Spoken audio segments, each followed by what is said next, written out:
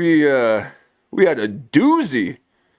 We had a doozy last night, and it's still popping. Good God! I got to make sure that I titled them correctly, so that they don't think that he's having a live show with me. Okay, I'm just the reaction. But ooh, Nelly, I got some numbers on that one. Okay, so yikes, please take it easy on me on the comments, okay?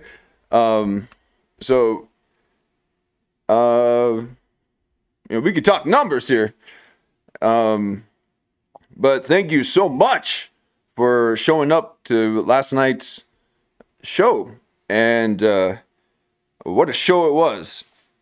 A tour de force of Jamie Kennedy and Kurt Metzger. Now, to my surprise, we've got a little bit more Kurt Metzger and Jamie Kennedy. Some fresh stuff. Okay, and we just got to experience both of them in great interviews. Okay, look at that one. That's Octavius. That was Octavius Thunder. Okay, so I think we should continue on with this. Kurt Metzger and Jamie Kennedy thing. Now, obviously, the Kurt Metzger. I mean, people love the Metzger, and why wouldn't you? You know.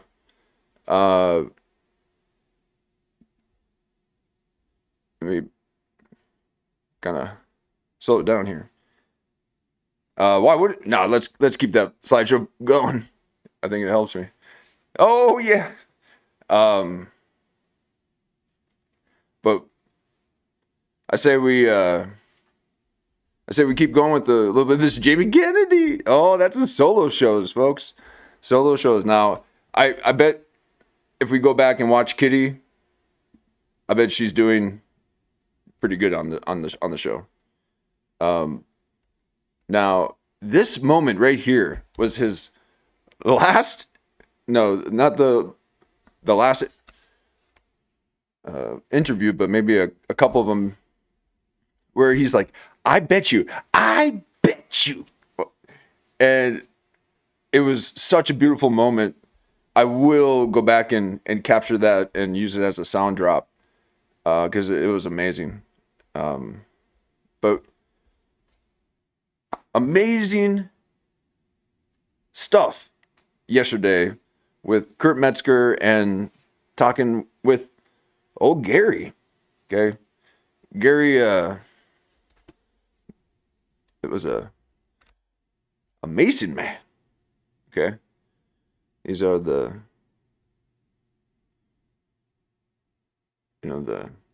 Trismus Gismus. The Trice man. The Thrice Great. And it's a pretty interesting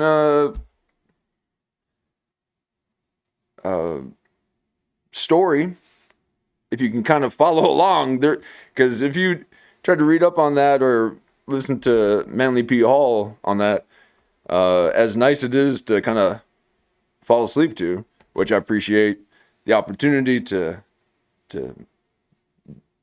be that backdrop for you. And I know when we get into the late hours, just know I will do my best to not play anything that is, out of sync with keeping it a nice chill vibe, unless we're hopping the whole time. But I'll make sure that throughout the middle of it, or throughout the at the end of it, I'm not blasting any music. But anyway, so Kurt Metzger's talking to this Mason guy. It was a good watch, but I forgot where I was with that. But let's get on to the show here. And really, these are hangout sessions that I then present as a show, which is more for those people that watch after. I'm always thinking about someone else, apparently. No, it is all about the live shows, folks. Okay, if you want to get a sense of how this... Oh, my gosh. My camera's not even on. Was it on before? Yeah, it was on the slideshow, right? Okay, good. I gotta... Yeah, I'm not double checking before I hop in anymore. I gotta probably do that. Yes, thank you. So, now...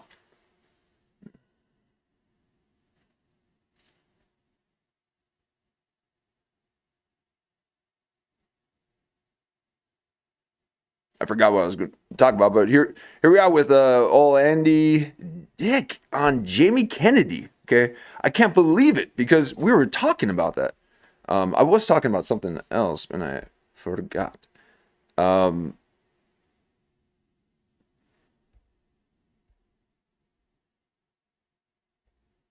old Jamie Kennedy has got a new drop with Andy Dick. Okay, this is.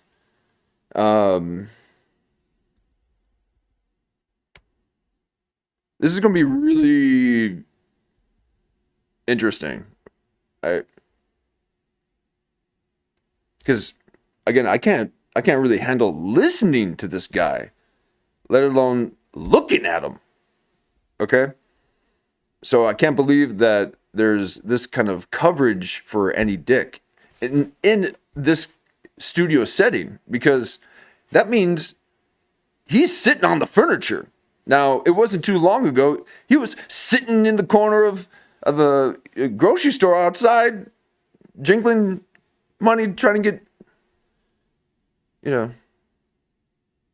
dope or whatever. He's drunk and having fights. Now, people tend to do that sometimes. Shia LaBeouf did it. And didn't want to be famous anymore. No, man, we saw you fighting in the bar. So he was always getting in fights and stuff. So Andy Dick is like, that's beyond Polly. Sure. And this is who we were bringing up. We were bringing up Andy Dick while we were watching Jamie Kennedy interview Pauly Shore. And all of a sudden, look at Andy Dick popped up. So this is kind of what the show's about, okay? And that's actually what I was initially saying before, is that, if you want to get the essence of the show, it's the live. Okay? We are part of it. And if you're expecting me to chop this up into these little moments, people aren't going to be ready for my cadence, okay? I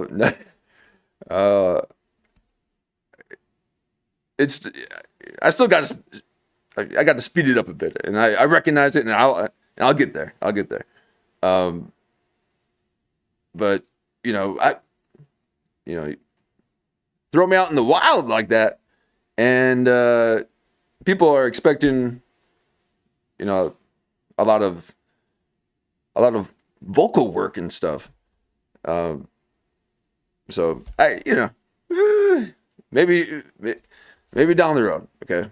And I talk about it every time because it's something on my mind. But I really enjoy the live shows, and exactly, we spoke it into fruition. This is what yes, okay, exactly. So this is logos, and now I know that through the power of logos, I will become Fafa. Because I'm just 4'3", okay? And all these people out there are 6'3". Kurt Metzger is 6'3".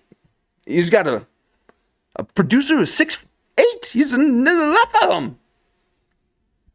Okay, so I know through the power of logos, I will be 4'5". I just need 2 more inches because I'm 4'3". But it is something that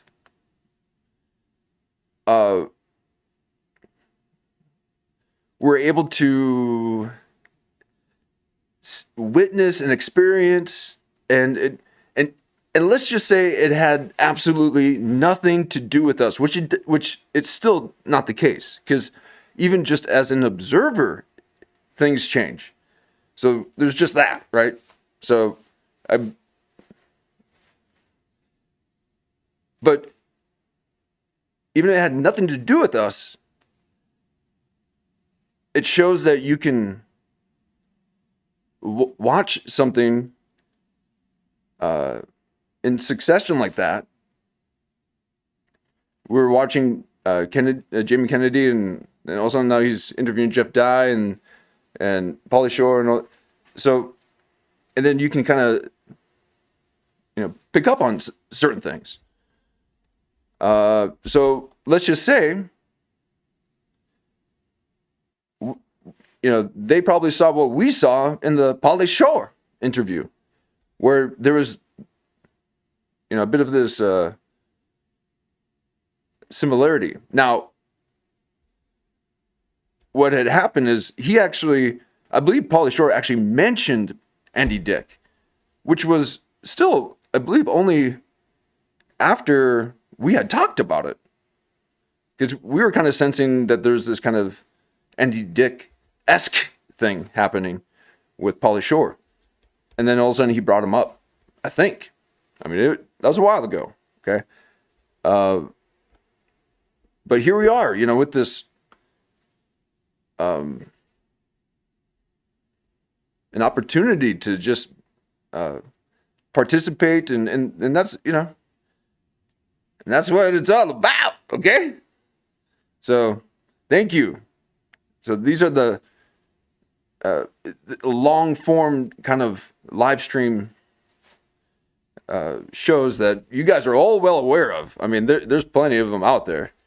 I guess, there's a couple of shows I used to watch, and it tended to happen at night time too, and it was just a hang. It was just kind of hang out, and so we're gonna. And look at this, Redacted. Okay, so this channel's name is Redacted. And we just look, everything's redacted. So maybe I need to loosen up my algorithm a bit. It's getting a little too tight. It's prompting them on who to talk to based on what we watch. But here we are with Jamie Kennedy and Andy Dick. Now I say we go into this first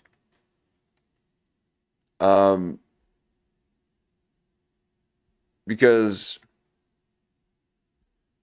with Kurt Metzger, I kind of let it play, and I react to what he says, but this will be, this is what I need to do to warm up a bit. So this is where I do a bunch of pauses and zoom ins, and we're going to study the show, the people on the show, and we're going to compare it to his other interviews because we just got done watching it. So this is nice and in the now, okay? And we're only helping out, okay?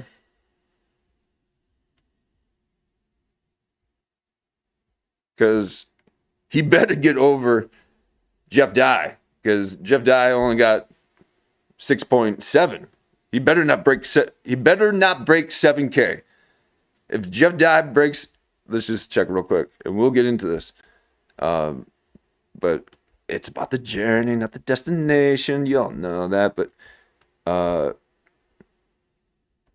Oh, wait, where's... Oh, you got it. You got 7K. So he's in the 7K club. Now, that's where you want to be, because if you're... I want to be in the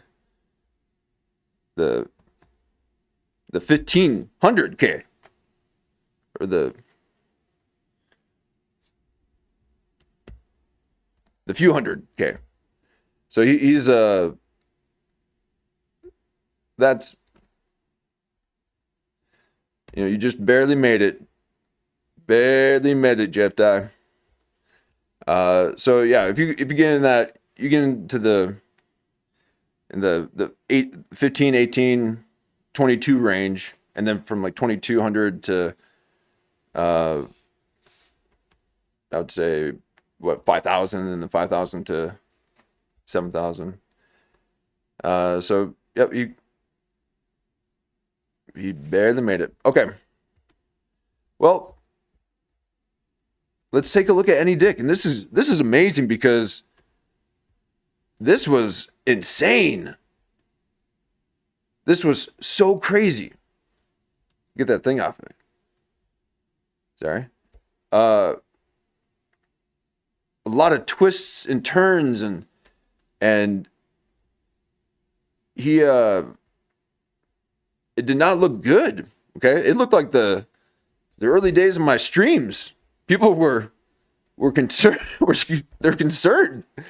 Like, oh my God, you don't have to publish all of them. And yeah, that's right. I remember every single one of those comments. They're nice and deep in my psyche. But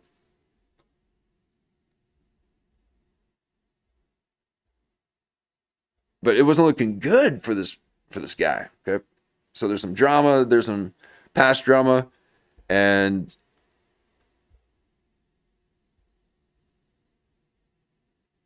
it was good. It was a really good one. Really good one. Okay. But I can't spend that much time on it, because we spent 4 hours. We spent 4 hours just in the last 30 minutes of it, after having already covered the first half a few days before that. Okay. So there's just so much here, folks. And this is just his interviews. He does a solo where he is right in front of your face and has a microphone in his face, and he doesn't know what to do with his hands. Like, you just now saw my hands. This guy is smashing his face the whole time. I ain't never gonna smash my face. You don't see me touching my face.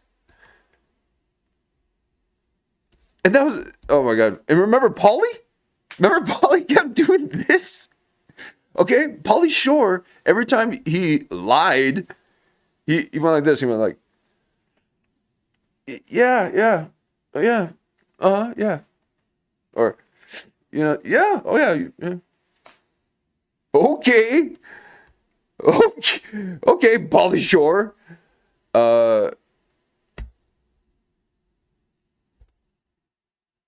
A lot here, folks. A lot here.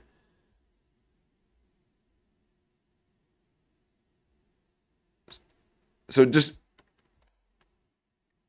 seeing this, and how she might be stained with him, because here's what I saw later on. The thing that was really bothering me about how he was talking to her was that, and I had mentioned it without even knowing that this was going to happen, but I said, he's kind of talking to her like a dog. Like he's trying to train a dog or something. What is this? Why does he keep talking to her like this? This is really, really weird. I never heard someone try to direct someone so much. And with his other shows or his interviews, he wasn't doing any of that. So it was really like, what? Yeah. Why is there this like hostility? And you come to find out they had a bit of a past, and she had asked to be on his podcast, I guess a year ago, and he probably, was trying to be all cool and be like, "No, you ain't ready." But she seems like she's, you know, uh, decent at what she's doing, at least to survive. Okay, so she's putting on one woman plays and doing 7 to 10 minute sets, and she's trying to find her way, and she's got the,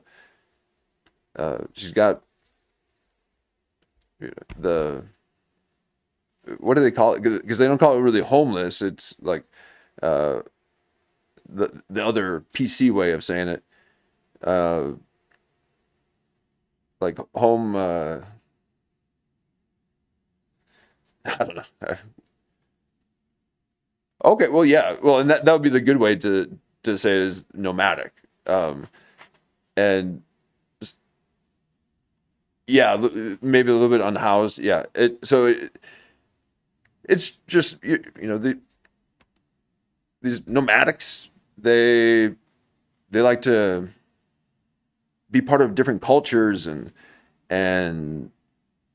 do their art and learn culture and expression in other ways. So you go to these different countries and you live among the people. Okay, you don't segregate to your own kind. You see the world as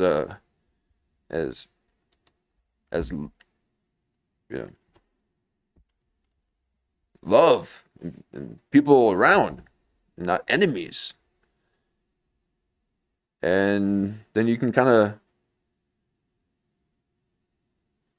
of live among the people a bit, and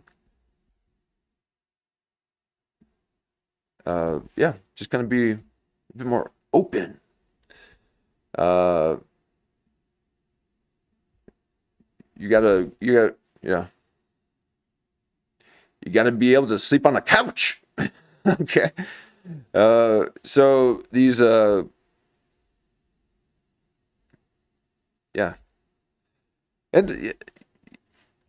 I think it makes sense. I mean, it kind of makes sense. You're in a new land, and so it feels exotic. So,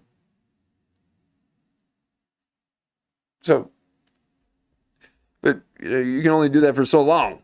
But she's getting hotel rooms and things like this. So this might be one of these women that is looking for a sugar daddy to just fund her pursuit. And plenty of people do that, and that's fine. If you got investors, angel investors to kind of fund you to keep doing what you're doing. That's exactly what Jamie Kennedy is doing. That's what I'm doing. You hanging out and the time spent and the views is currency.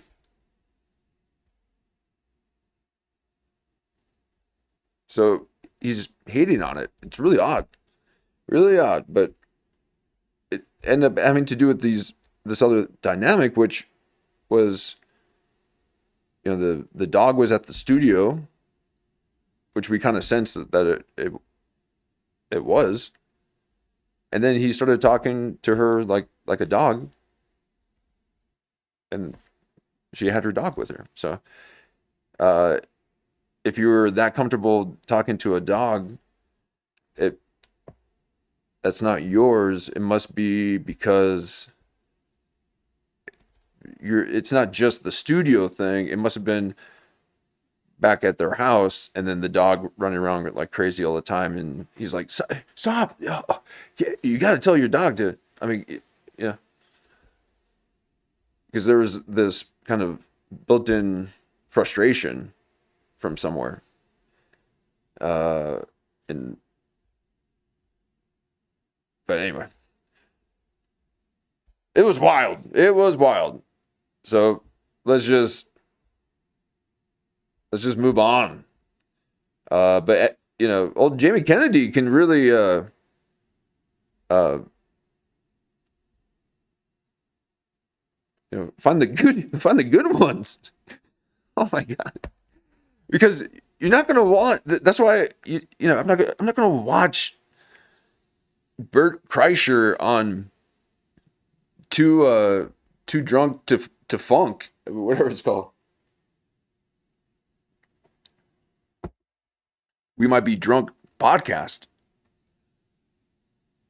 That's mainstream garbage. It's not and I know you hear me, Mark Maron. Oh, wait, that's not it. Mark Norman. Sorry. Because Mark Norman watches all the underground stuff. Okay, you got to be careful what you put out there with Mark Norman. He'll like it just to let you know he saw it. And I'm like, oh, yikes. I'm too small for you to be. See, that's a little bit of a clout drop. Yeah, that's right. I made something and I put it out there and he liked it. I couldn't believe it. So Mark Norman's always got a little bit of a sweet spot in my heart, and it don't take much. Okay, little compliment, little like, little laugh. Woo! But Mark Norman, you better not be. Oh man, what's up, Mark Norman? So old Jimmy Kennedy. So thank you, Jimmy Kennedy, for this rotation. Okay, we're building trust with your schedule, and you know, these are consistent. What I was going to say is, you kind of need this range to really have some fun, because otherwise it's going to be mainstream headline news. If they have you know, famous people on here, but with it being, you know, a little bit of this, you know, because I mean, what if Jamie Kennedy can be the new Hollywood gatekeeper, and it's not for people fresh off the boat. I mean, he's trying to clean house. Okay, there's a lot of lost souls out in La La Land, and they're waiting for their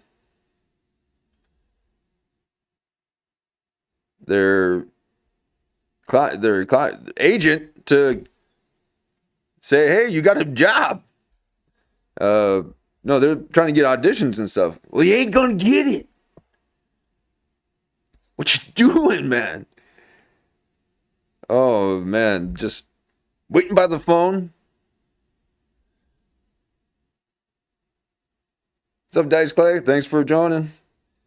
I mean, they just wait by the phone. They had I think before phone calls, there was like this phone service that they would call it, like a answering service. Oh man. So what if old Jamie Kennedy can kind of revitalize and refurbish these dilapidated deadbeats? I can't believe that Andy Dick's going to be sitting on the sofa. That is disgusting. I can't believe it.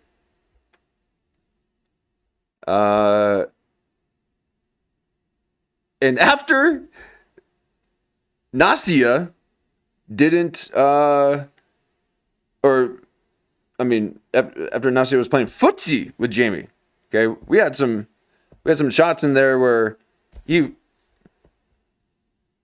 was trying to, not be aroused, okay, and she was doing it on purpose. It was crazy. So she's trying to get a place to stay, and that that's just what happens. But if you want to have, fund someone to pursue their passion, and she said that she'll even lie in bed with you, just don't touch her. Okay. So, that means that she must be,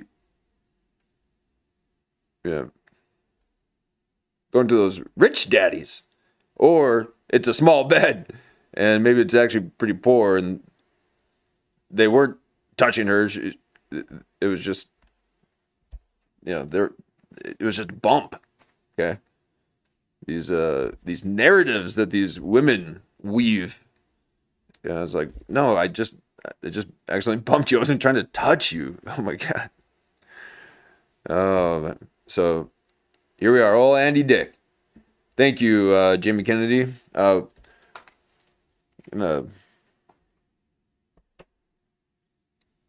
gonna be nice to see Jimmy Kennedy not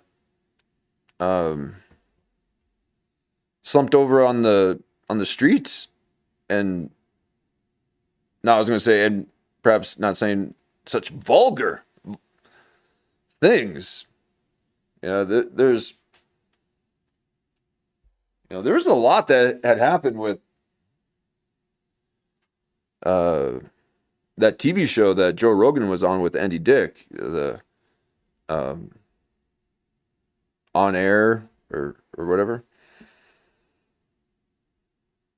Bill Hartman, his wife, apparently murdered. News Radio, thank you. News Radio. His wife apparently murdered him.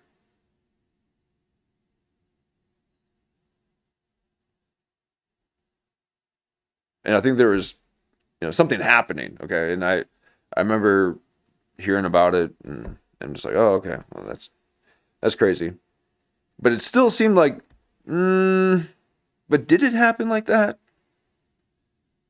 It seems a little too convenient. And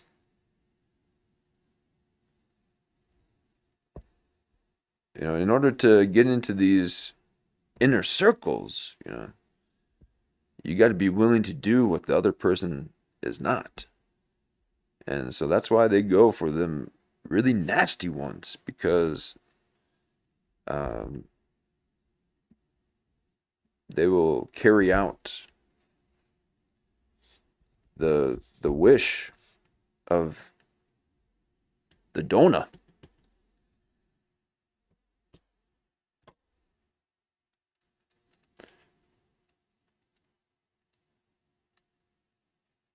But a lot of crazy Hollywood deaths. Okay.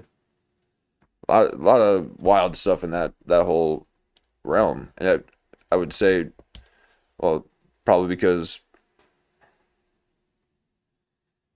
of that a lot of occult stuff, but maybe mob stuff too. The mafia, along with bankers and lawyers and the whole thing. You guys, I mean, I have no idea what I'm talking about. Okay, this is just outside point of view on something I know nothing about. But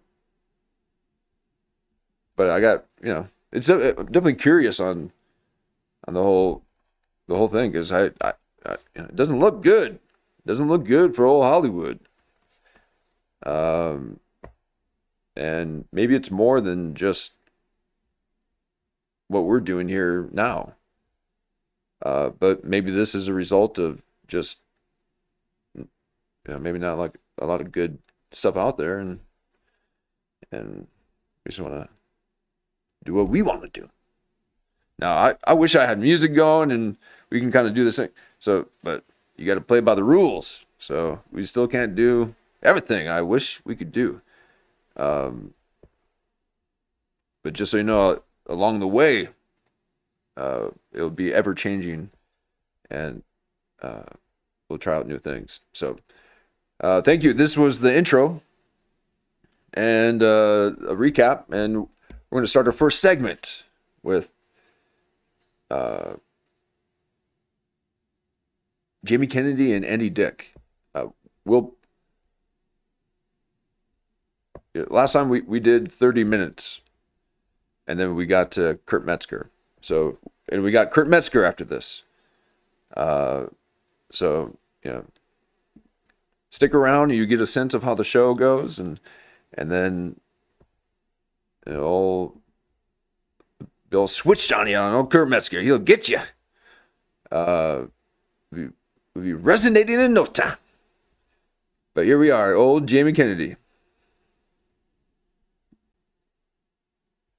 Wait, so you said you feel bad. Why do you feel bad? For my friends. They can't. Well, it's Billy.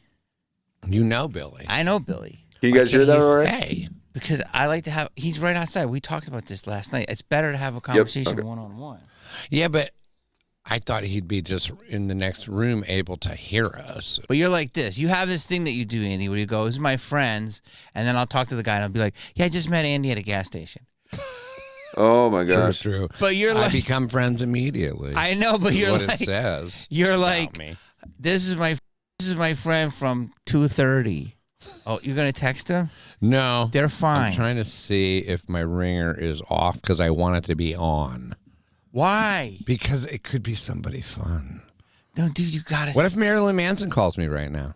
I mean, Wouldn't that be fun for your? Okay, so this is what he does, right? He mentions Marilyn Manson a lot. Now, if I was Marilyn Manson, I'd be like, "Hush up, boy, and sprinkle a little respect the next time you say my name."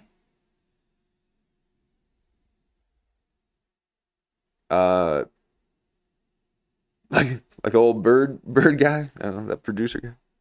Sprinkle respect. Why is he always mentioning Marilyn Manson? Is this kind of like this, parasocial bond that Corey Feldman has with Michael Jackson?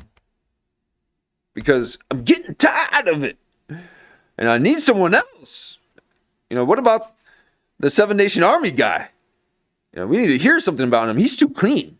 Okay, you ain't clean if you're in Tennessee. You in the old whiskey.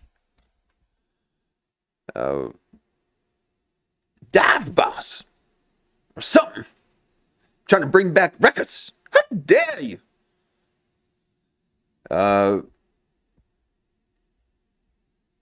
But he always mentions Marilyn Manson. Okay, this is a Marilyn Manson mention. And do we know why? Like, is Andy Dick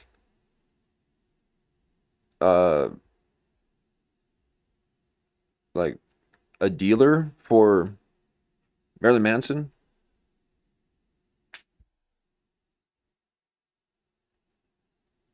Does he supply Marilyn Manson with something?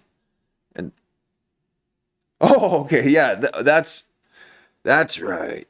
That's right. That's the association. Okay, they got beef. Okay, man. And let me. Sorry, I didn't see that. There we go. So they got beef. They got in the fight. He hit him in the street. Yep. And Marilyn Manson is basically like Jeff Dye. Okay, just like Jeff Dye, Marilyn Manson, or Jeff Dye, just like Marilyn Manson, you know, would go out and talk about controversial things and be really tall and still wear heels and walk kind of, awkwardly.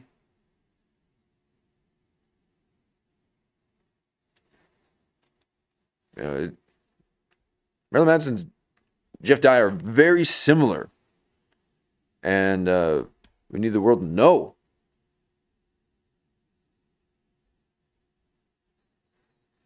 Okay, so Seth Green and Macaulay Culkin were there. Okay, so was this recently? Uh, yeah. This had to been a couple months ago. Definitely not 6 months or a year ago. Maybe a few months or a few weeks. And and again, that's and that combo too, the Seth Green and Macaulay Culkin. It's like, man, I was kind of rooting for Macaulay Culkin there when he, it seemed like things were happening, and he got like an award or something recently, but it seems like there's just a lot of connection with other people that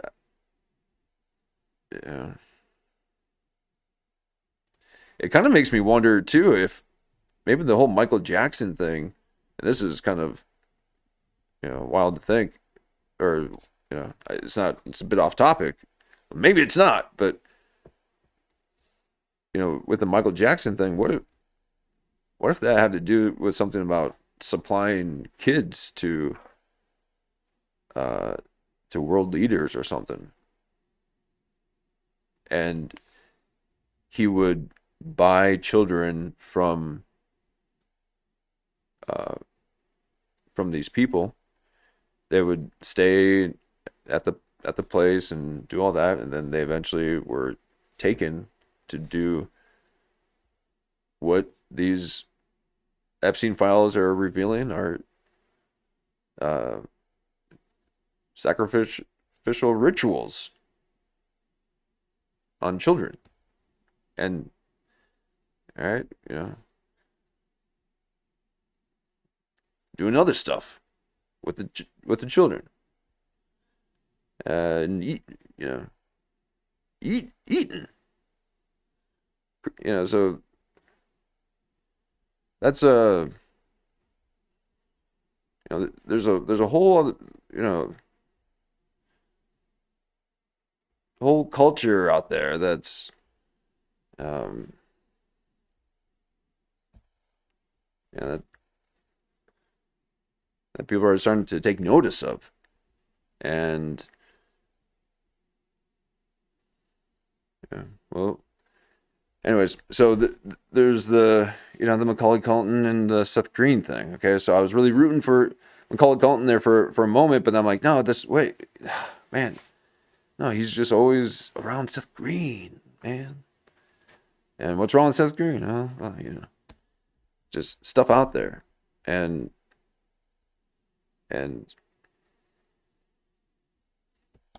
he's got, everyone is looking skeletal in LA, these actors and actresses, because they know the shit's about to hit the fan. They're all stressed out, freaking out. So they're all sunken in, wanting to disappear because the truth's about to come out. And they're trying to be invisible. So watch out. Yeah,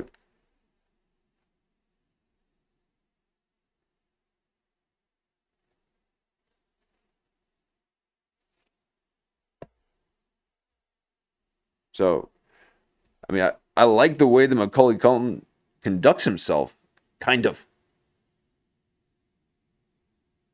And oh my God, I forgot, we got to watch the Seth Green and Bill Maher thing interview. Okay, so you can see how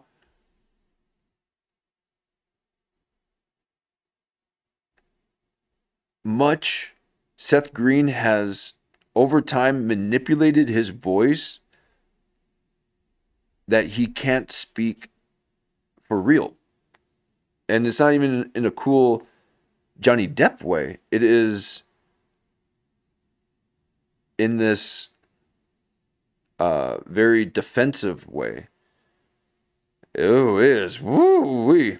Okay, so he must be getting, maybe a lot of heat. And maybe that's why his wife's stressing out and looking pale thin, okay? She's in the tabloids and everything, looking all crazy. Everyone's concerned. Well, maybe because some crazy things are about to happen.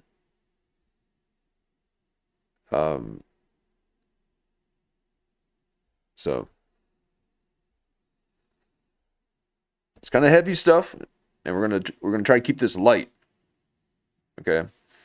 But there's a lot happening out in the world, and we are here to be aware of that, but we're not going to be focusing on that. We're going to let those cortisol levels simmer and wind down a bit, and just kind of, we're going to go on this river, and it's going to go this way and this way a little bit. It might speed up here, and it might just then slow into a nice pace where we can just take in the scenery a bit, especially after a bit of a rush. You get to rest for a moment, and then you get into the next swell, next bend. So Andy Dick here's bending me sideways, speaking about Marilyn Manson 3 minutes in. Ooh, man. I'm getting tired of that Manson. But good God, don't put no hex on me, okay? These are some crazy folks. I'm going to have to wear my medallion just to ward off them demons, okay? So, again, before I start the show, I perform many I gotta probably stop calling them rituals, because Kurt Metzger is going to get angry. Okay, it's just a way to I do a lot of physical things in order for me to be still. And these people are not still because they don't push and put resistance in the world, and they refuse to resonate. So when we speak with logos, and you too will manifest Andy Dick like we have. Woo-hoo! Wow. That is fire in the making. Oh man. I can't believe we did it. So thank you, folks. Thank you all. And it's been, man, this has been great. So thank you. And here we are. Andy Dick. It would be. But Let's just see if something's fun. All right, here we go. Okay. I didn't tell anybody to call. Are you? You know what? I'll turn it off, and I can. You don't have to. Maybe we'll get a good text. I'm going to see it light up. So I'll keep playing that. Put it. What year is that? What? What year is that? This is a iPhone 6 or 9. What year is that? So I don't know what year, but it's old. What year it is still it? has the button here. Somebody pointed that out. Mm-hmm. Oh yeah. Okay, that is probably how I would ask too. I mean, wait, like when are you?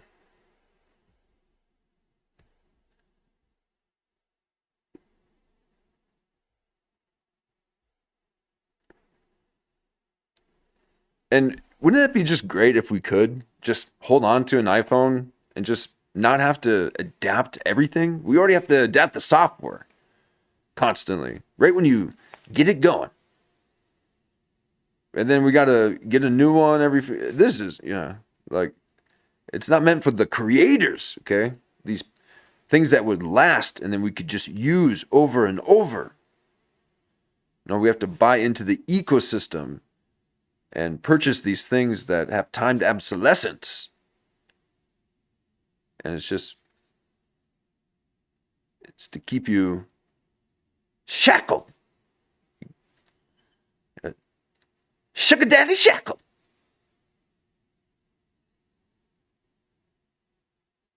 So he's got an old iPhone. I mean, yeah. It'd be nice. There's a couple of them back there that was sweet. Okay, it was the perfect size. You didn't see people walking around with carpal tunnel. And all this crazy nonsense with their thumb because the screen was so wide.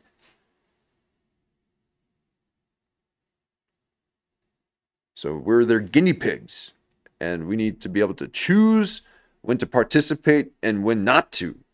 We shouldn't be punished for wanting to slow the brakes a bit, especially since we've already have history within the ecosystem. I can't believe it. Just to cut you off just because you won't take the new shiny one. Okay. So Andy Dick is showing us an Ancient of Days phone. Whoa, look at that. Now, I remember those days. Okay.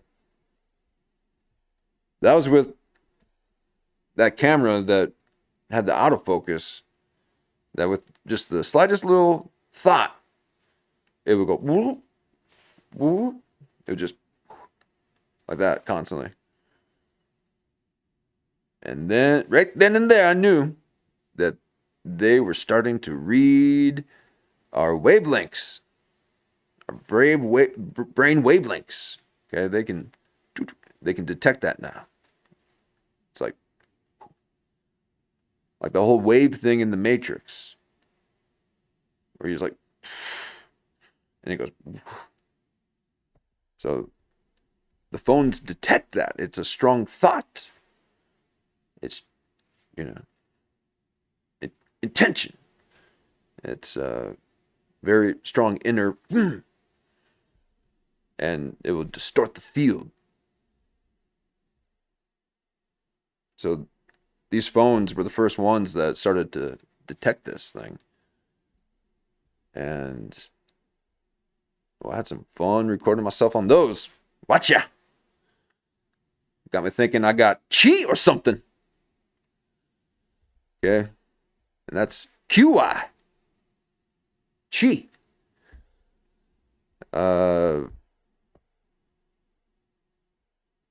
But that, again, I wish I could just keep a phone.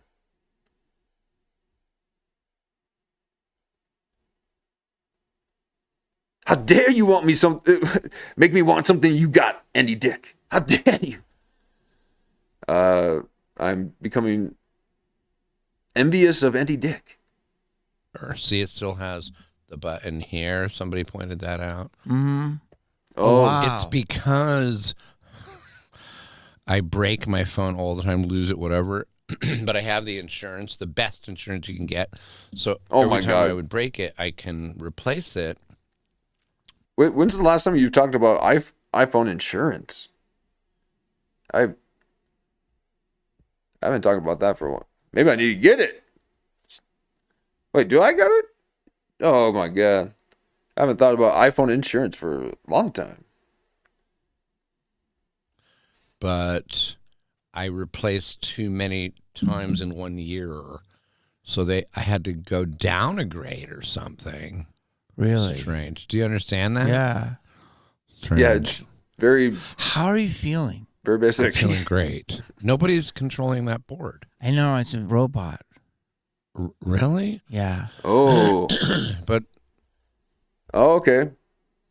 So is there anyone else in the studio? So does that mean that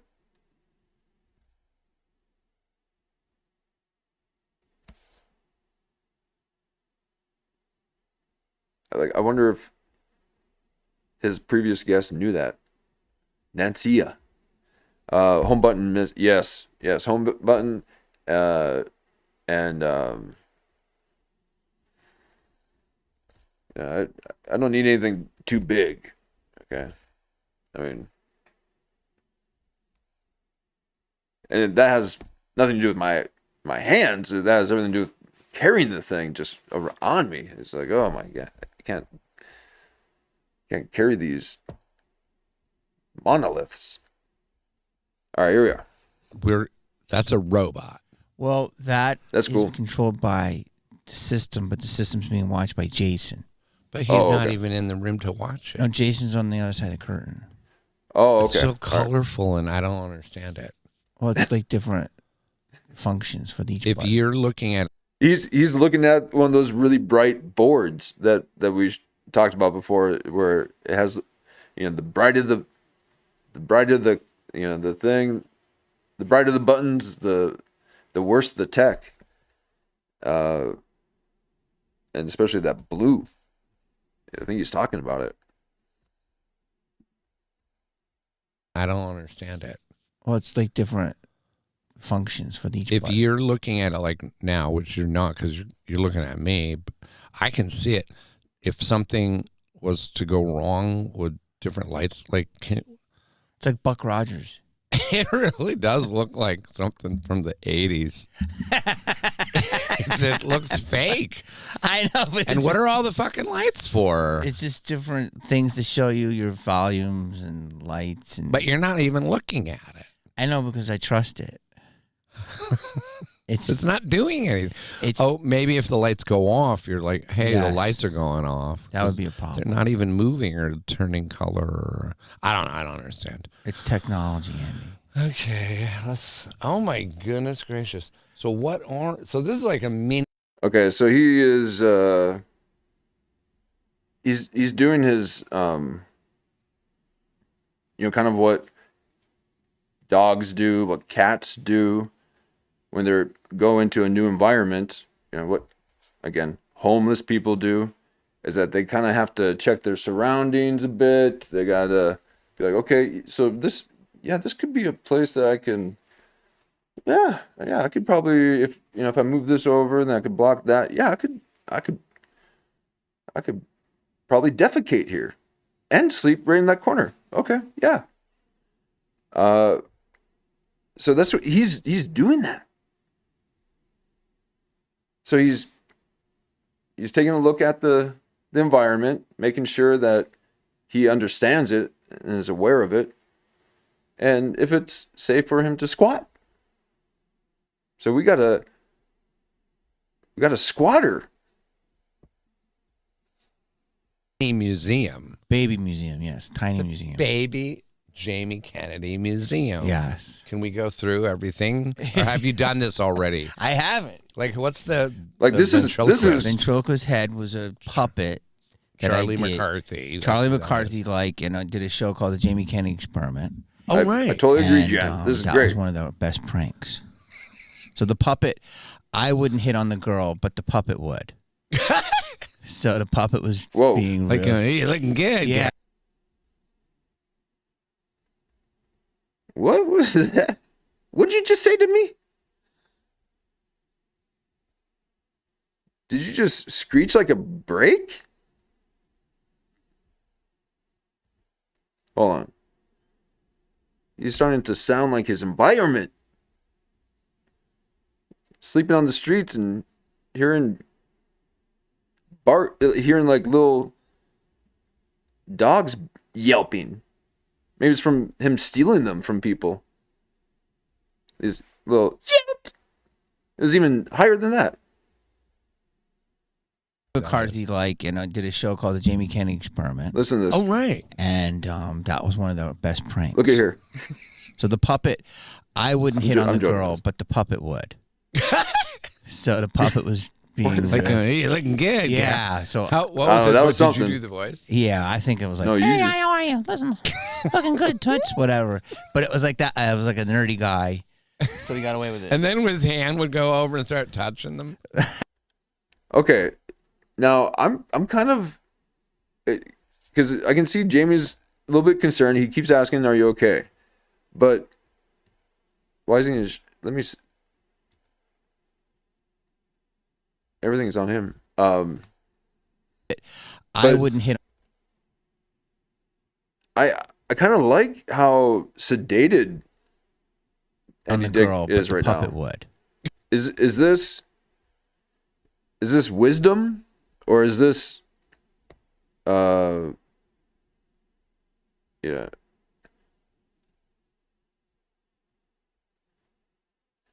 I mean, he's not grabbing for Jamie Kennedy. You know, he's kind of settled in a bit, because even Pauly Shore was all around grabbing himself, trying to expose himself, trying to reach and grab him. Ooh. He might have been swapped. Little body snatchers. We might be seeing a clone. Oh.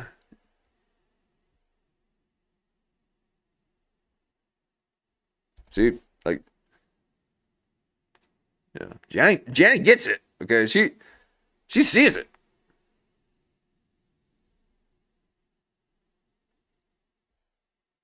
That is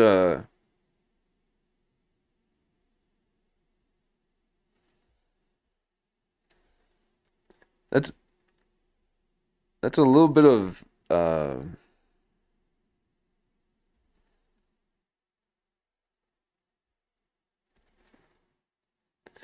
is that?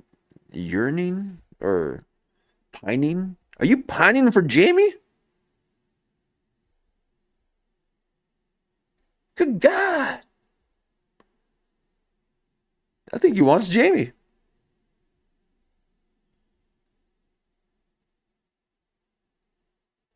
No. There is a little bit of a resolve.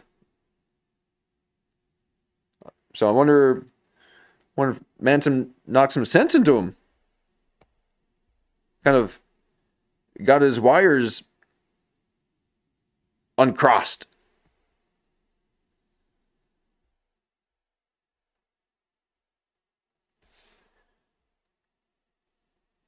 But again, I mean, he was toasted or drunk or so, every time. So the puppet was being hey, looking good. Yeah. So what was his voice? Did you do the voice? Yeah, I think it was like, hey, how are you? Listen, looking good, toots, whatever. But it was like that. I was like a nerdy guy, so he got away with it. And then his hand would go over and start touching them. Oh. You're like, no, he wasn't an Andy Dick type of puppet. Shut up. Like you said it. I'm telling you to shut up. Whatever. What about that one? That's a microphone from my second comedy special called Uncomfortable. See, now he's trying to see the stuff that he might be able to snatch and sell. He's like, oh, okay, so, what's that? That looks cool. What's it?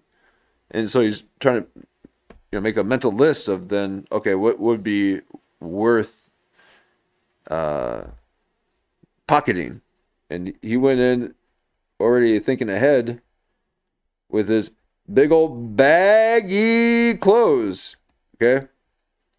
So either he is prepared to stuff a bunch of stuff in his clothes so he can go and sell it later, or Jamie Kennedy let him borrow some clothes.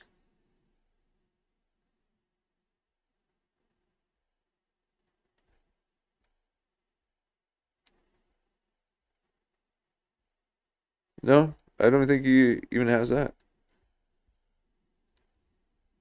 Chasing the joint. Yep, he's chasing the How many joint. have you had comedy specials? 3. 0 for me. No, but you've done albums. True, yes. But how many albums did you do? I think 5. So Okay, and I'm sorry for pausing this here, but there's a lot of stuff here. The specials. The specials? He's like, I didn't do any special. What are you doing? The specials are destroying people's careers. No one's doing specials anymore. Okay, if you're doing a special, you're thinking that LA is around the corner or something. Okay, just but we're not going to want to hear you talk for an hour. Okay, that's a lecture. I should be paid to hear another man talk. You all should be paid. Okay? What are you doing special? Just do your stuff. Okay? But they have to still do it that way. They have to still, write these little quibs and little scenarios that they find so, passe, or, it's like, no, that social media has completely taken over that. Okay. We get to say all these crazy things about, society and be social commentators all the time. So you don't need a stage. You don't need to film the stage. Okay. That's some sitcom shit right there. Okay. You trying to film yourself being on stage?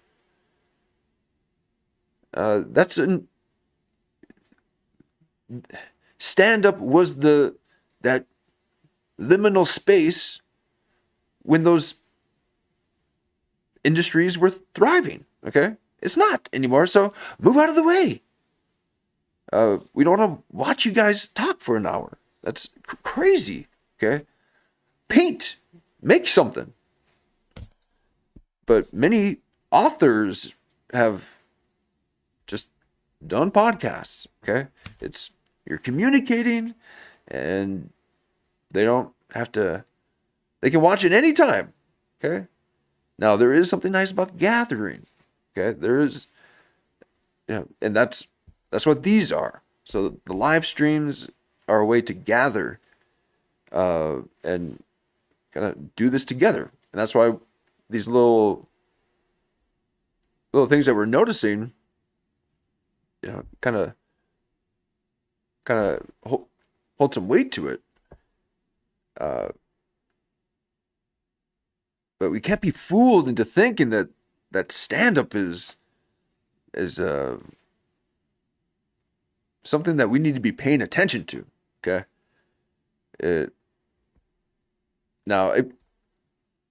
It can exist.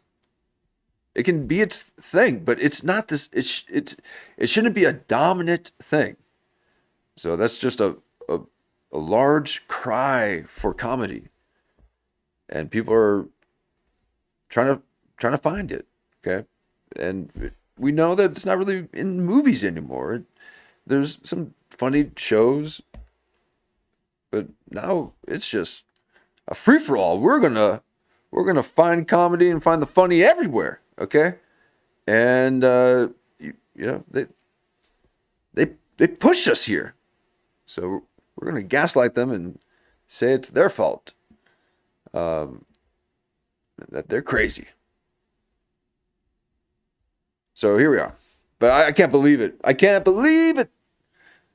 Oh man, they have to write something down and recite it and memorize it and then say it over and over into these different cities. And they're driving or flying. Just imagine the amount of money that it takes getting hotels, and you got to float around the couches.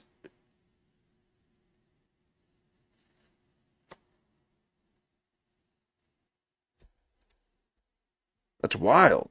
That's wild. Oh, speaking of which, let me make a quick adjustment because let me see what this. We were kind of talking about. No, I'm not trying to get all big on it yet. Okay, because I'm too digital. This is too big. Hold on 1 second. And let me trim it down here. Let me see what this. Oop.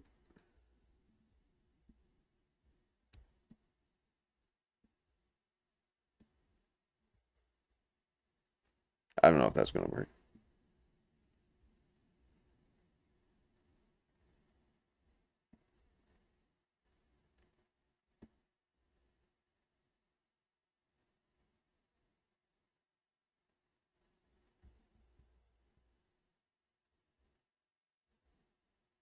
Maybe right there.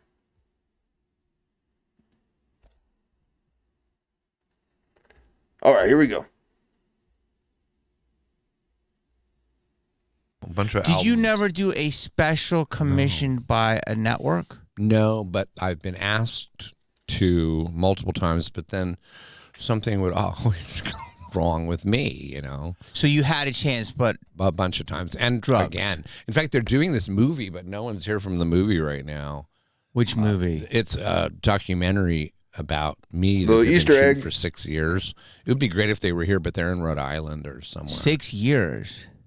Long, yeah, a lot of. Is it like your Andy Dick life story? Oh, we don't need to hear it. Big, Don't- a big thing for me. Wow. Hopefully, it's done really well. Wait, what is he talking about? It's done really well. What's done really well? Your death ceremony? Or you're gonna go like Pauly Shore and make a movie about it first? What is he talking about? What do you expect from people? What? You got to be kidding me, Andy Dick. You want what? I must have heard this wrong. I got Andy Dick telling me that he wants his ceremony done right. A big thing. Yeah. Long, yeah, a lot. It'd be great if they were here, but they're a documentary about. No one's here from the movie right now. A bunch of times. And drugs. Again. In fact, they're doing this movie, but no one's here from the movie right now. Yeah, right. And that right, Kurt Metzger. Yeah, right. He's talking about how they're doing a documentary. Oh, they're not here right now. I don't know where they are.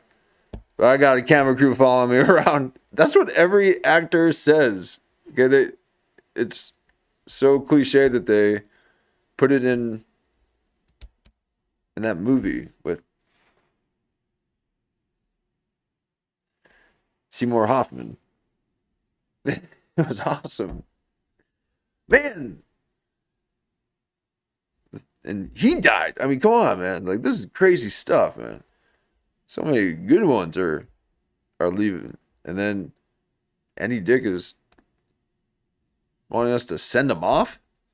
Get out of here. Which movie? It's a documentary about me that they've been shooting for 6 years. It would be. Oh my God. Oh my God. He's just like, wait, they're not here? Oh, wait. I usually got 3 people following me and filming me. Oh my God.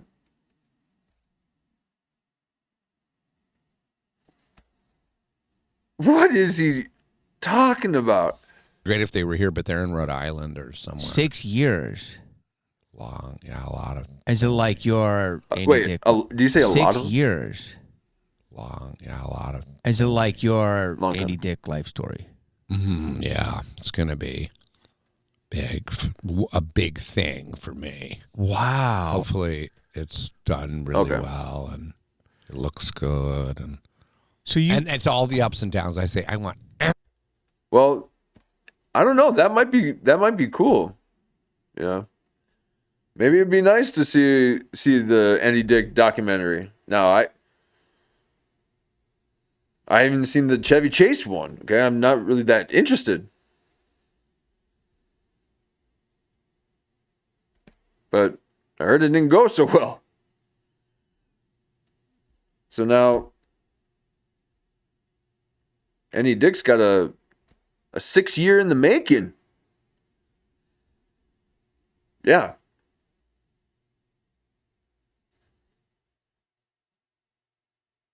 Yeah. We'd watch it. So hurry up. Okay, just end it. Okay, you ain't. So he probably has some kind of terminal diagnosis or something. He's kind of holding out. They're gonna wait until he dies. How sick to wait for another man to die. Everything in there. I want you to, and they had 6 years, so they had some times when they were filming me really, really not doing well. Really? Really? When you were not doing well? Wake up. Yeah, you stick around for a couple of weeks and it goes down quick. How long you been sober? A while. Wait, no, you've been sober for like 2 weeks. No. Is that what it seems? Is that what somebody said? Well, you were just in the paper. But I could be in the paper this morning for, drinking my smoothie too fast. But you... Just in the paper? Could... Wow. He's just lying.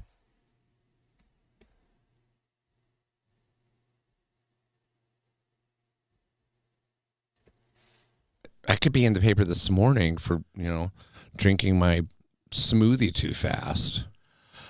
But you... Just in the paper? Couldn't be. No, but my sobriety... 2 weeks ago, you had an OD. Not 2 weeks ago. When was that? 50 some days ago. What's the date today? January 25th.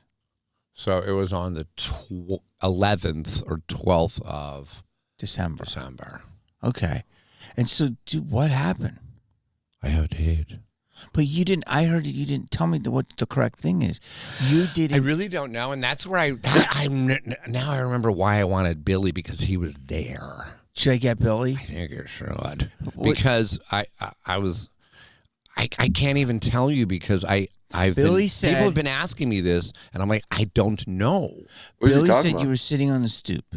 Oh, yeah, yes, that's right. I was hanging out with him and the guy that's directing the movie about me. Okay. I ran away from them. Ran across the street, right around here somewhere. In Hollywood, okay, yeah. And then, because I saw somebody, like it was either a group, that's where it becomes foggy. It was a little tiny group of people. I knew they were doing some illicit drugs, and I'm like, I'm just going to go over there, because Billy and Adam, his name is Adam Carbone. They don't really do anything fun like that, if you want to call it fun. And so I just bolted for a second. I call it bolting. So I bolted to these people, or it could be one person. This is where it gets foggy, and we need Billy. No, but he told me. What happened? So this is what he said. Oh, man. Billy said you were there. Uh-huh. This is crazy. Right. So you were hanging down by across from like Babushka's Deli. Do you know where Babushka's is? No. It's by Guitar Center. Oh. And then you were know that part of Sunset, but you were just chilling. You hang out there a like, lot. oh, Guitar Center. No. And so then somebody had drugs. Well, you walked across the street, were talking to them, and it was crack. Oh, okay. And Billy said, you said, hey, I smoke crack. Yeah. You've smoked crack before. Yeah, I have. Yeah. And then you took a puff. Yeah. And the next thing you know, it's on video, and you're just done, dude. Well, yeah. You're like fucking. Well, I died. Like. Did you die? That's what they say. They say, like, my heart stopped and I stopped breathing. Oh, man. Use that stuff. Damn.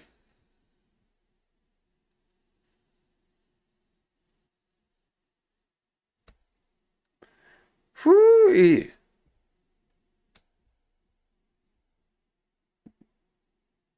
Now,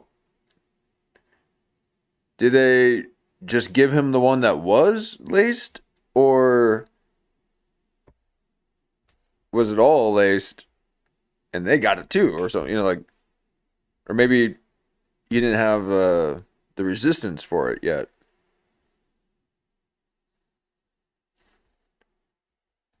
Oh shoot! Can we see this again? This was that's ooh, yikes! All right, here we go. Yeah, I have. Yeah. And then you took a puff. Oh yeah, no. And the next thing you know, it's on video, and you're just done, dude. Yeah. You're like fucking. Well, I died. Like. Did you die? That's what they say. They say, like, my heart stopped and I stopped breathing. Oh, and they had. Did you see his body drop right there?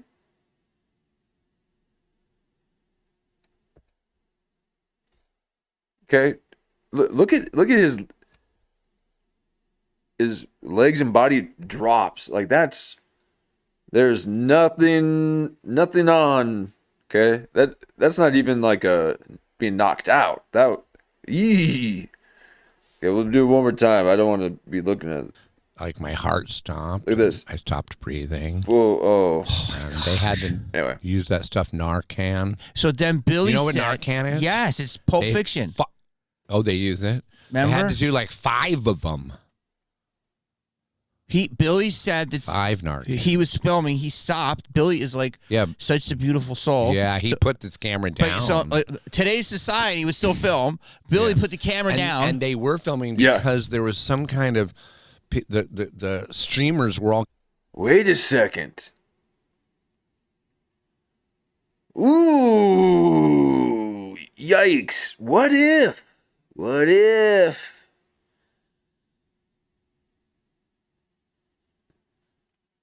Wait, because they were just filming them? What if they kind of knew?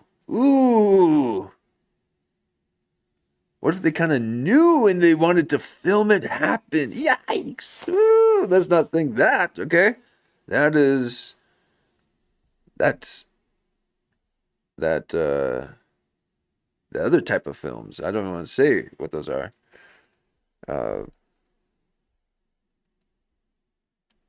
They're basically going to try to film Andy Dick die. How?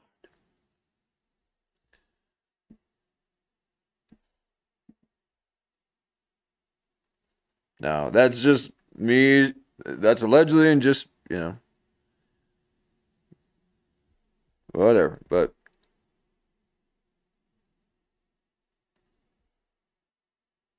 we'll see. Getting together for coffee. They happened to be there right across the street. They all came running out. Yeah. It must have been all over. So it was a great, you know how directors like to have like a good 3 cameras on one scene? Yeah. They had like 20 on this, on me dying. Jesus God. I was well covered. Wow. Ankle. So then you go. Right. Exactly. You fucking zip. Like, what if they have footage of that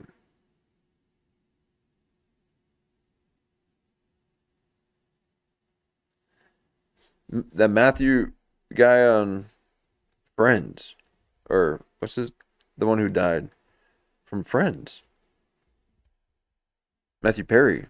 What if they have footage of Matthew Perry's death? What if there's people that say that they're filmographers, that they do documentaries, and then they slowly poison you without you knowing, and then they film it. Ooh.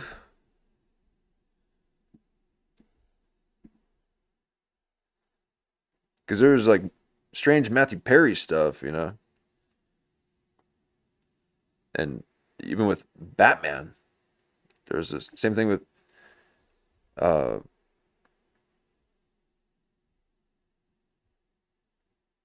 guy who played the Saint and Tombstone. When he died, there was some kind of Batman thing. Val Kilmer. and he was just being filmed for stuff, right? Val Kilmer had a movie right at the time of his death about him. And yeah, the Facebook artist Mike Cho was hanging out with him right before. Yeah. Just knock no, over. what's it called when you tase? You tase down. That's what they call it. What Well, you just went like this, dude. It was almost like a cart. You were. I hate like to say it's this. Fake. Yeah. I hate to say this as a joke, but you were even funny in death.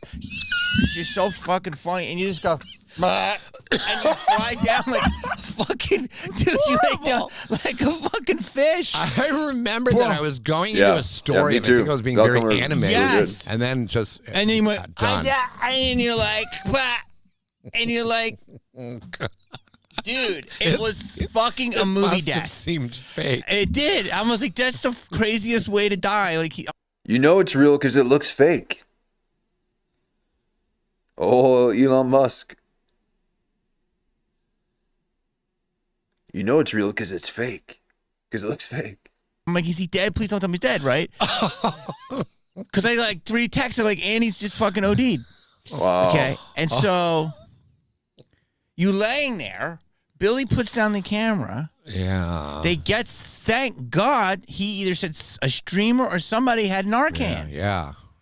So so in Pulp Fiction, when Travolta does it on Rosanna's chest, remember that? Yeah. I think that's the same thing, but you didn't do that. They sniffed you? You sniffed it? Yeah, they squeeze it up your nose. Ooh. Oh my God. Not a Joe needle. Rogan would It's love just that. like, 5 times. Thank God it wasn't a needle. I was dead anyways. I wouldn't have known. You wouldn't have known. No. So wait, you heard about how to be revived. Wait, so they squeeze. Oh, and then tell me what you know, and I'll tell you what happened. Because Billy's like, do remember Billy said it was a blessing from God. So if everyone listening, Billy is a local streamer here. He's the greatest, sweetest guy. Yeah, he really is. Found some fucking Narcan. he ran across the street to the CVS and bought it all What? of it. Billy did? He saved your life. I know he really did. And they had it? They have it. Yeah. Oh my God. So he buys a Narcan, puts it up your nose. Yeah. So what were you going to tell me that you knew? That's incredible. Well, I came to That is sat up that is wild. and I said, "Where's the vodka?" I swear to God, on everybody's life, I said, "Where's the vodka?" I needed it. I felt like I needed it. How did you were you just like... And I didn't know what. And I didn't see any lights or tunnel. None of that kind of stuff happened. So you went out and you don't remember anything? No. I see lights and tunnels every time I close my eyes. I'm right on the verge. Okay? So watch out. But this man saw nothing. Because you ain't got a soul. You're soulless. Okay? Us resonators. Like old Kurt Metzger. We got soul. So we see that tunnel. Wow. No tunnel. No, but I don't remember it like today. Yeah, but you're honest. Yeah. So you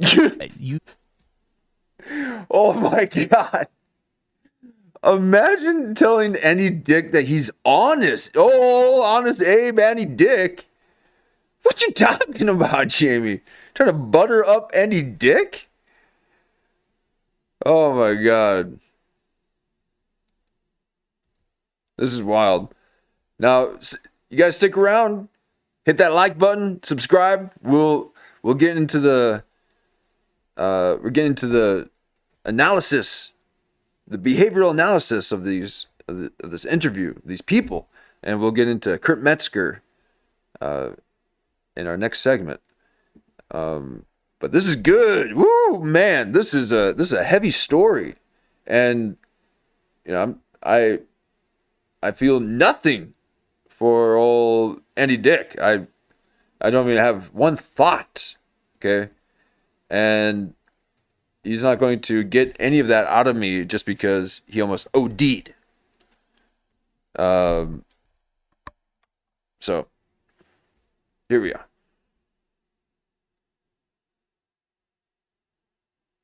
I'll say, but I don't remember like today. Yeah, but you're honest.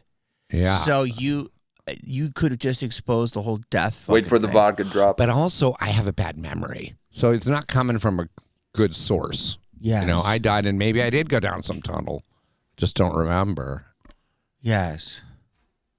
But Now, I was dead. So you were revived. You asked for vodka, and then they came and got you, the EMTs. Yeah. Then Jesus, Andy. minutes went by, and an ambulance came. Yeah. And I think I said, I'm done. I'm good. Look at me. I don't need to get in the ambulance. No. And what did they do? I refused it, so they have to listen to me. So you didn't get in? No. You didn't get an ambulance? I didn't get in it. So what happened? I probably just walked back to Billy's with him. That's where we need Billy. I'm not kidding. I just don't remember. Wow. You got this person in your studio. Okay. Yeah. Again, what if these production people, man, because he's like, yeah, actually, I don't remember what happened. I think they're after me. He's just like, where are they?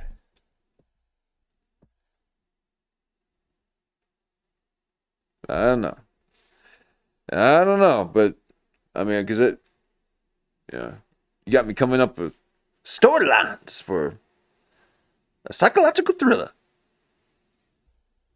How dare you make me creative, Andy Dick? How dare you? I was so the fuck out of it. I was already drunk. Remember, I was really very, very drunk, and that's why I even said, let's get whatever they're doing out there, I want them to do it. Stupid. I was just so drunk. So you were so drunk, then you went and did crack. Or whatever. Then you died. It's not funny to laugh. I don't know. No, why I'm but laughing. I don't know what it was. Is what I'm laughing. You about. went to a group of, was it a homeless encampment? It's that alcohol. You went into a homeless encampment. Yes, you did. No, it wasn't. It's in front of the Pac Bell building. I know exactly where it is. It's across from Babushka's Deli. Oh yeah, where they have it's not really an encampment, That's but there's a right. bunch of them all lined up on that building. Yes. Sleeping on the street. Yes. Yeah. It's like an encampment. It's an offshoot. What's it called? It's like it's an annex. Yeah, it's an annex. Right. Homeless. There's a ton of them. Annex. Yes, there's a lot. Yeah, there are a lot. And so you just decided to jump right in there. Yeah. Oh, Jamie Kennedy's tired now. I wonder why he might be tired. Could it be because he didn't get much sleep because he was sleeping on the couch? Because he didn't get to share the bed with Nancia, apparently. Because she's staying at his place. Okay? And he's smashing the go-to thing. But he might not be getting much rest because Nancia is taking up the bed. And he thought that he was going to be able to share the bed with Nancia. But she didn't even so much let him spoon in the opposite direction. Ooh, he got cut. He's on the cut couch. I just wanted to get some more action going. What's this one here? Get some action. That's a going? doll What? someone made of me. Oh, What do you say? Cool. So this podcast It's like, I wonder how it's only much I could sell it 220 for. episodes ish. And there's Get a a bump. fan, so that was my first little doll. Oh wow! I know. So cool. And these are different props. That's a Jamie Kennedy bobblehead. Oh, that's Scream. There's a And lot. is this your show? Is called Hate to break it to you. I fit right in. Andy, hate to break it to you. Andy, hate to break it to you. You died. And then you're like, world, hate to break it to you. I lived. Hate to break I it gotta to you. say that. Yeah. I'm back. I'm back. And so why? You're so fucking funny, dude. You're so talented. Nice, thanks. But you also are the world's craziest partier. And I think this comes from the deep annals of your demons. You have Deep demons. what? I guess. Annals? I didn't realize all the demons that you had. Oh, okay. You had childhood demons. I guess what I hate is that everyone's watching me now. Like I can't drink again. I can't smoke pot. I can't do the fuck anything because everybody's just watching all the time. I have handlers all over me. Jan was That's right. good, though. I normally would like that. You would like that, yeah. Handlers all over my body. But no, there's just too many, like, like I'm safe here because we're on camera. How many cameras do you have going right now? Oh my God, he's schizo. He's like, I got people following me, filming me. It's like, you got all these kids. What are you looking at me? 1, 2, 3. There's 3. Perfect. Perfect. I only need 2 to sell in order to get a kilo. That's all you need. You only need 3. Well, but would you rather be doing drugs than acting in a movie? Doing drugs rather than acting in a movie? Yeah. No, and it's not about doing. Okay, so I can see where he's going. Like, is your addiction due to a lack of,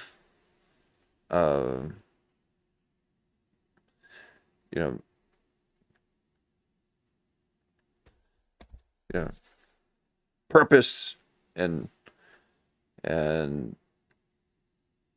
productivity in life? If you were just doing something that you'd be enjoying doing, would you be doing that? No, he's an addict. He would want to be doing drugs. I don't know if you notice all those actors. You're going to be throwing them in a den of wolves if you try to get them on set. Okay, that's all they're doing. So they're not doing anything but doing drugs, and then they got to hurry up and do that thing that they forgot that they were there for.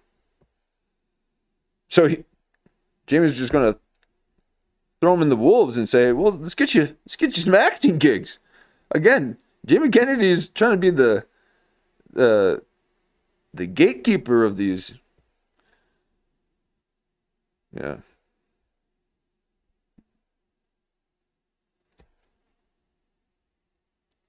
Degenerates. I mean, what? Yeah.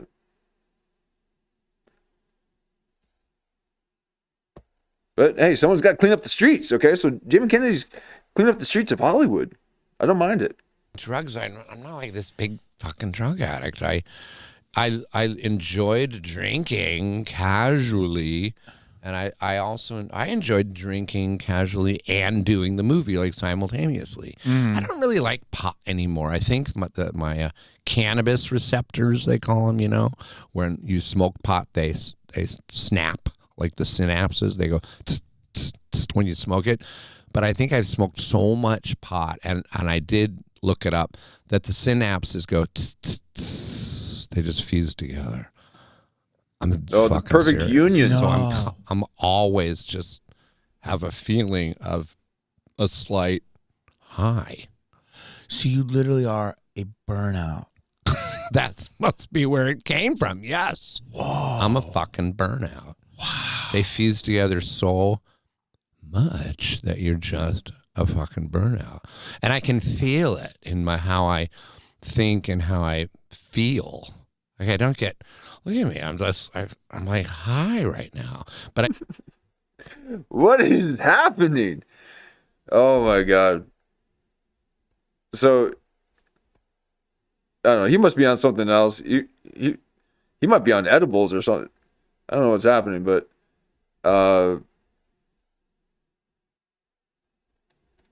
yeah, I don't know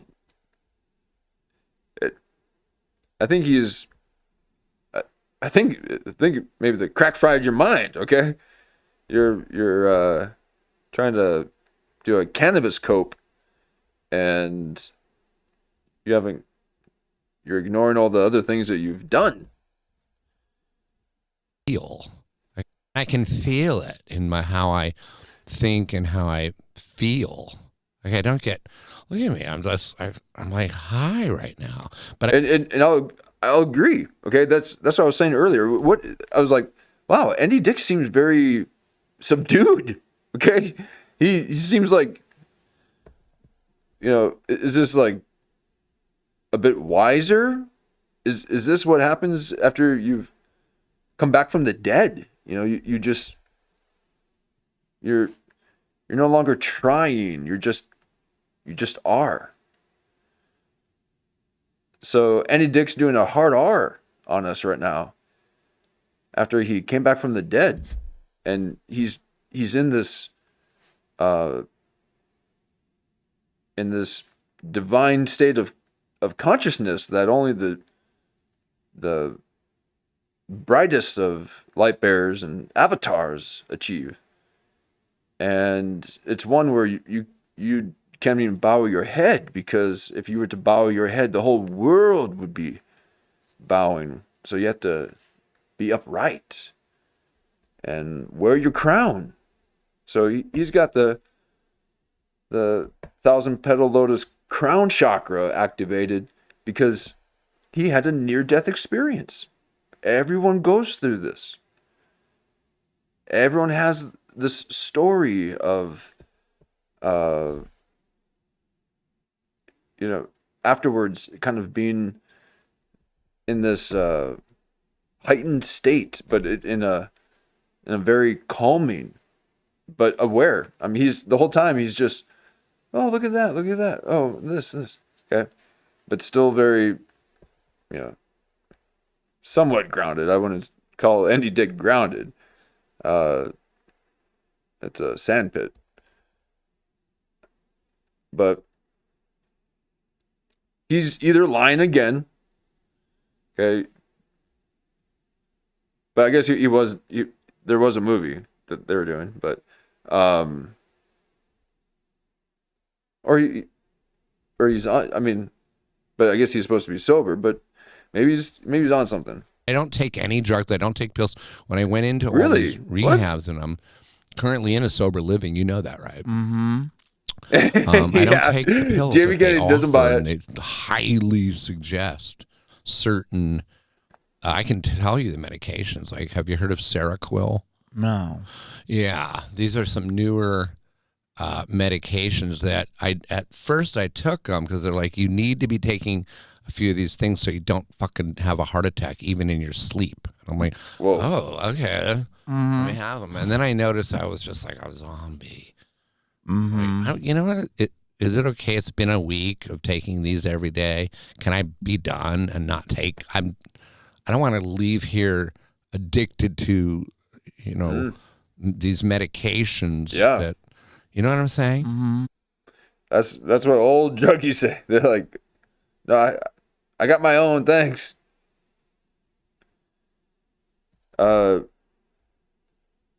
He ain't buying it, okay?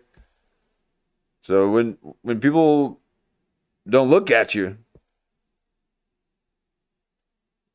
they're not listening, okay? I'm looking at every one of you, okay? That's all I see, and I appreciate hanging out.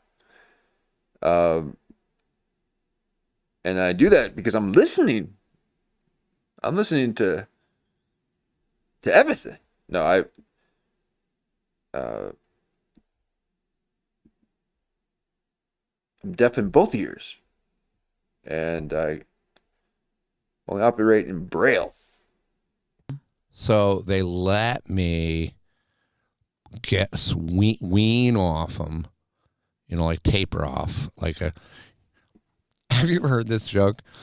Why does your shit taper to a point? Do you know this? Why do our shits kind of taper to a point? Why? So your asshole doesn't slam shut.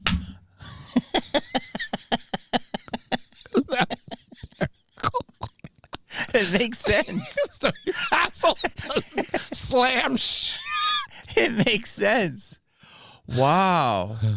Wow. Mine's been slamming shut though because I've been crapping out these pellets. Do you ever get that? Yeah, I've gotten that. Yeah. I don't know what I'm eating. I'm eating a lot of meat. That's good. Just good nice round pellets. Like milk duds. This is out. Yeah. Again,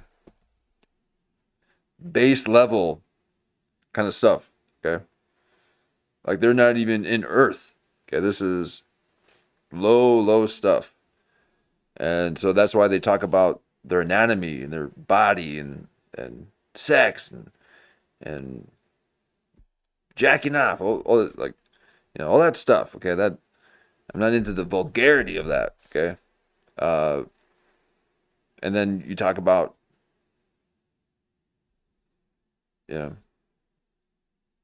feces and all this stuff. So that's all, base, low energy, low vibration stuff.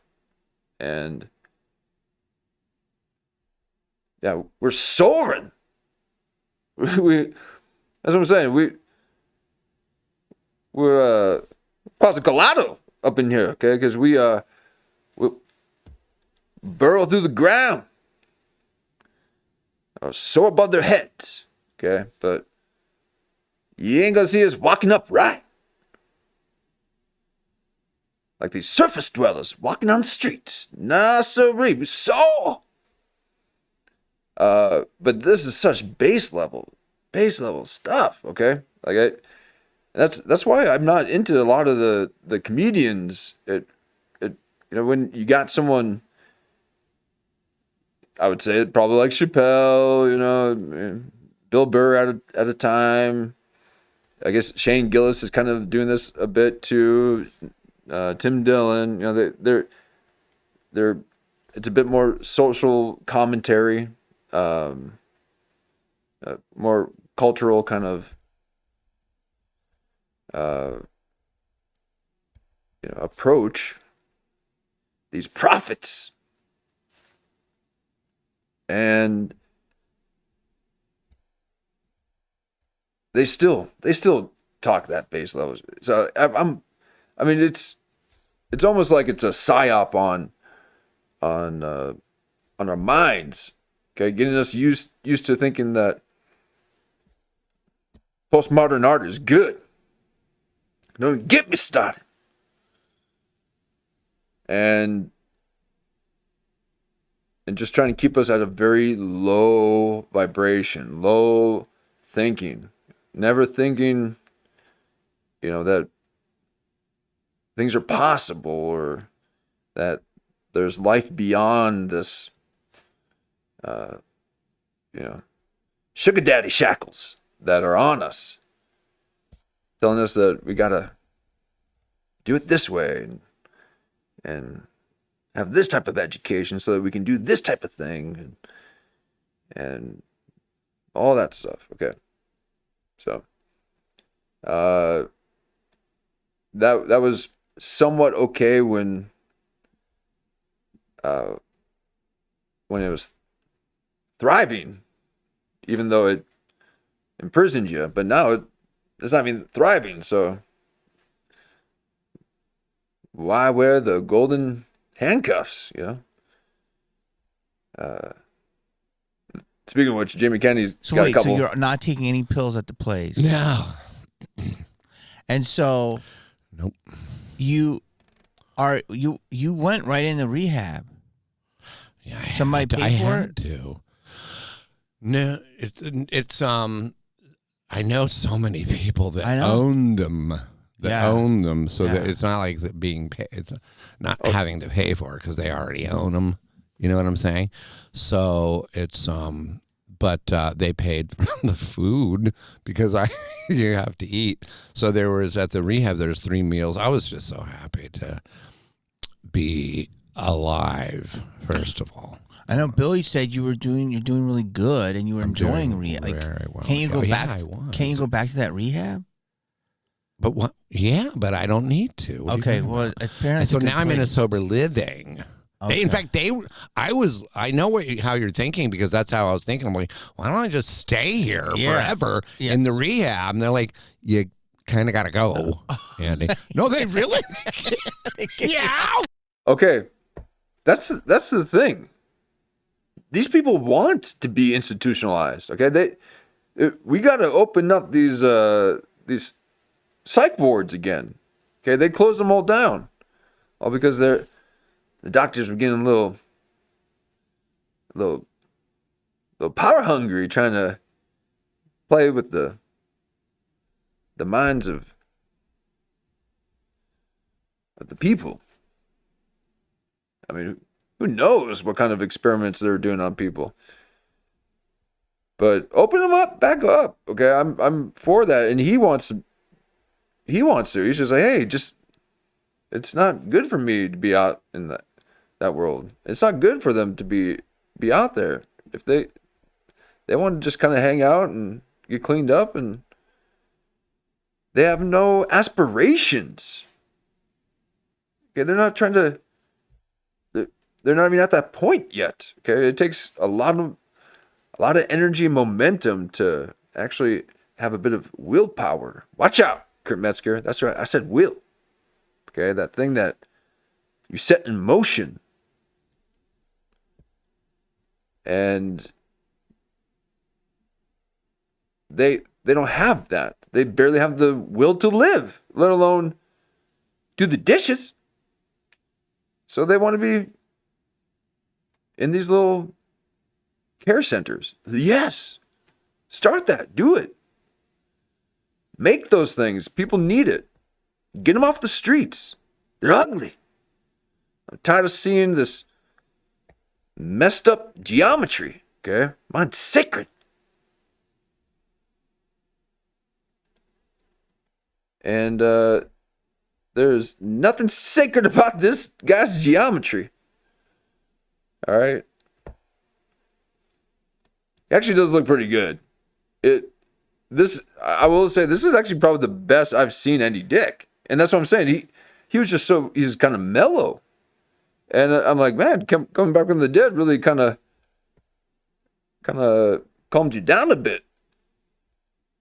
But he thinks he's just permanently high. But I think that's what happens when you reorientate yourself back into the third dimension.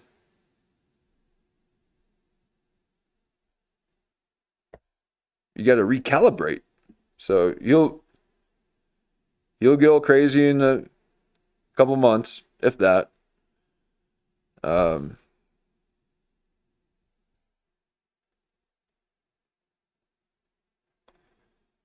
Unless he can find a way to stay in one of those places. Okay, let him. Good God. I mean, they're making it so difficult for people who want help, and then giving help to people who don't even appreciate it, and they're not even from here. Ooh, get me started on them immigrants. Get.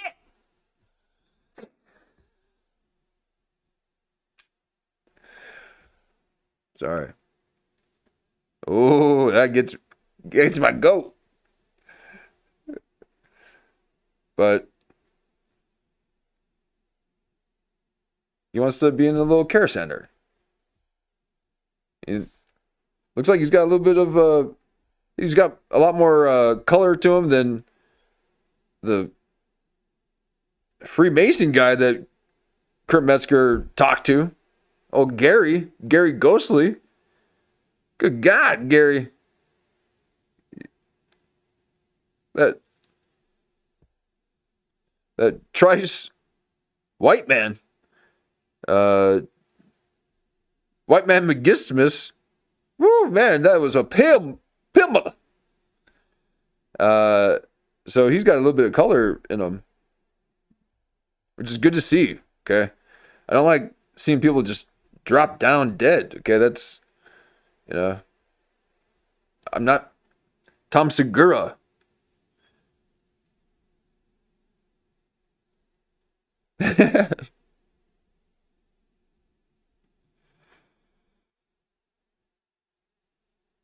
Was that a few streams ago? I'm fucking serious. I'm like, that doesn't seem like the mentality of a rehab. Don't you want to keep me till I feel better? Yeah, exactly. Like, you're better. We need the bed, and we need the bed. Oh, they need. He's like not too close to your face, man. He's like, oh God, people have got to. Look at. He's like, oh man, I got to replace the microphone. He moved it away from him because his mouth is all sloppy. Look at. He's like, yeah. Out. I'm fucking serious. I'm like, that doesn't seem like the mentality of a rehab. Don't you want to keep me till I feel better? Yeah, exactly. Like, you're better. We need the bed, and we need the bed. Oh, it was just in his face. Wow. Because there's lots of people. This is a fucking epidemic. Yeah, there you go. Is it now we finally get to see the face, but he's not doing that to himself though. What is it called? I need to see the chin. Opioid. Is it opioid epidemic or what? Yeah, that's one. Or of just them. drugs Yeah. and alcohol. Drugs and alcohol, but the opiate one is the biggest. I wonder if, and there's so many different categories. I don't even know what, like alcohol. Oh God! I think is a depressant. Mm-hmm. And that was the biggest thing because it. You think? Here, let's ask all.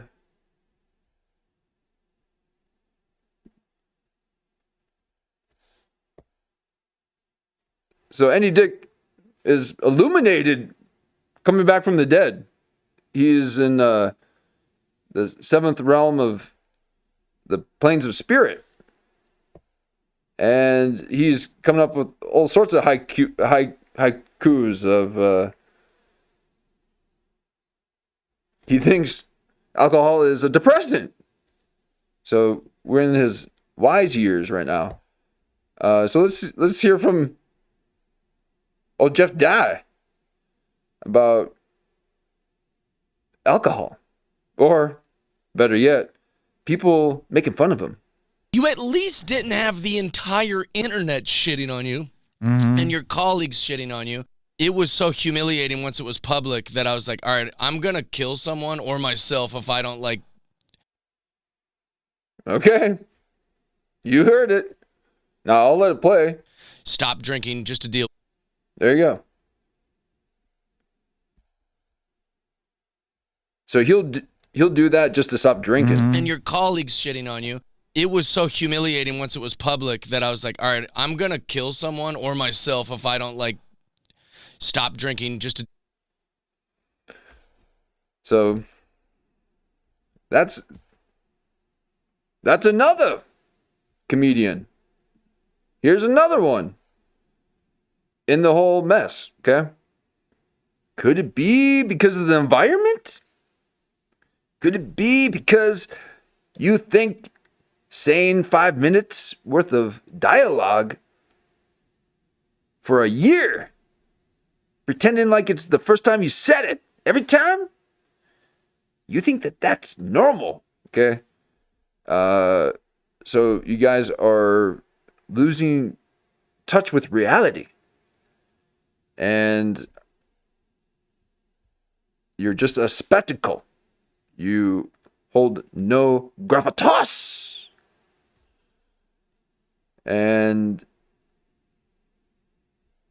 they're literally filming your death. Okay, they're gonna make more money on you when you're dead, Andy Dick. And they're not even gonna pay off your debts.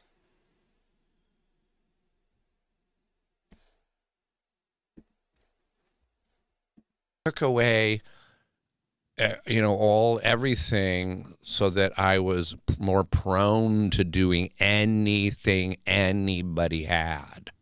So I'm drunk all the time, just a nice low-key drunk, just feeling good. Like he is now? What's his name? Dean Martin and those people on the roast. Just like, yeah, a little bit drunk like that. So. In fact, you can hear it in my voice.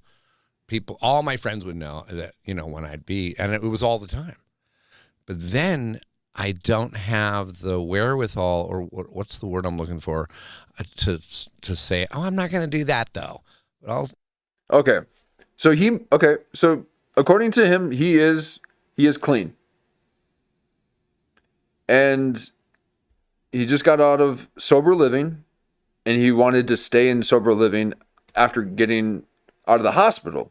Or no, he didn't even go. I don't think he even went to the hospital after he nearly died.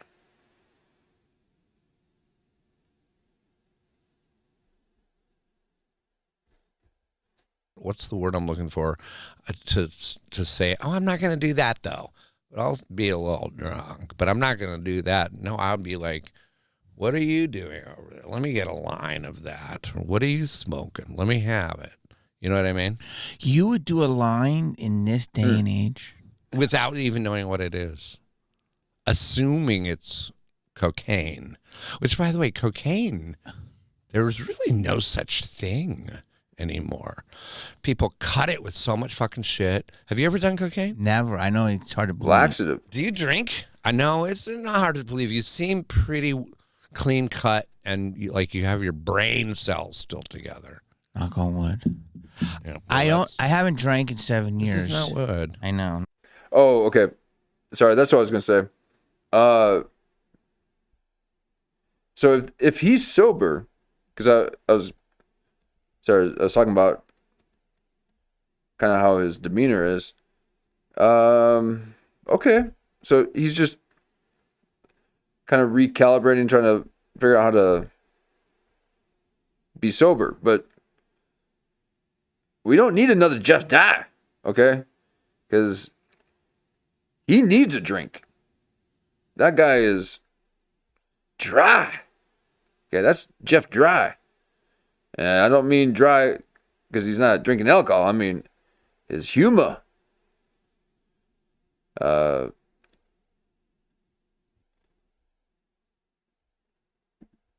So this is kind of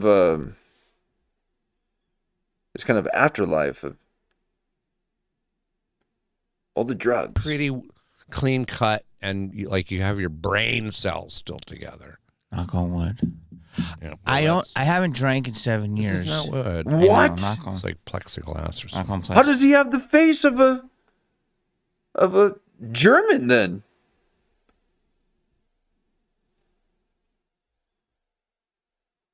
Not the good kind, you know? I mean, like, the German beer. You know? What are you talking about? Then what makes you... Well, okay, that's actually okay. Surprisingly. I mean, that's not too bad. I did just see that one Busta Rhyme yelling at a young influencer at a party. And he had a big old belly. One of those tumult ones. Okay? He's carrying around a Nestle chocolate in his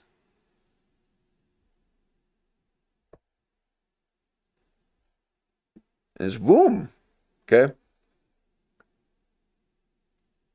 Busta Rhymes he's about to bust his belt. But Jamie Kennedy, not too bad. Not too bad. I was actually surprised. I mean, it's not good, but it's not too bad. It's not Busta Rhymes bad.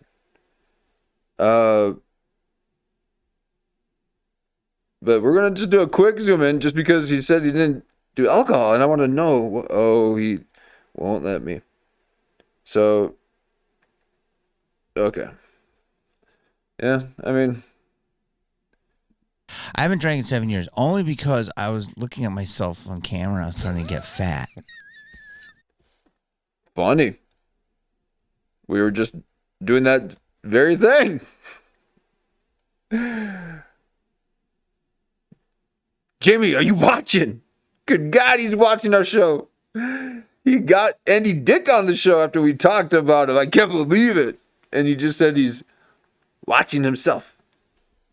No, please don't. And you will soon realize that anything that anyone's doing that's remotely close to what we've done, they've watched us. And we got a new fan. Okay, so he's looking at his. Oh wait, maybe no. That's the white's deceiving. Okay, no, that's a pretty big one. And then the black hides the outline. Ooh, man, he knows his stuff. So you do white, and the black out there. You can't really see the blob right here. But you know what though? I don't see him as too lazy of a man. Okay. He puts out a show. It's good. It's an hour. I wish. God, imagine if I just went an hour. Okay, we're only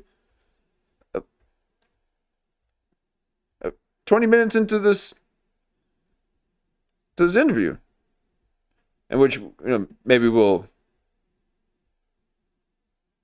kind of go to the next segment at the 30 mark or something.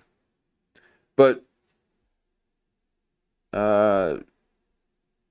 because he's putting out some decent stuff, I'm okay with him having a little bit of a gut. Okay, that tends to happen if you're a scheduled man. Okay,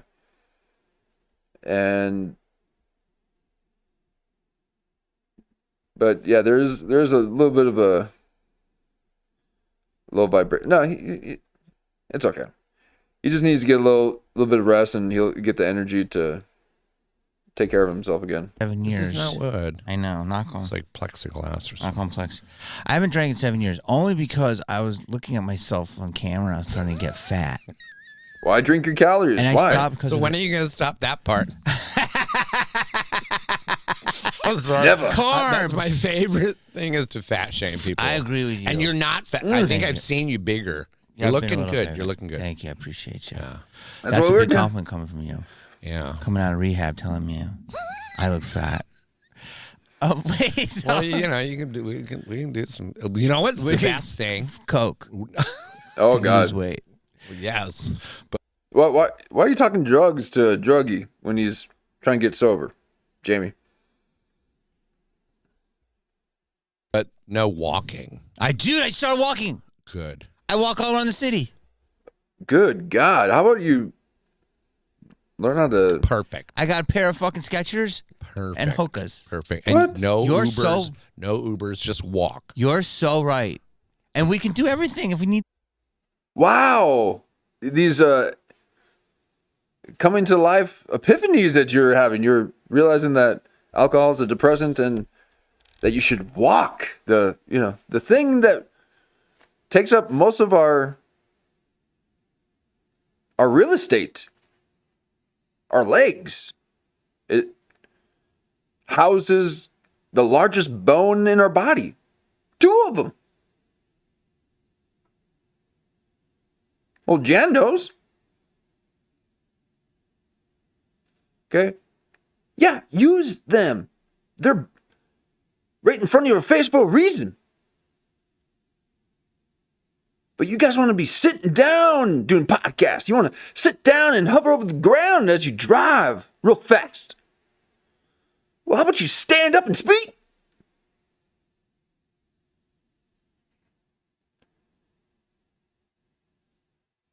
But they're just coming to these conclusions. Oh, I've been walking.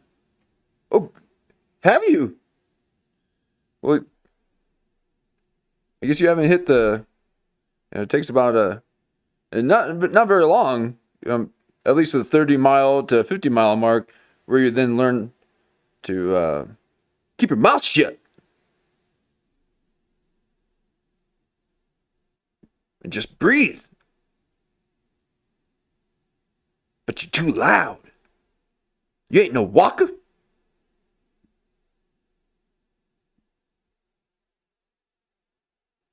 You're a tourist. Something on my Yeah, phone. and we're walking. You're not hurting your ankles, your knees. No. I'm 60. I know. Happy birthday. No, it's not my fucking birthday. It was like a month ago. Oh, you're right. Happy post. How old are you? 55. God, you look good. Thank you, buddy. So you're right behind me. I'm right. Actually, you're the class before me. Any dick doesn't look Ben. too bad in for real 60. life, you were a freshman when I was a senior In real life, in yeah. high school. Yeah. Yeah. I mean, I was like on my Brandy class did. when I was on the open mics, and you and Adam and Ben and Rob, you guys were all breaking out, leaving the clubs. Wow. So you've been doing this a long fucking time. Since 1990. Yeah. Okay. Wow. But Okay, you, yep, when that's what I we were talking about, started like the scene, 90s. you were just leaving open mics, and then you did the Ben Stiller show very quickly, and MTV, and You know Pauly. why? How I got that show, the Ben Stiller show? How? Because he was coming to the fucking open mics. Dude, remember the Natural Fudge? Yes. You used to go all the time. All the fucking time. You remember that? Of course, I used to go. Oh, Chris Spencer I used to looked go. for it. I don't think Jamie's cleaning up the streets of Hollywood. Okay, see, he's getting these,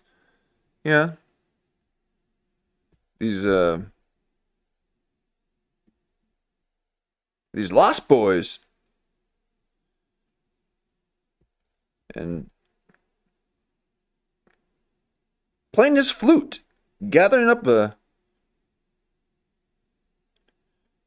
little assembly line of the Hollywood Lost Boys. Get them re-energized and get them back in the market. It could be the very thing that saves Hollywood. Jamie Kennedy revitalizing, refurbishing Hollywood. it's there. It's closed. This is what I want to tell people what it was. There was never Starbucks. No. So there was something called The Natural Fudge. coffee shops, and they were always run by hippies. Yes. And there was a sign-up sheet, and the sheet would have poets, Yes. like Poets. indigo girl types, What do they call spoken word? Spoken word. But not back then. They didn't even call it that. But guitarists, Guitarists.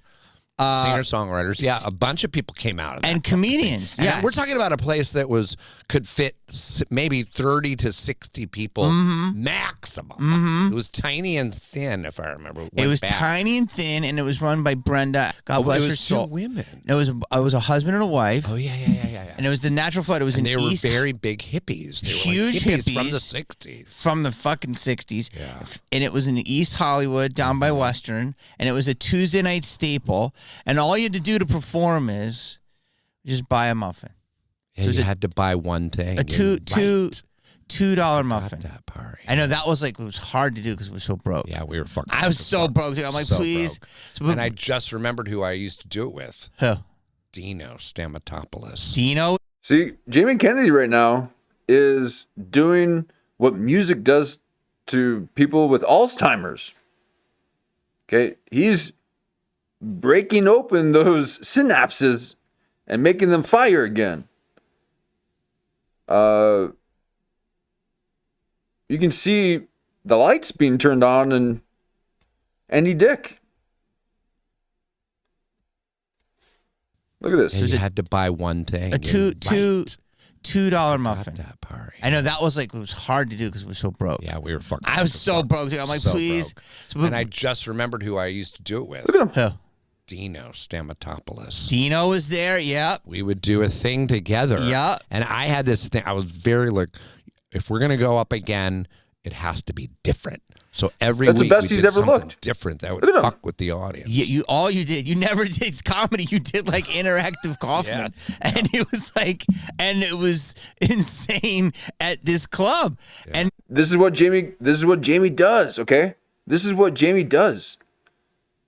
This is what I was saying that he was doing before, and all of a sudden he's got that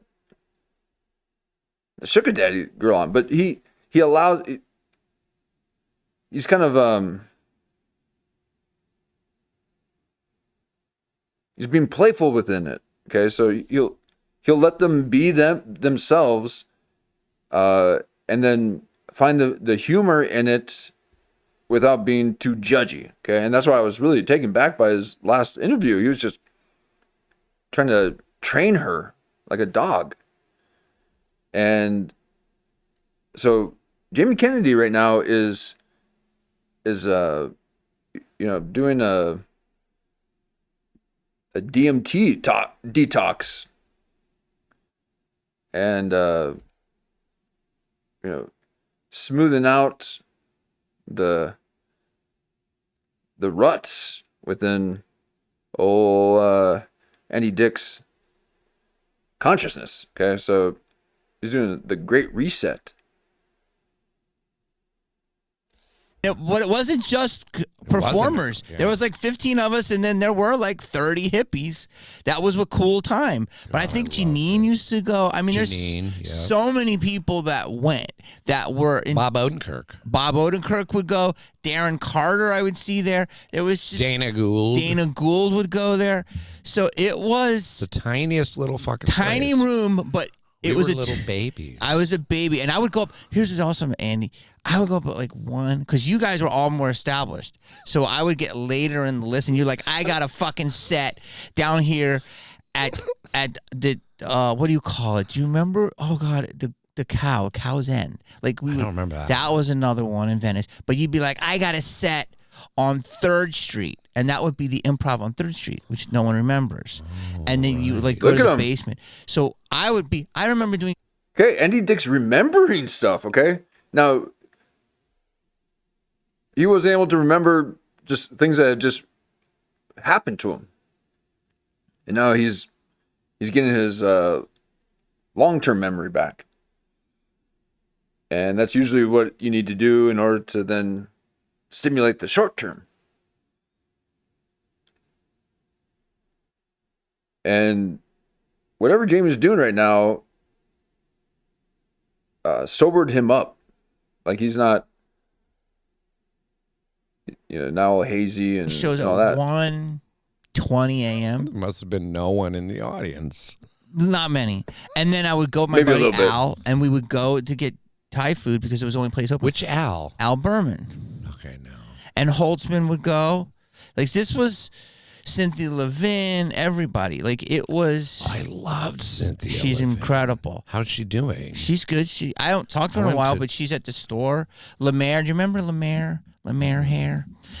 Listen, what I'm trying to say is Cynthia and I went to University of Illinois together. I think she's the one that told me about the natural fudge.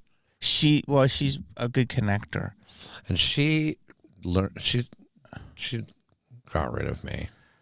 She just a lot of people don't want to have anything to do with me. I know because I don't know. You burn bridges. I don't know. I mean, I don't. Have you made amends? I try to. I wish I had a list of the people. Like Cynthia, I remember trying. Like, did I do something wrong or weird when I was drunk or something? And if I did, I apologize. She wants nothing to do with me. Do you know what's crazy, dude? Is that sometimes you just get the ick too. Okay, and old Andy Dick gives me the ick.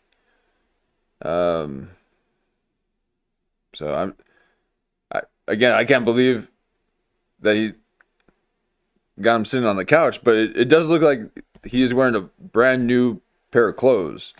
So I wonder if Jamie Kennedy got that for him. But he's wondering why people don't like you. I honestly, on your public image of who you are, I'm like, yeah, Andy's a fuck up. Yeah. And that's not a diss to you. Right. It's like you do fucked up things. But having worked with you, I've done a couple movies with you. Oh, yeah. Which ones? I forgot. Remember Bongwater? Oh, yeah. You were Luke's, like, boyfriend in it, I think. Yeah. Or not boy. Oh, wait. Wannabe. No, I was boyfriends with, we were. It was me, you, Luke, Jack Luke. Black, Brittany, God rest her soul. Brittany, I was just watching. I mean, am I the only one who's just like there's nothing appealing about Andy Dick? Okay, like I couldn't even imagine him in film. Are you kidding me? I've never saw the appeal. I never liked his shtick, and I didn't like how he was always gropey and handsy, and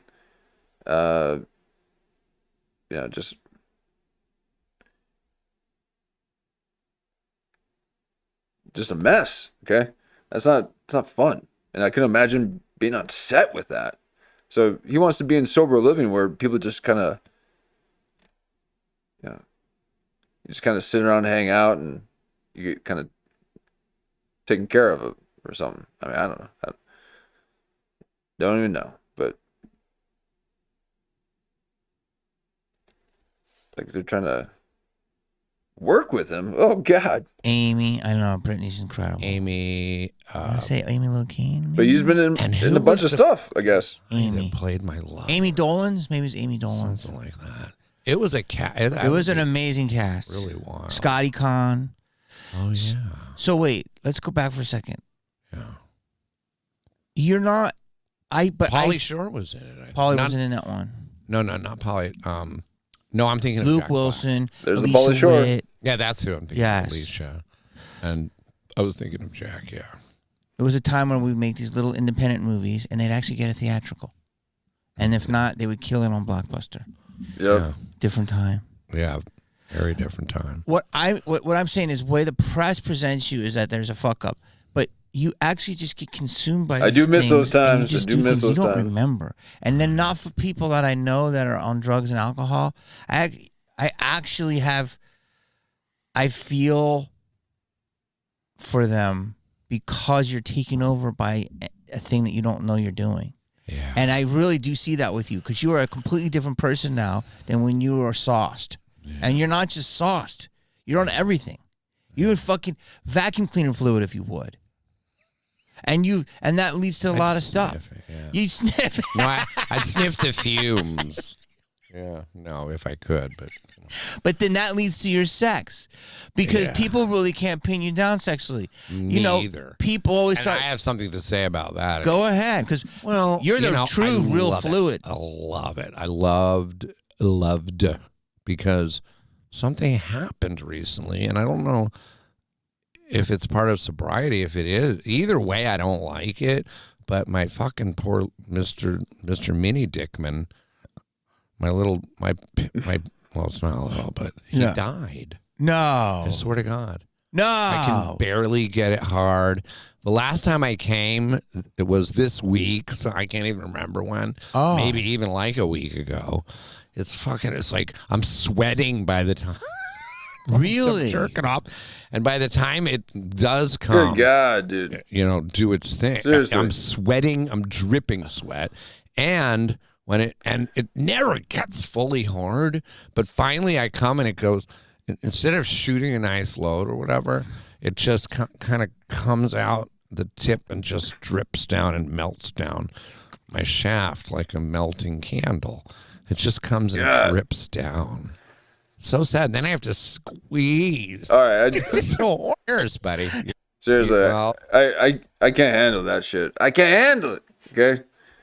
Especially any dick, okay? Don't be talking about solo, okay? God damn. Like, but they love talking about it, okay? It's like they can't talk anything else. So this is that low, oh my God. That low vibration stuff, okay? It's these are consumers, okay? This is why I don't like watching the compilation content from the Commedia Copopia or whatever it's called, because you're just sitting consuming, okay? We're in here working, okay? This is what activates the mind, and this is like the pleasure seeker consumer pursuers, and they're just getting that next high. They're just getting that next jolt of dopamine seekers. And they don't understand that when you create, okay, when you're in the act of creation, it's this self-generating mechanism. That's where we got the idea for machines. It's this thing that promotes momentum because it's giving you energy as you go. So you can go along, okay? And they call it the flow state, and that time doesn't exist, and it doesn't, okay? So, but the second that you sit and passively consume, then that energy starts to dissipate. And that's why the live chat is important, okay? This is a way for you to participate. You're not passively consuming. Now, there are times where you need to, okay? Maybe this is your time for that, and that's perfectly fine. But for those of you who know the difference, when that energy leaves you after you sit or you eat, okay? I forego consumption so that I may create for you guys, okay? So you're not going to see me with a full belly before I speak, but I will occasionally might get a little bite to eat here or there, okay? Usually when you see me do this, I'm getting a little snack, okay? But I do have to be careful because if I eat too much, then I get tired, okay? So I don't. And that's what happens. You eat and you get tired because you finally found food, okay? And then when you finally found food, then that means that you're probably ready for sleep because you've gone so long hunting, okay? And it gives you energy to keep you going, to find your meal, okay? And I haven't found it yet. I'm getting there though. So I enjoy this, okay? And that's why I go these long live streams, okay? But it's a river, okay? So I'll take you along, and but I'm not into that low energy stuff, okay? And they're not thinking about ideas or ways of even trying to fix the industry that they're in. Okay, they're just like, okay. So it's not. But anyway, here we are. So again, this is like comedian cope that they do. They can't think of other things, so they just revert to this. And what they're doing is just reverting to what's familiar, okay? So they're speaking out of the abundance of their heart, if they've got one. And you don't see me talking like that, okay? I have over 700 hours in 1 month of speaking. And I'm never saying about jacking off. Okay? So it's these kind of lewd things that comedians think is edgy. Okay, that stuff's not edgy anymore. It was when things were censored on TV. But that stuff is hack. That is low energy hack. That's worse than talking about airports as a comedian. So you got that, and then you got them trying to have a therapy session on stage. I don't want to hear your problems. Okay, I want the solutions. But they haven't found the solutions yet because they are seeking. They haven't discovered. Okay? Discovery is the end of seeking. And these are just a bunch of seekers at best. Oh, it'll turn a sharp corner. It happens quickly. I'm already looking at things. Now, I don't want to take Viagra or whatever. I don't think that's what. I'm missing some enzyme or some vitamin or something. The visual of that. It's the Well, his saddest head's thing. clearing up. Yeah, you're missing a lot of stuff. It's like a candle slowly melting and just dripping down. And then I'm like, that was nothing. And I squeezed it to get, oh, there was more. I'm still making it. See, just it's not funny, coming guys, out. isn't it? It's not coming out fast enough. Oh my He's- god. He's a comedian, and he's like, "Oh, I gotta laugh about this." Okay, and that's what the comedians say to each other. It's like, well, if you're not joking about everything, then you're not really a comedian, because nothing should be off the table. Okay, it's not whether something is off the table or not. There is a bit of respect to the art, if you're going to call it art. And you guys are, giving up your time to watch them and to see if we can get something going, something funny or something. But they have to revert to this kind of this hack. But anyway. And I won't belabor it, okay? You guys will know next time, if I'm like, oh God, here we go. So again, I just wish that there's people out there that were really speaking from the divine, the gnosis, okay? Bro, that's why you're brilliant. Squeezing. The visual of that, it just is coming down like it's just And he thinks it's brilliant. gonna make you get soft. Oh. That visual is going to come in and you're going to go. I might think of that. I don't want to think of that. You're not going to want to. I don't want to think of that. 5 years. Wait for it. And you're doing everything you can to get it to that point. You're like burning calories, cardio. It's a stairmaster. I'm like, I don't have to go to the gym if I do this every day. All right, this is work here. I'm Okay, looking into the herbs. If anybody knows, he's just trying to get the show going. In the comments. In the comments, what herbs can I take? Because, like I said, none of that. Well, all that shit. What is it? All those things. Here, Andy Dick, here's what you need to do. You need to shut your mouth. Get up off your ass and walk. And when you cannot walk any longer, start running. And you keep your mouth shut the whole time, and you breathe through that nose of yours if you caught that. And you will get what is called oxygen. The very essence of life, for free.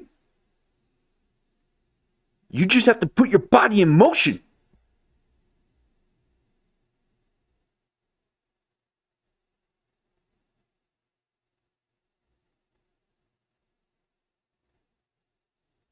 So they don't know about exercise yet.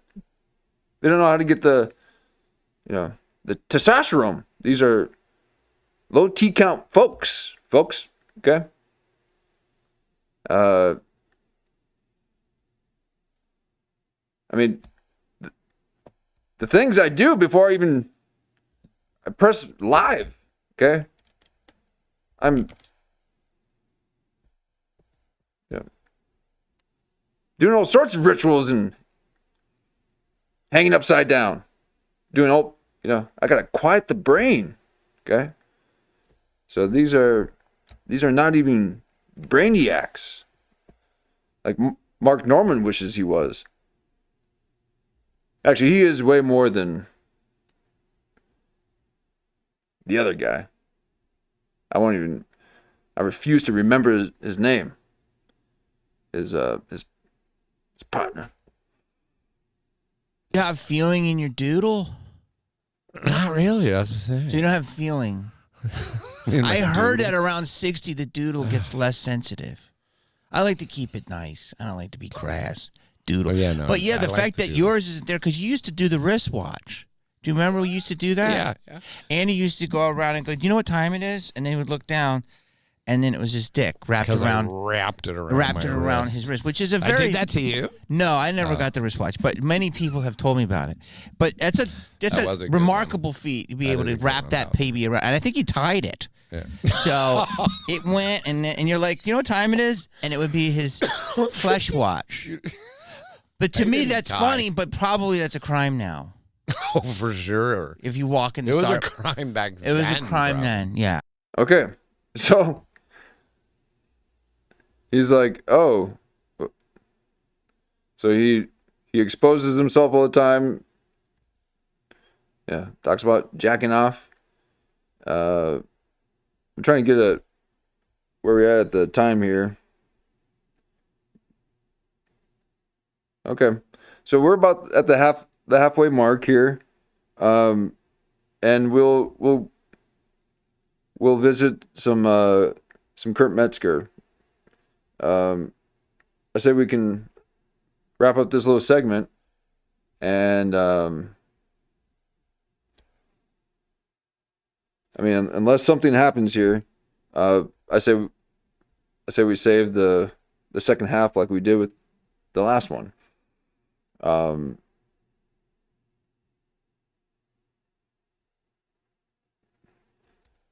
I mean, unless we do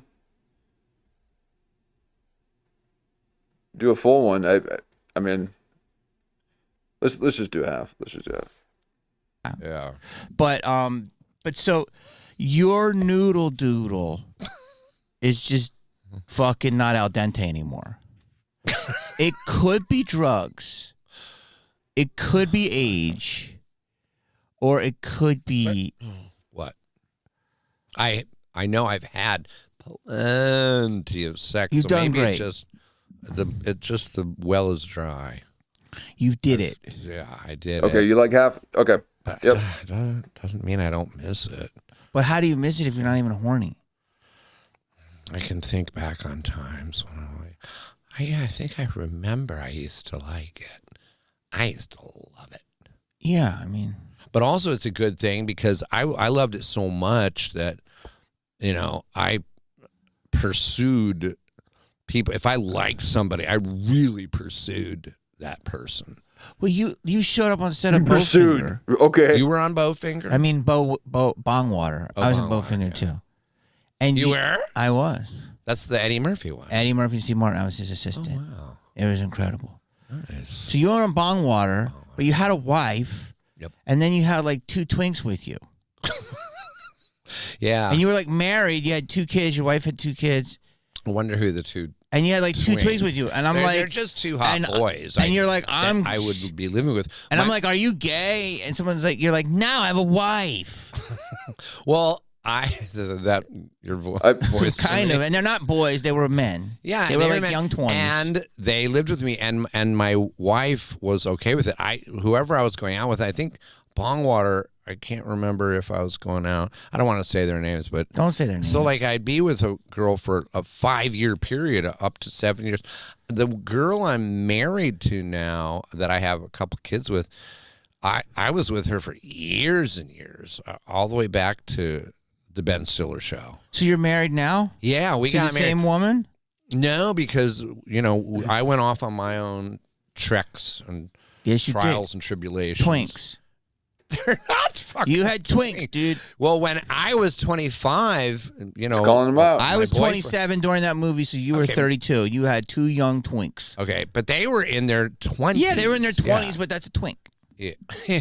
So, but you were married, so did you? She was fine with it. I was. So you I were was out there very, having very, a relationship with- Everything on the table. Like, I really want to still be with my guys because I love them so much, and I'm not going to be able to be with you and like lie and be running around lying or like that. I just wanted to be open and honest. And I said, and I totally understand if you just can't be with me anymore.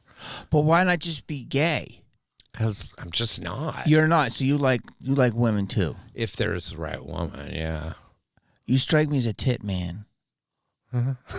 If the tits are nice, I mean, the thing about women is Oh, Andy, please tell us the thing about women. Yahoo. Yeah. They're Yoo-hoo. What are you? See how we do this? I want people to realize it. See how we talk in code, which we like to do. I like this. So they're Yoo-hoo. But there's nothing like that encompasses our doodle. Yeah. Call it. Yeah. You know, like a butt, which everyone has, girls and guys. It's just one sphincter. Yeah. And it goes in, and it's just that part that you feel. Okay, so that's Andy Dick for you. Okay, and again, that's why I just, it's called the ick for a reason, folks. So I get that kind of humor. I understand that they gotta laugh at everything, but it's not my cup of tea. Okay. Matter of fact, they've got no T count. Okay, those are low testosterone folks, and once you start operating on a bit of a higher level, that stuff's just there's other things to talk about. But that's where they're operating, and we'll let them in their little niche corner. But we'll revisit this again, probably tomorrow. Okay, and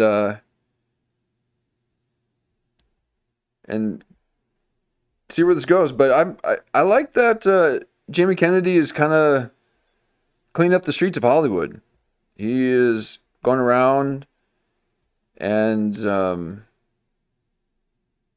with a body cam like ICE, picking up the old leftovers of LA.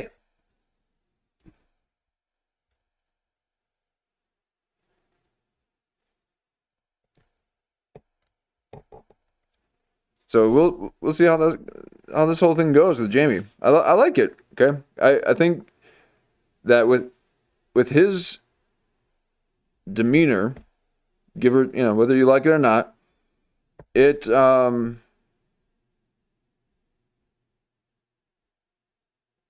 he can have these kind of fringe guests and it still be entertaining. We'll see. Okay, I mean, it's got to be. I don't know. We'll see. But that was Jamie Kennedy, folks. What we're going to do is go to a quick break. And we're going to go into our next segment, which is Kurt Metzger. If you haven't already, these small channels, we thrive in the like buttons. Okay, like, comment, subscribe, do all that stuff. Let us know where I should, clip. If you do a timestamp in the comments, then I might know where I should make an edit out of this source material, this live stream that we're doing.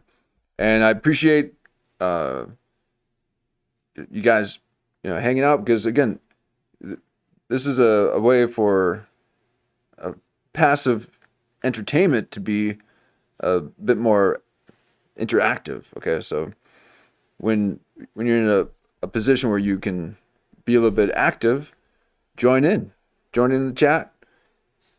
But be careful, Jen will strike you down.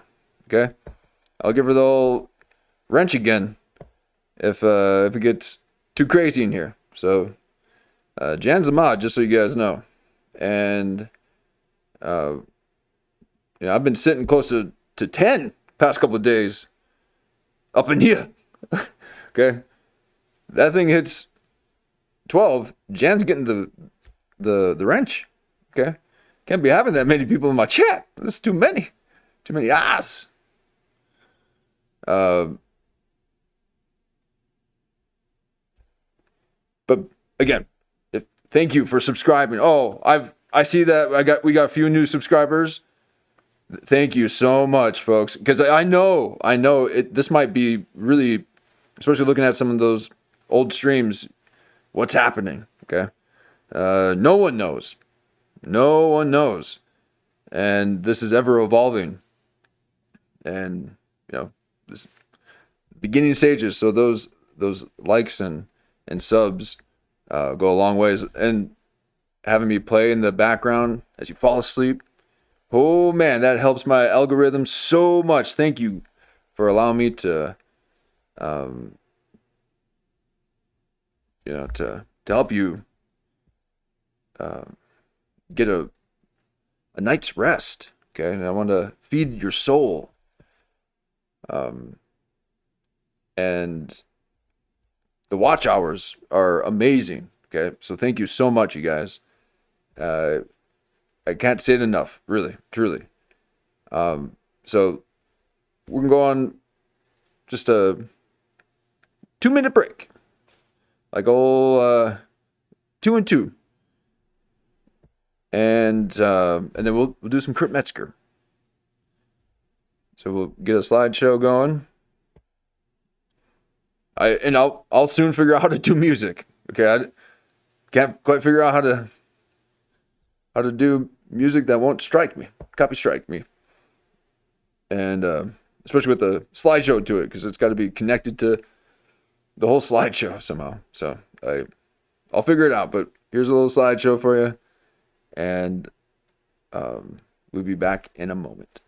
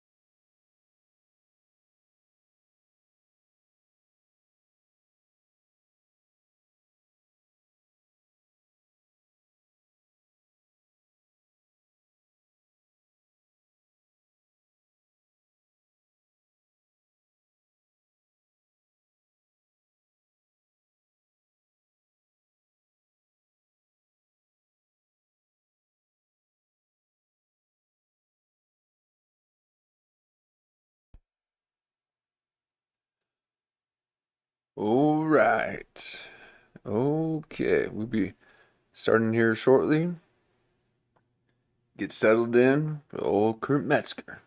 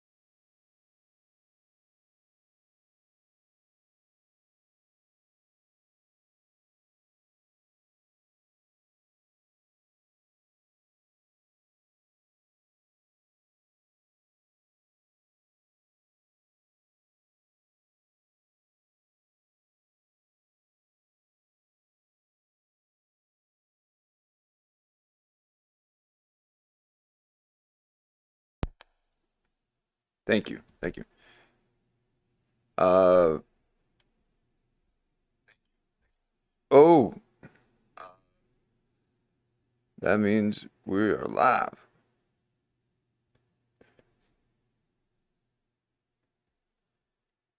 Oh, damn, didn't know I had that going. Okay, we got Kurt Metzger. Oh, Kurt Metzger. Now, I haven't seen this redacted thing.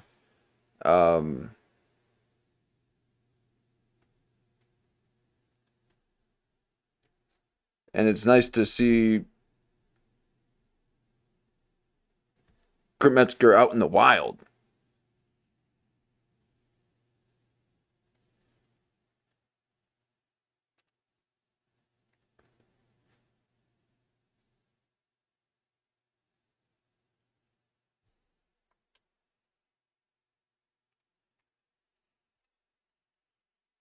I'm gonna have to get my headphones on for this one.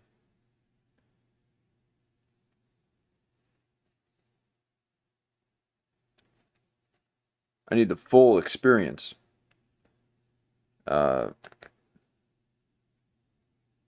Because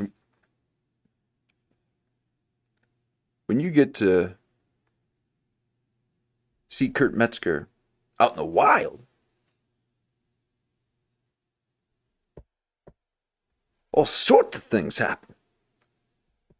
And I wanted to listen to every single thing. I can't. So here we are. No, and I'll find a new find a new voice eventually. Yeah, that's my transitional voice when I find a real good one. Okay, but this is going to be interesting. Okay, so if you trust a party, I can't deal with you. You'll notice I can't just read words without having it be performative. I can't believe people just read normal. Oh my God. Oh, I'll never read normal. But people would just stop talking the way that they are to read something that someone else wrote. How dare you? Ask me to read what you wrote. I want you to speak it to me. Can't you see?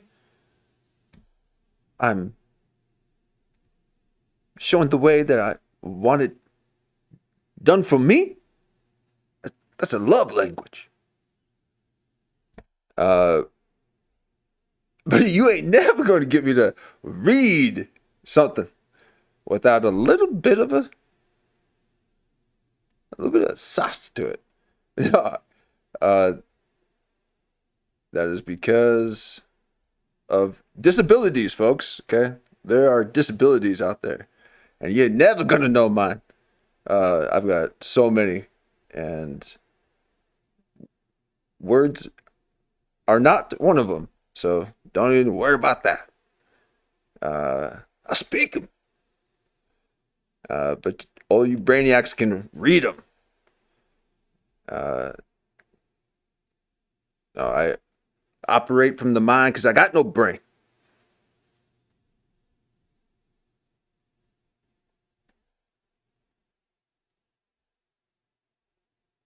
But Kurt Metzger, he does. He is far left. Okay, he's left-hand path with his brain.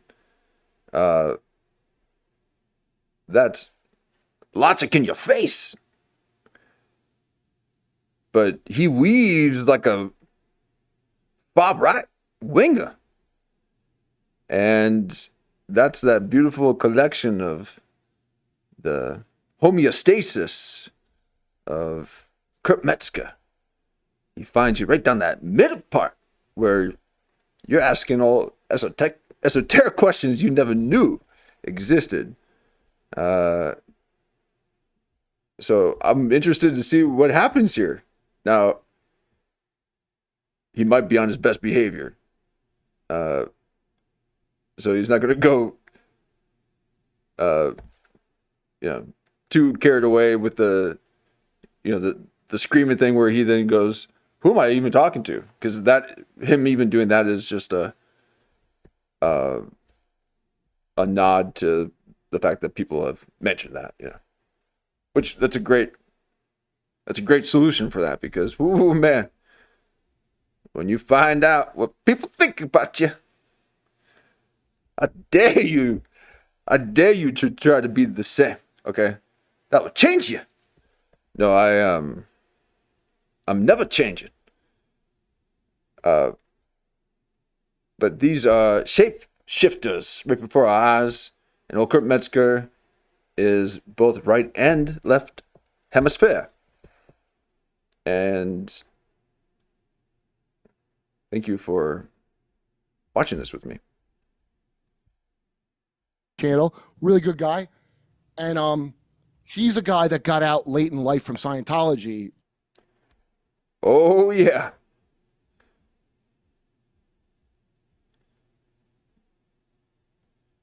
Okay. Now that was a scrub. That wasn't me watching that much, but I gotta.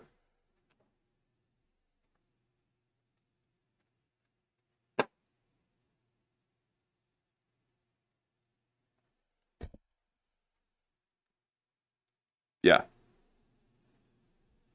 And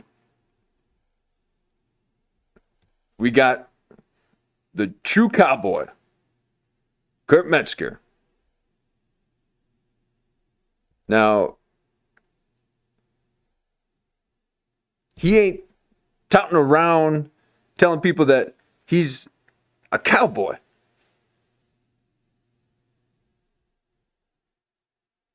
He's just doing his thing, and then people are talking all sorts of crazy. So this is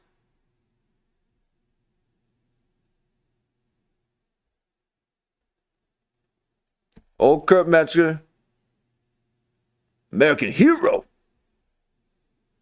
I might have to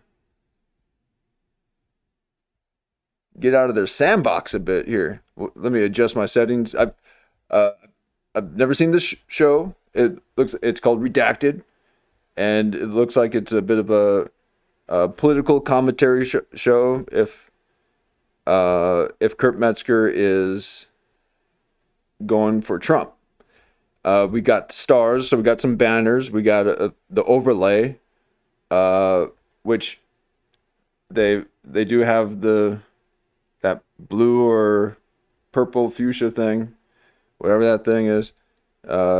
Maybe that's red, white, and blue. And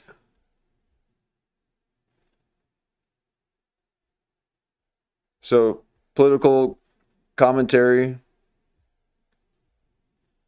And that's a good picture of Trump, and he's owning it. But he's not happy with Trump. Okay? So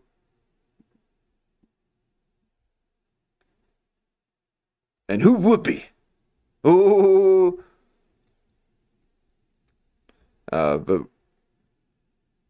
can't get all political because my Wi-Fi will start frying my brain. Okay? It'll get me all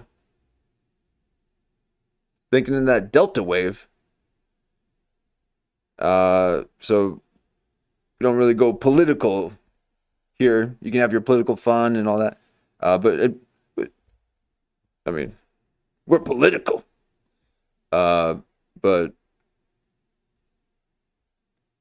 there's far other things that are out there. And Kurt Metzger knows a few.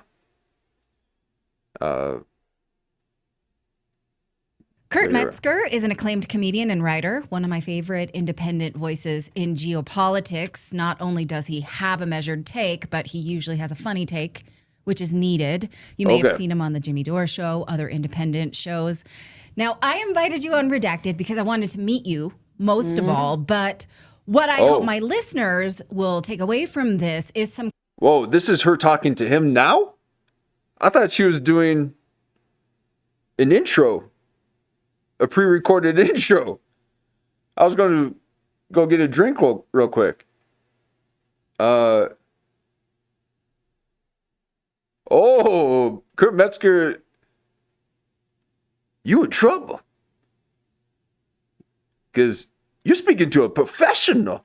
Oh, this ain't no Octavius Thunder, boy. You're speaking to someone who got 3 million subscribers. Oh, shit. Okay.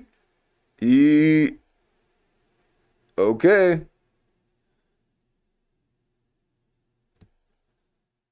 This is a big, okay. This is a good one. Okay. He is so close. Exactly. And that's why it's that perfect low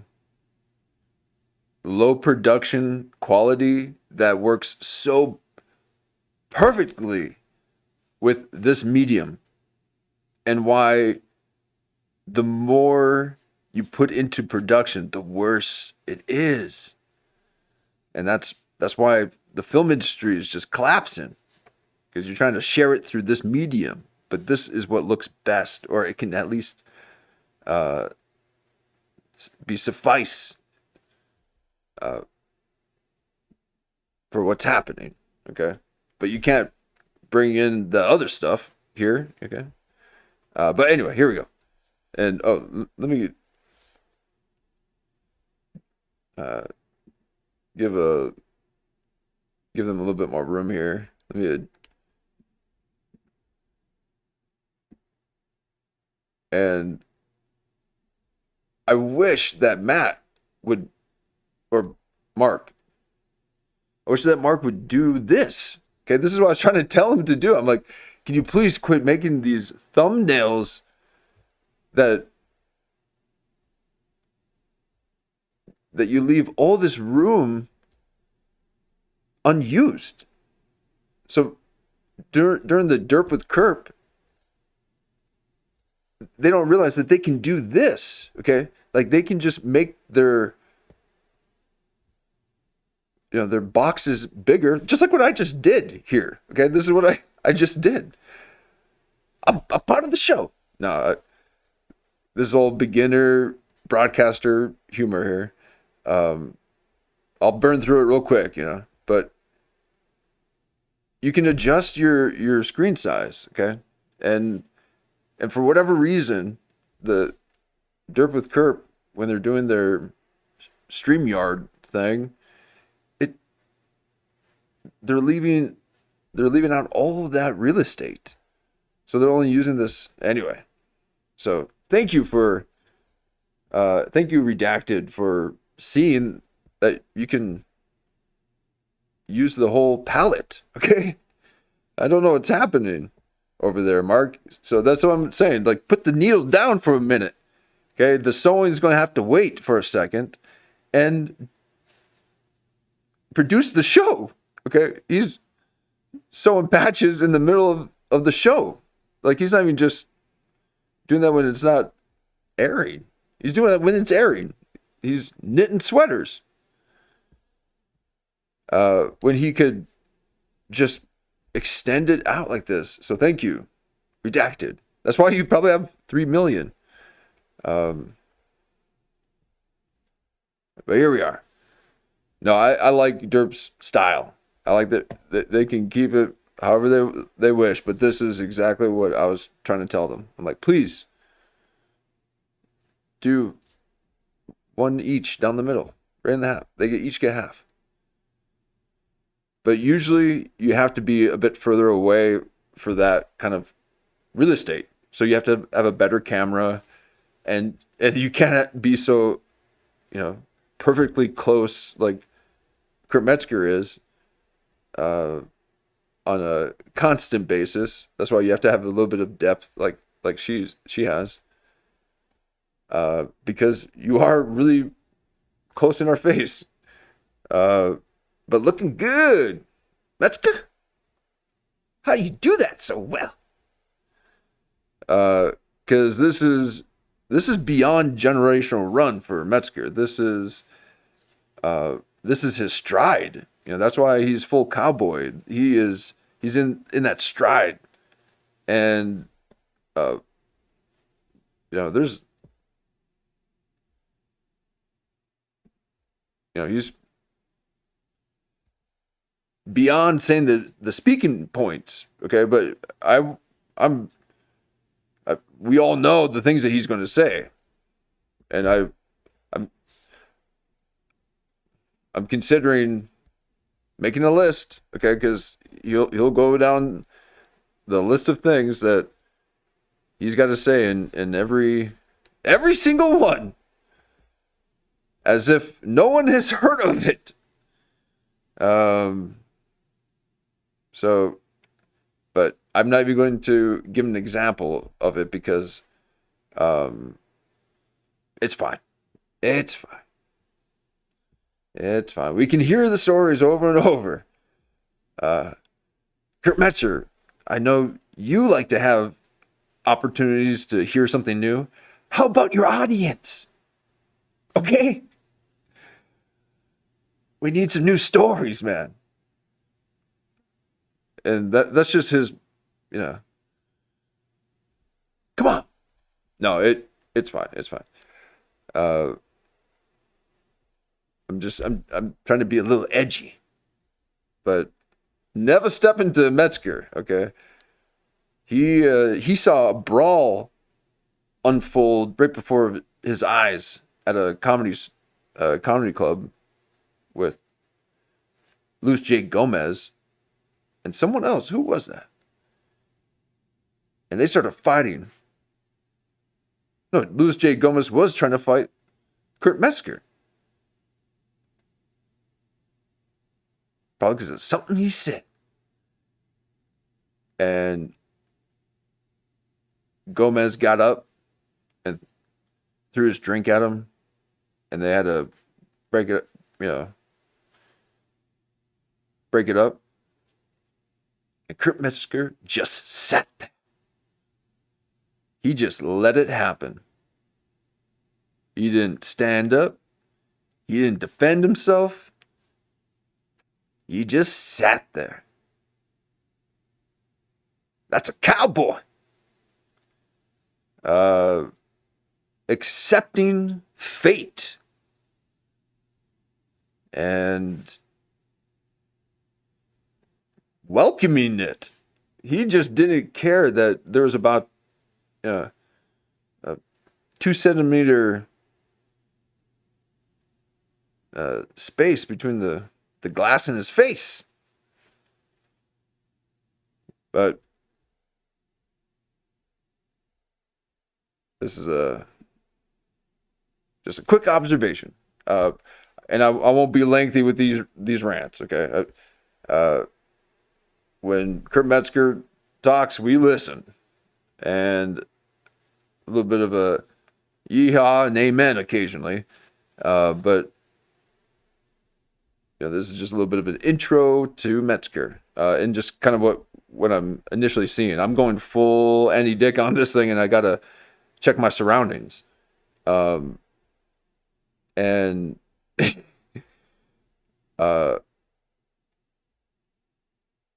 so this someone with 3 million. Let's see what happens here. Okay, so thank you. Most of all, but what I hope my listeners will take away from this is some camaraderie in independent thinking and maybe a fun time. So thank you for your time. We're not going to discuss anything really. Oh, is she a lefty? Oh, she's a lefty. Is that why he's got Trump?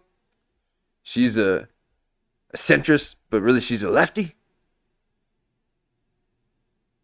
She's like, yeah, we're not really going to be discussing anything important because... Specific, but we're going to talk about how we keep sanity and humor in this dark time right now. So nice to meet you. Oh, it's so dark. Dignified. Are you kidding me?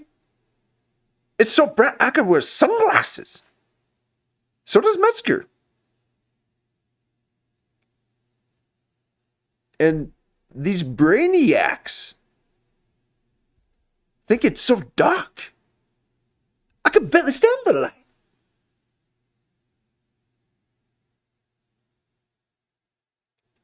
So, you must have either never developed your night vision, or you want to run in the dark. So, let's not think things are dark, okay? It's not dark out there, folks, okay?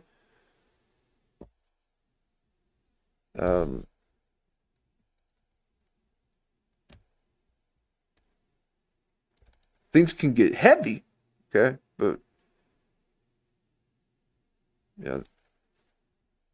there's a bit of manufacturing consent happening.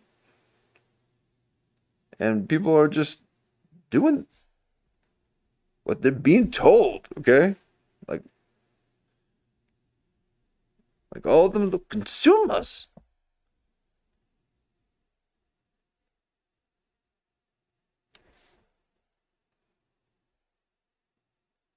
So she is just kind of going along with it. It seems to me that she doesn't, at least initially, think that she aligns with his political views. And so they're just going to kind of talk about just kind of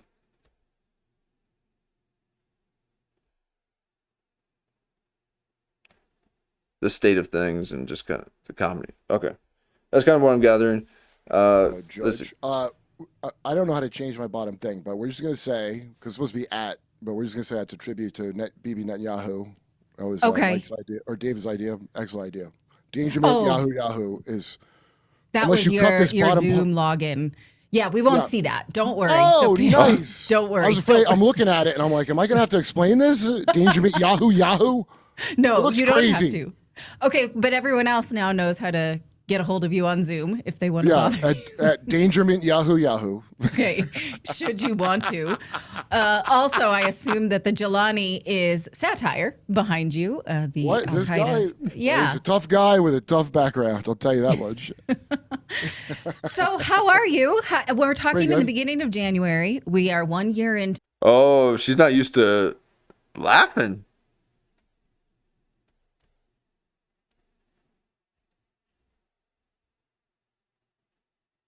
Is that what it is?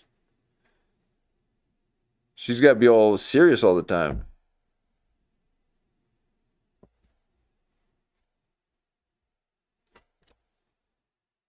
What? This guy? Yeah. He's a tough guy with a tough background. I'll tell you that much. So how are you? Okay. Isn't that insane?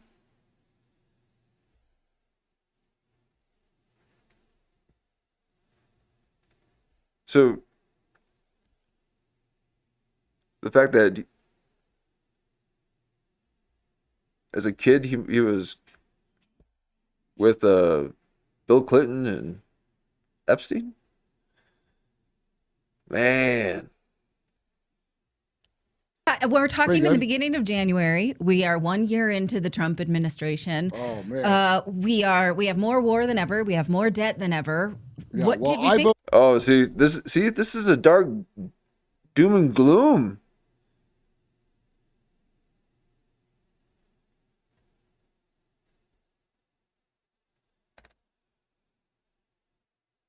Oh my God. People listen to that?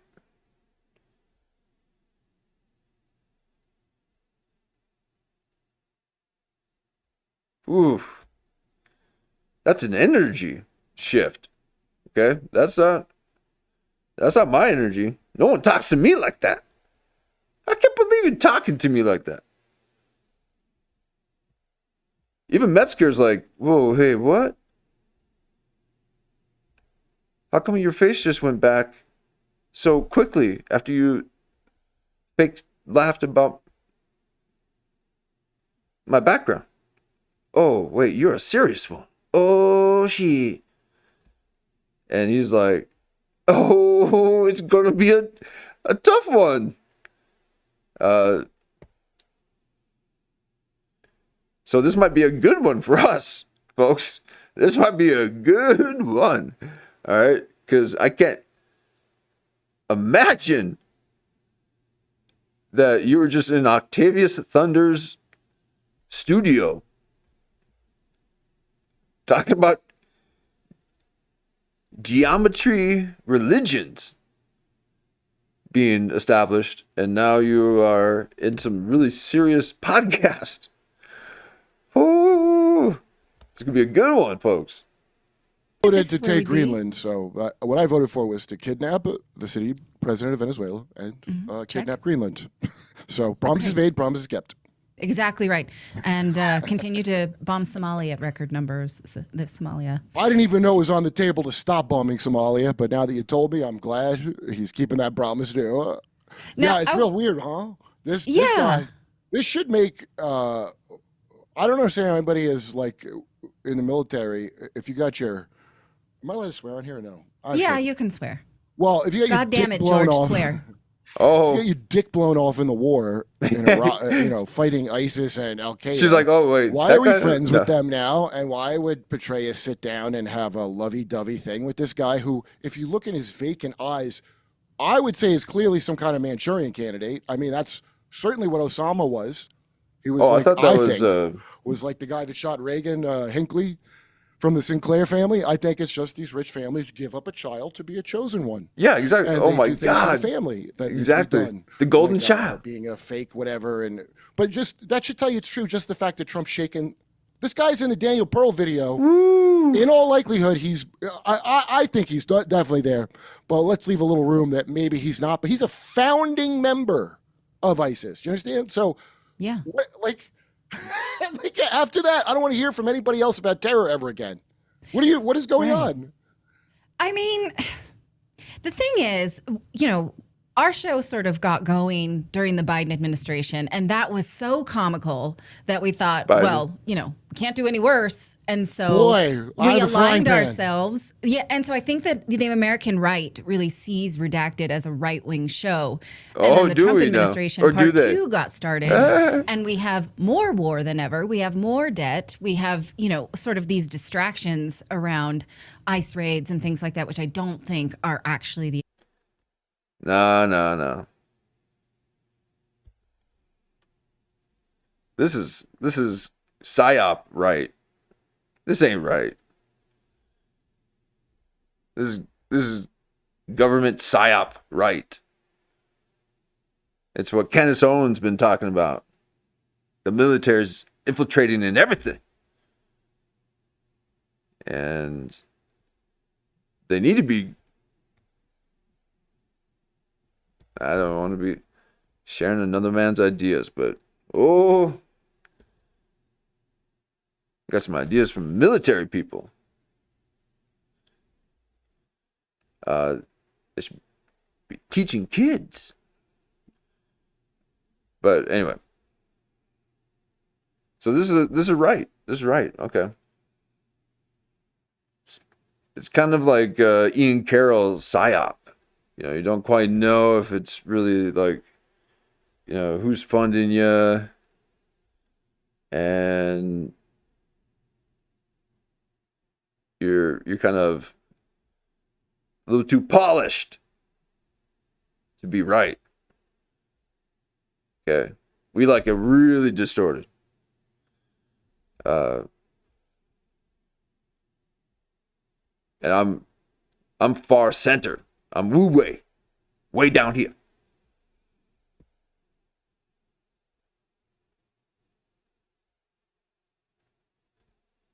But I guess it's a right-leaning podcast, or like okay. But she just said that's what people were kind of saying that about her show after they got started from the Biden era. So she's just kind of being a political commentator. That's fine. So now you're not right, you're not far right, you're hard right. Okay, this is these doom and gloom dark right. These are hard rights. And these, I guarantee you, they're funded by the military. And they're to, kind of put this little seasoning and kind of stir things up a bit and create a bit of a division within the party of the people.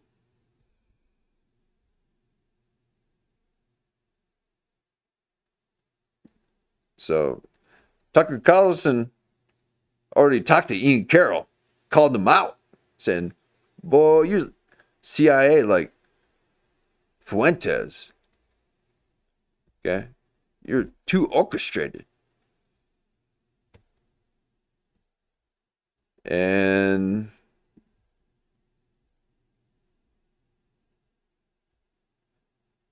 yeah, we'll see. All redacted. Everything redacted. Maybe she started it. Did she start the redacted renaissance?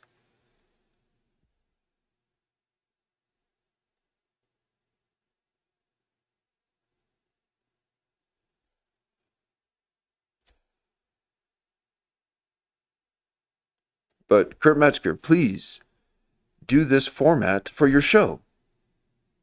you just have to pinch and zoom your thumbnails and crop them to do this. And then it just takes up a little bit more of a, real estate. You can have a little bit more real estate if you wanted.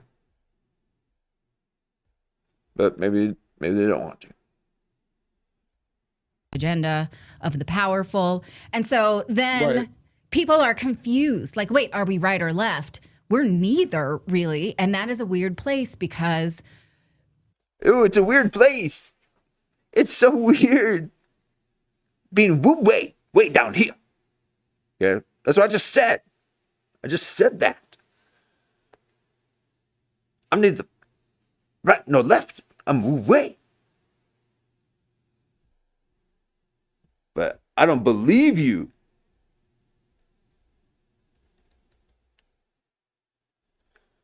She wishes she could be left. She misses the left. Look at that.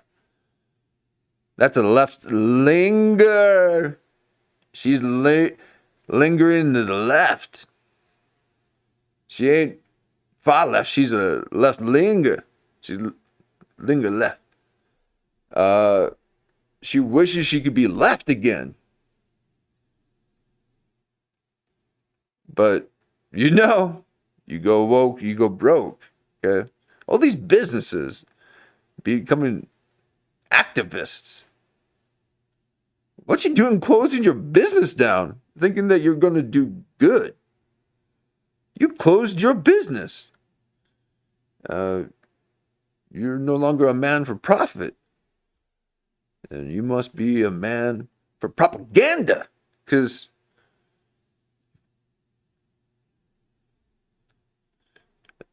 don't understand.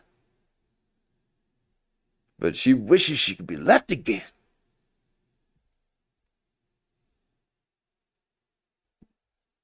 She had fun with all the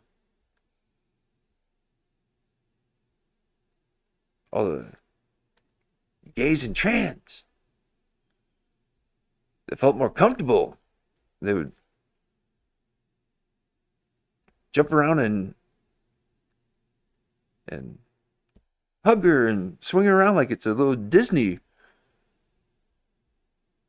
movie. Okay. She misses the left. It was, rainbows in the streets.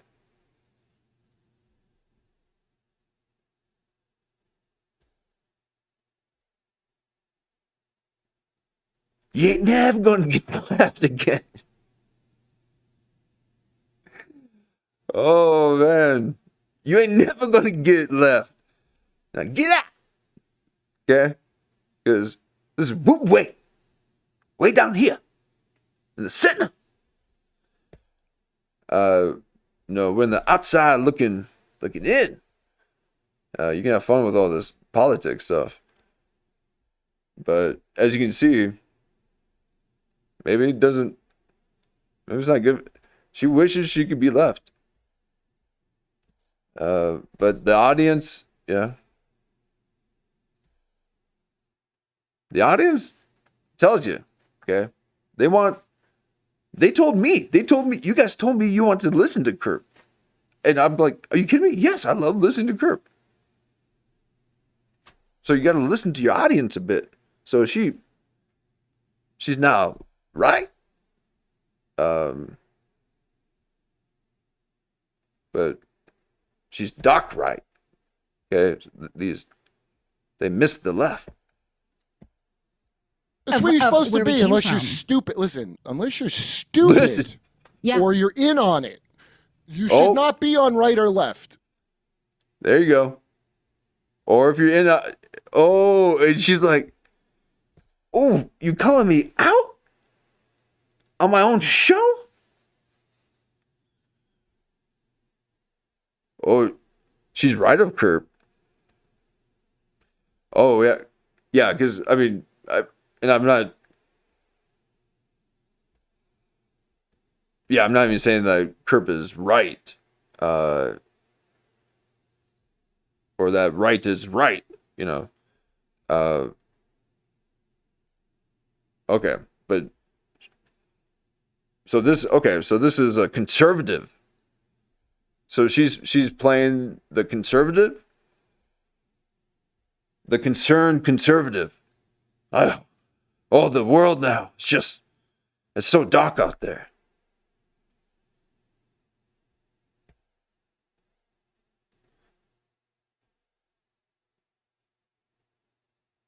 Uh-oh.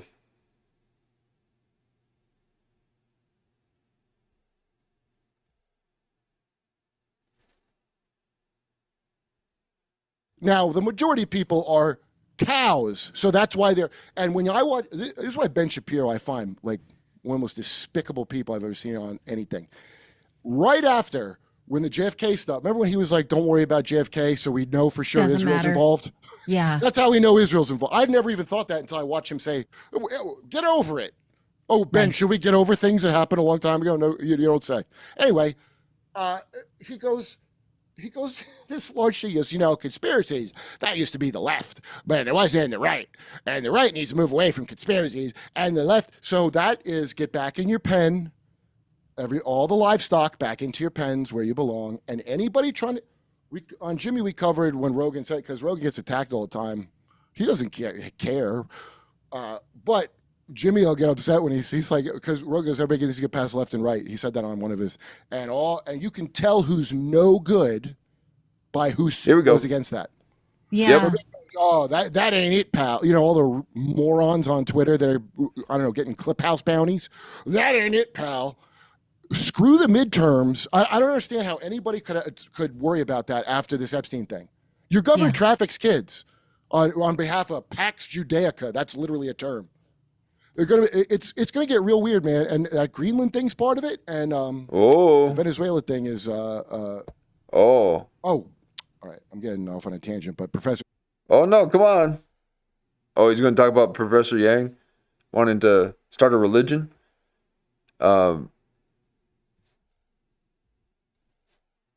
is all right. I'm getting off on a tangent, but Professor Zhang, have you had him yet? No, I don't think so. Okay, on my show, he made this prediction.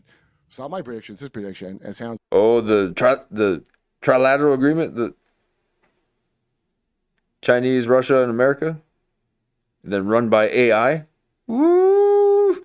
The AI general, okay, the world general AI. So when they talk about AI general AI, where it can just do everything and not, these singular things, that will actually be the ruling general over the three nations: the United States, China, and Russia. It's weird, but then I was like, oh, maybe. He said he thinks that Maduro is a CIA asset the whole time from the previous administration. Oh. And Trump's blowing, and he's in on being This is kidnapped. crazy. Because they took him and his wife, I realized when I think. Oh, let me back up. Sorry, I was wrong. Maduro is a CIA asset the whole time from the previous administration. And Trump's blowing, and he's in on being kidnapped because they took him and his wife, I realized when I think about it. They took them both. Yeah. And so Trump's disrupting whatever that old op was, and this guy's going to testify when they put him on trial that the DNC and the CIA and whoever else had Venezuela rig the 2020 election in some way. Bringing in migrants. Now, sounds far-fetched, except which CIA some way. Whoever else had Venezuela rig the 2020 election in some way. Whoa. Okay. Now I remember this, okay? But he's in it a bit deeper now. And the last time he mentioned this, I think it was just real briefly. Yeah. So, yeah, right. They put him on trial that the DNC and the CIA and whoever else had Venezuela rig the 2020 election in some way. Bringing in migrants. Now, sounds far-fetched, except I remember them saying among the Okay. Woo. I mean, that is okay. Again, now we're not zooming in on the women. Okay, that's why she has a little bit of depth of field. But you know, when your face is that concerned, that means you're, yeah.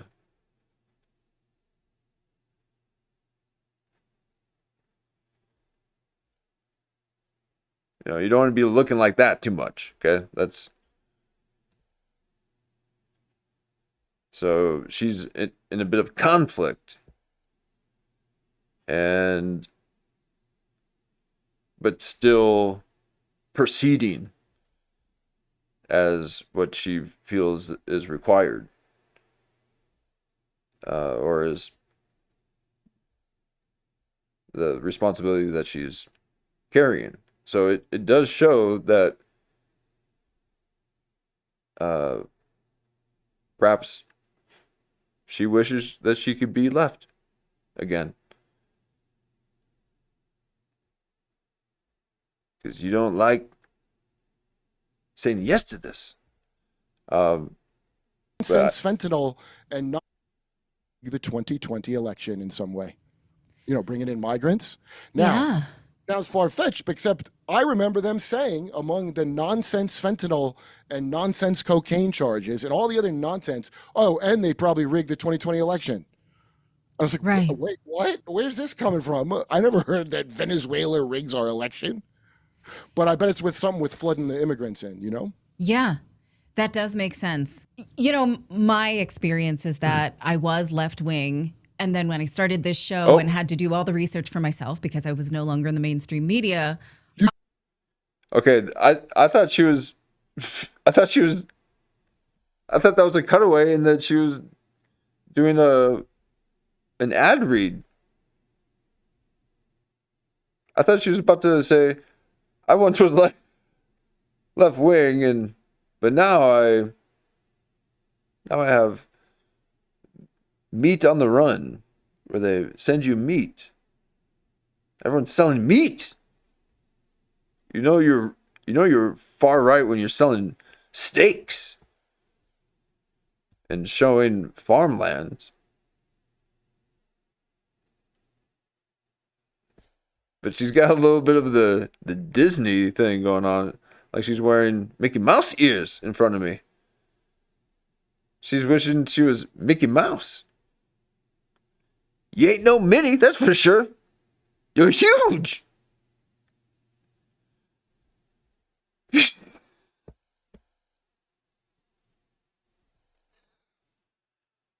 Now you don't talk. You don't. Did you really research? You never talk about how huge someone is.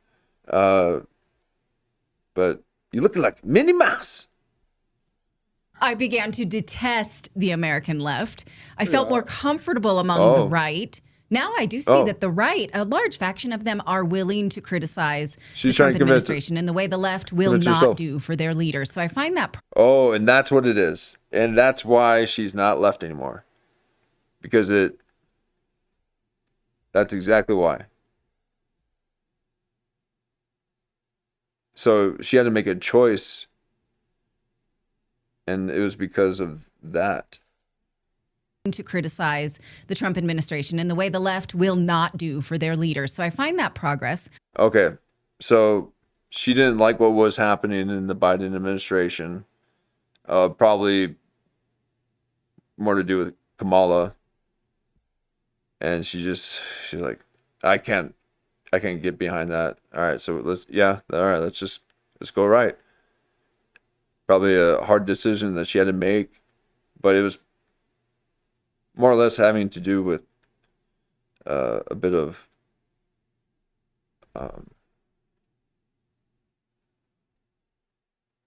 constitution,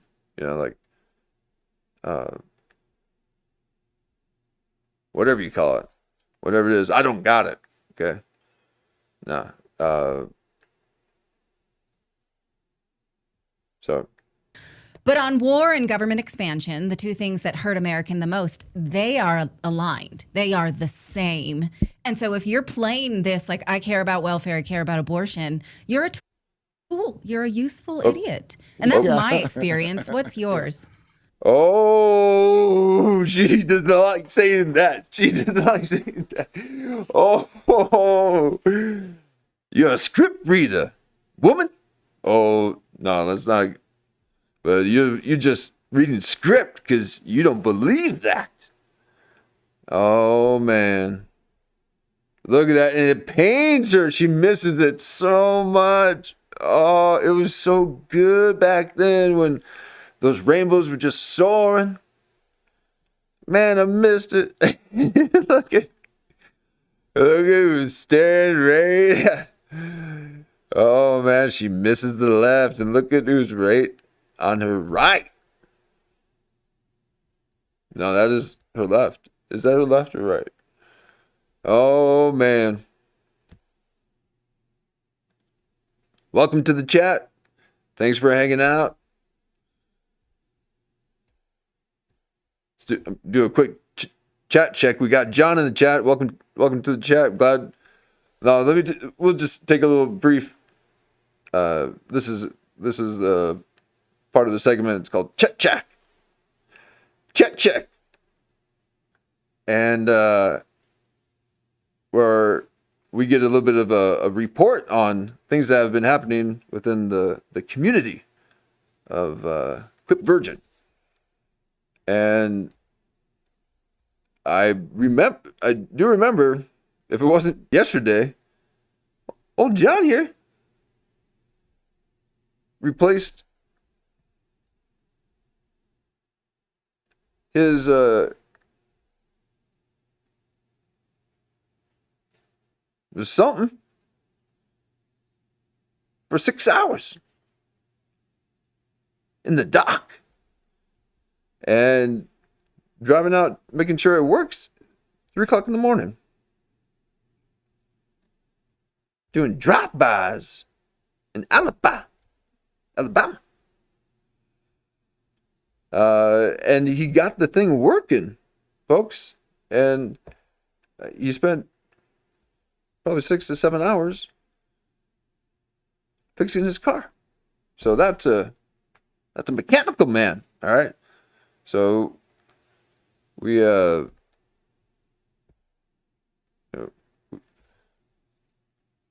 we tip our hat, to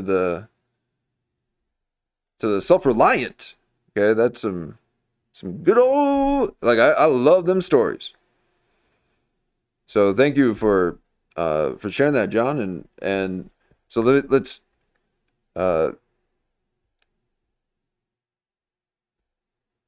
now that is like I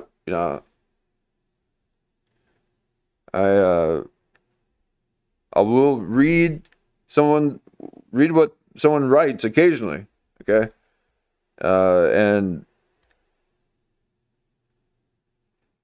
it's because we're part of the show, okay, but that means you got to listen to me read, so don't be purposely writing novels. Oh man, don't you do that just because I asked you not to. Oh god, no. I'll read Shakespeare for every single one of you. But we got John here. Okay, so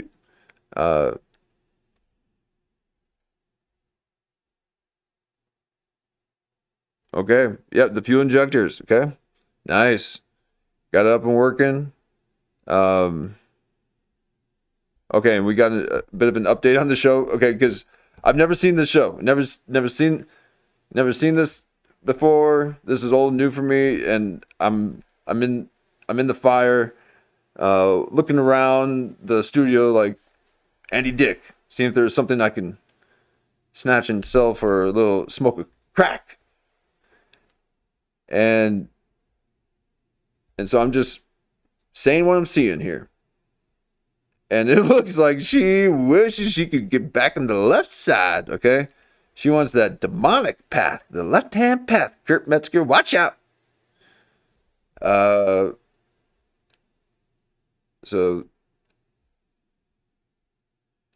since she's going to be right, she's going to be the doom and gloom, the thing to spread deceit within the party lines.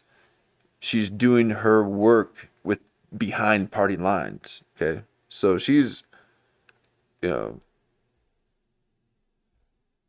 left lingerer. She pines for the left.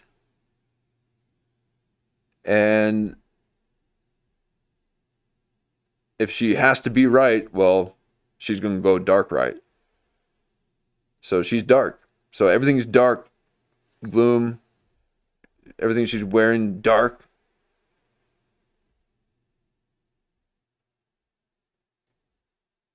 And that's how she is until she gets her own way. And then when that time comes, she'll be wearing pastels.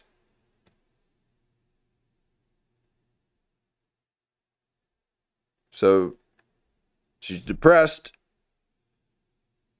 She hates it, but she's got to keep the thing going because she's got the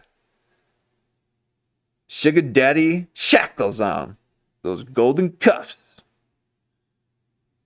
So this is just a quick observation, but we got so she was saying she had no experience in critical thinking before teaming up with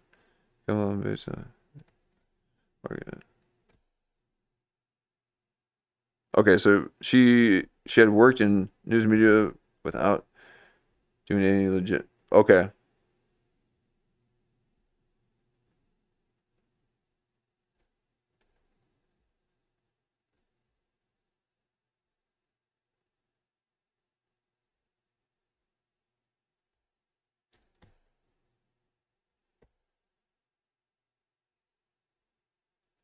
Yep. Yeah, you gotta be able to hold that fire. And she misses it. So, but Kurt Metzger, he likes it because he's not right. He's just he doesn't like pyramids. Okay, he doesn't want to be cut into anyone's matrix. I'll go for a pyramid any day. What are you talking about, Kurt? Okay, are you kidding me? Get in some of that geometry? How do they do it? It's a wonder. But here we are, Kurt Metzger. Yeah, well, exactly what he said. I mean, Jimmy says it all the time. It's a good quote. Whoever you vote for, you get John McCain. Yeah, no matter who you vote for. It. But I mean, that feels like go from Jehovah to leftist, though. That's the man. transition. How'd Do you become you a leftist? think that that's not normal? Okay, I guess because no, it could. No, it is. People, a lot of Mormons do. I mean, it's not abnormal at all. I definitely was like liberal. I would say I lived in New York 20 years. So. Yeah. Okay, this is a good one. Okay, so Kurt Metzger can't just sit, like take the lead and then rattle off his list of things that he says, which I don't mind. Okay, keep doing it. It's fine. It's fine. I've got the things I always reference just to keep the mind percolating. Okay, and I'm steeping. Okay. So Kurt cooks. I steep. Okay. And so we're going to get a little bit of bio from Kurt Metzger. Okay. Yeah, so we have this in common. Both of us were raised Jehovah's Witness and left at around 20 years old. And that's a very specific experience because I think that's every time I mention this on the show, I get comments of people who either were. So Jehovah's Witnesses are usually left?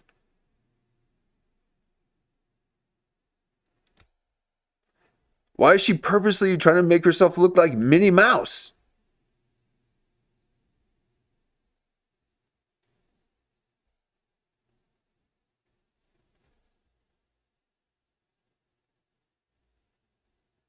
Jehovah's Witnesses or know somebody who they couldn't either get out or lost a loved one. So people feel very strongly about this.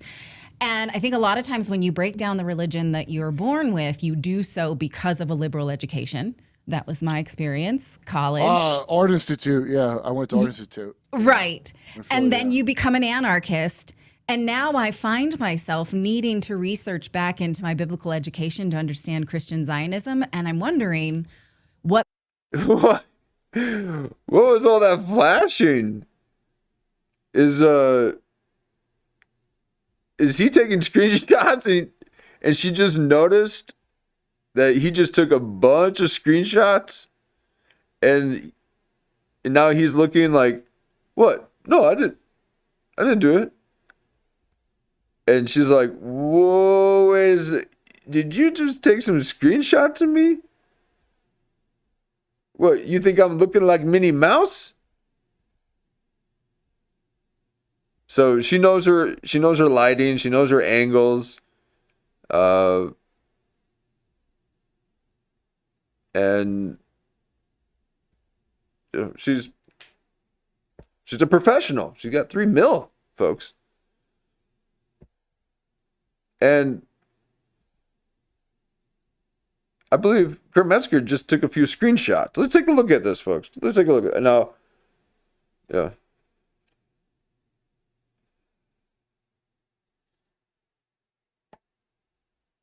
Maybe I'm wrong, but what would that be if it wasn't? And then you become an anarchist.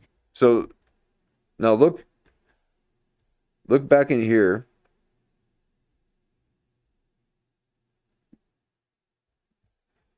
Look at his eyes.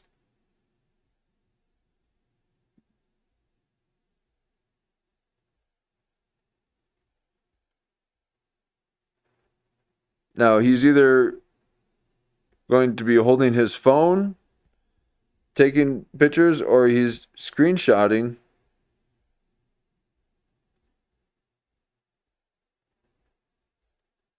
So maybe he took his phone and started taking pictures and the flash was on, or he's about to screenshot and it's going to light up the backdrop a bit. Maybe I'm wrong. Maybe because it's an overlay, it just glitched a little bit. But let's take a look here.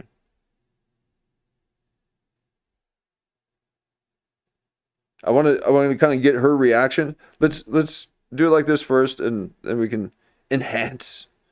And now I find myself needing to research back into my biblical education to understand Christian Zionism, and I'm wondering what baby I threw out in the bathwater. And so I am, this is my like full circle. It's not that I want to be a Jehovah's Witness again. It's like, what was there some, because the Jehovah's Witnesses. I really need to let these play longer. Sorry. The World Economic Forum and the United Nations, before that was popular. They talked about not sending your kids to liberal education before that was popular. And I'm like, what did they know? So that's where I find myself now. Here's what they knew. Oh, so Charles Day. Okay, so yeah. I mean that Rutherford guy. Oh. Come on. She hates it. She's like, yeah, tell me. So that we know how to do it better next time.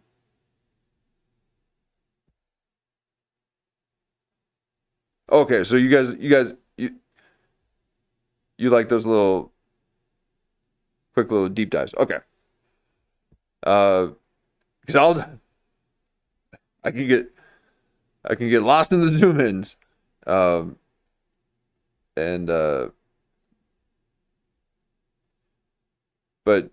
oh man, she misses the left. Oh man, can't believe it. And she's got to say all these things that really grade at her moral compass. If you caught that, you man.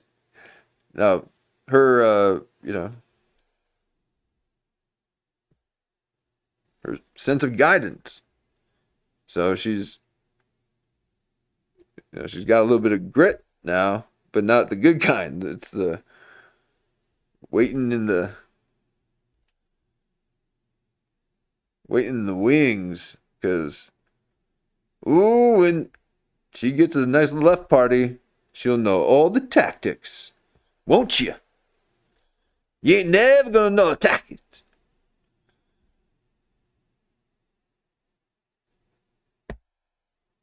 But how do you make the movie so well? And the music, it's almost like them sacrificing does something. Because the right don't do that, and their music sucks. Oh man, you can have Jelly Roll. What the? What you doing? Gospel. You're a pretzel stick. Jelly Roll. You're dry. Thin. Like a pretzel. She misses the left. And yeah. She's a professional. Is kind of the Roy Watch out Kroc, for the professionals. McDonald's of it more than I think Chase Russell.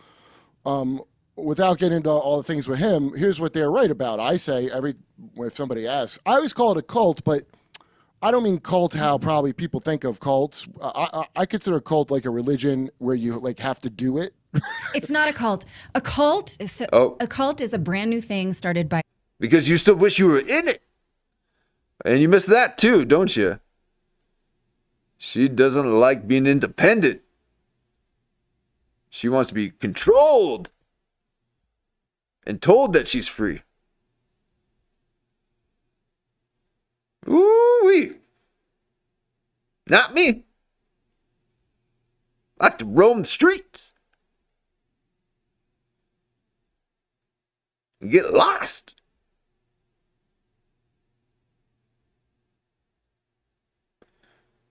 That's America.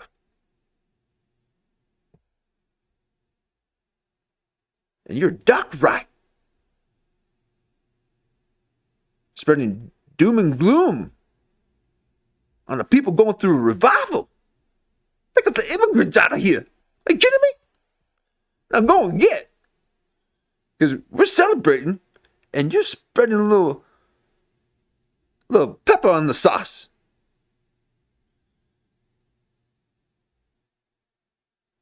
This is resentment.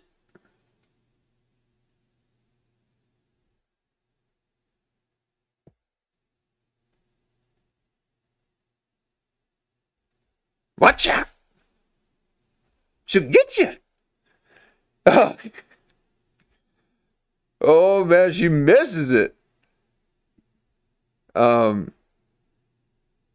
ain't never gonna get it. Now go get it.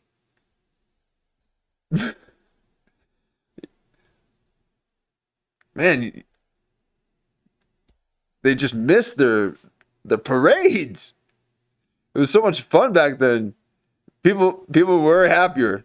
Now we are serious, okay? Quit being happy. There's work to be done. These people don't want to work. All these comedians trying to find ways to not work. It's unbelievable.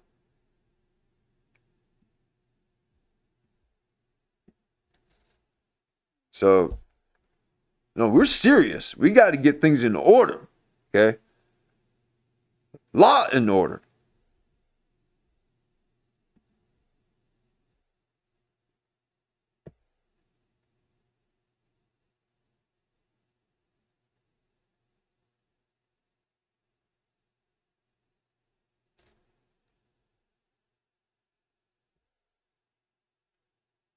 But still a little bit of hippie, okay? Because I like to, You don't got to get too crazy, all right? Still got to have fun, but we're trying not to work. You know, we got to, it's fun to be in motion. You know, connect the hand to the mind and to the body, and you make something. And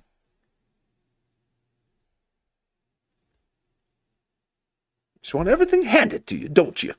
You go get it. Now go get it. But have your fun with your Doom show. Good Lord. This is why I can't get too much into political stuff, because it's like you can see it all over them. Oh man. Nah, we're Jamie Kennedy up in here cleaning up the streets from the leftovers. You guys messed it up. Oh boy. But again, I don't got enough numbers to be political. Okay, she's got 3 million. She can pick a side. Okay, I'm everyone's side.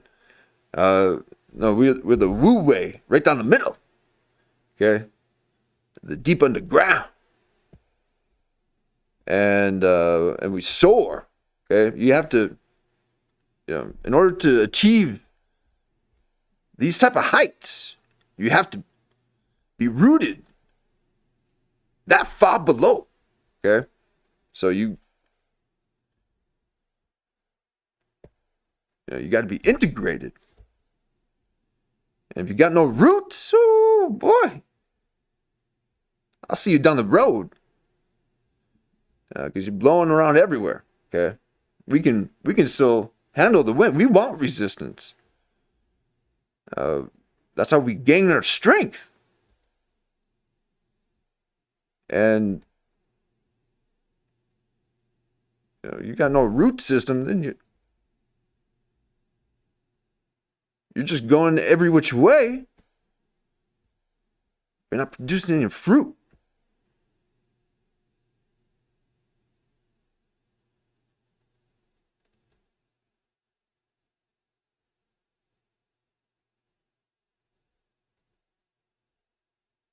You got to get in some better soil. Okay? Everyone can get rooted.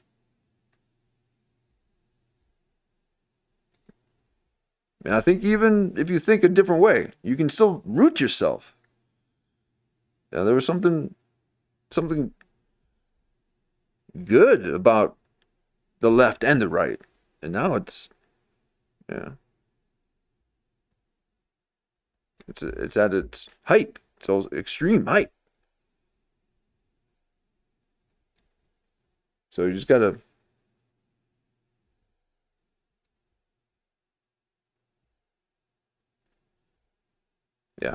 roots is probably just gotta be nature, old Mother Nature. Okay, you just gotta get back in nature cycles. Okay, we're Luna. Yeah, I'm on lunar cycle, and we're coming to close on the full moon. We had a nice 3 days of a full moon. I got my 33rd episode right at the beginning of the full moon, February 1st. And we're going to get that 28 days a month, 13 months. I guarantee it. Because we're going to start a revolution and get rid of this calendar. And get back to that 13 month, 28 days. Come on. You kidding me? Just give us another month. Oh man, they don't want us to be rooted in nature. Or that man-made ship that's hovering over our skies. Who knows? It's the same diameter as the sun, though. Come on. a brand new person. So like if Heaven's Gate, a sect is a spin-off of an existing doctrine. So Jehovah's Witnesses are a sect of Christianity. Well, we're getting rid of all the words, and we're going to just a few words and the 1984 map from the book 1984. So forget that, what you just said. Just forget about it. Okay. Yes, tell her. Yes, Kurt, yes. Oh, yeah. He knows how to do it, man. Because I'll just tell you. But he does it. He does it nicely. But, oh, man. You talk to me sideways. Oh, watch it. No, you can talk to me. It's water off a duck's back. You should be able to be spoken to anyway. Now,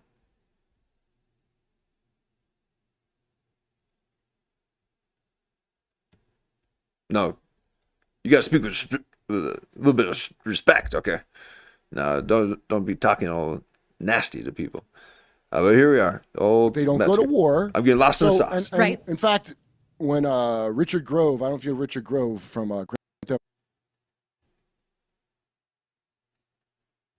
the World podcast, who really put me on to all these things that you're talking about. He sent me Tragedy and Hope by Carol Quigley. He sent me the original Tragedy and Hope by Carol Quigley, Bill Clinton's mentor. It explains the entire plot of England to get America back in the fold by Cecil Rhodes of the Cecil Rhodes Roundtables and Lord Milner. They're all these stinking English. It's their like little soft power nonsense. But Tragedy and Hope. Carol Quigley was given cosmic level clearance to go to the archives, as Doug Murray calls them. You haven't been to the archives. Well, this guy went to the archives. He's a respected polymath. The Vatican or where? That's the one Clinton said is my mentor, blah, blah, blah. So he wrote this book, and he was on the side of the New World Order. He was completely on their side. He was like, this is a great plan. We should tell everybody we're doing this. And he didn't know they didn't want people knowing they were doing this. And he realized it much later. But if you read Anthony Sutton, Richard Grove sent me that one, the Wall Street and the Nazi, I can't remember. All the Anthony Sutton book, the Anglo-American World Power is either Quigley or Anthony Sutton. They're all in there. It's like the dry skeleton of the conspiracy or real world. There's nothing with aliens or anything. It's literally these round tables of British PDF files who go to other countries to, so South Africa, the inventor of apartheid, Cecil Rhodes, that piece of shit. You know what a scumbag that guy was? He's the worst. He's the absolute worst. And he's the reason we have this stupid NATO setup and all this bullshit. Oh, I mean, man. He's obviously probably a puppet like they all are, but it's just British soft power is where this came from. You can see they're demolishing Europe right now. That's I like to think of it like private equity has extracted whatever they're going to take out, and the king's good, and we're going to not even be a country no more. They clearly hate their own people, right? And that's what that is. But here in America, we're going to do that North American hemisphere thing from the Techno State book by Brzezinski. Yeah. And so are you saying... Well, let me back that up again. What? The northern... So there's going to be a divide in the... That's what that is. But here in America, we're going to do that North American hemisphere thing from the Techno State book by Brzezinski. Yeah. And so... Ooh, what is that? Kind of do like where everyone has it like California, because California is vertical. Most states are horizontal.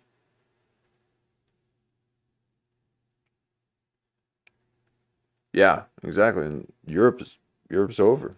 Ooh, man, I can't believe it. I can't believe people can't walk around anymore. I mean, Jamie Kennedy just discovered you can. And Europe's losing the ability to. Because they don't want the immigrants out. They want them to just go ahead and stay. Okay, we'll pay for lodging. What? Are you kidding me? Are you kidding me? Do you know that the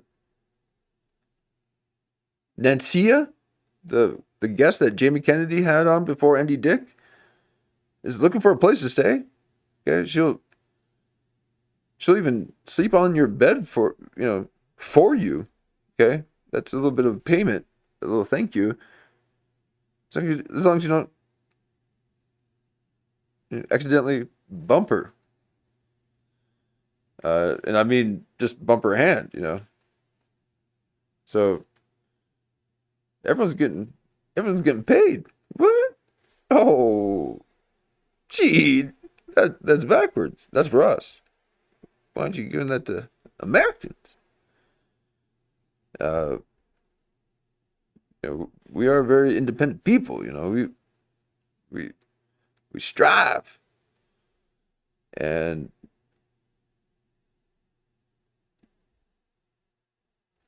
we don't got time to be figuring out what other people are doing all the time.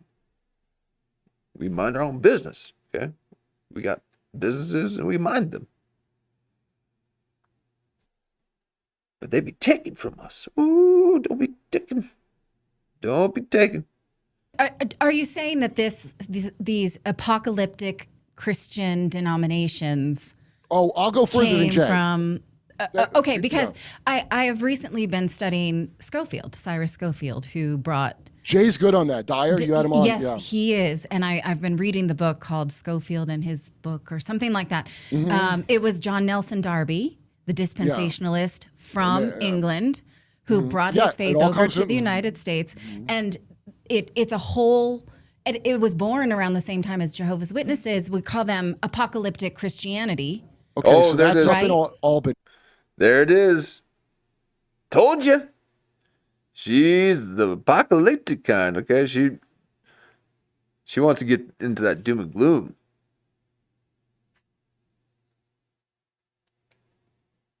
Now, that's reserved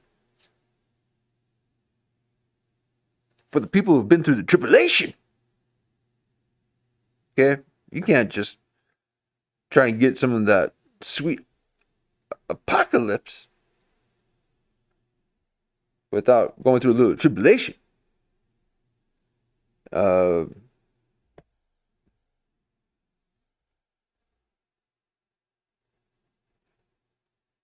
That's like the tech sector. Yes. Of new weird cults or sects, and then they come down. Oh wait, Sorry, I got a little lost there. Let me let that talk for a minute here, and oh man, so this is gotta be really tough for her.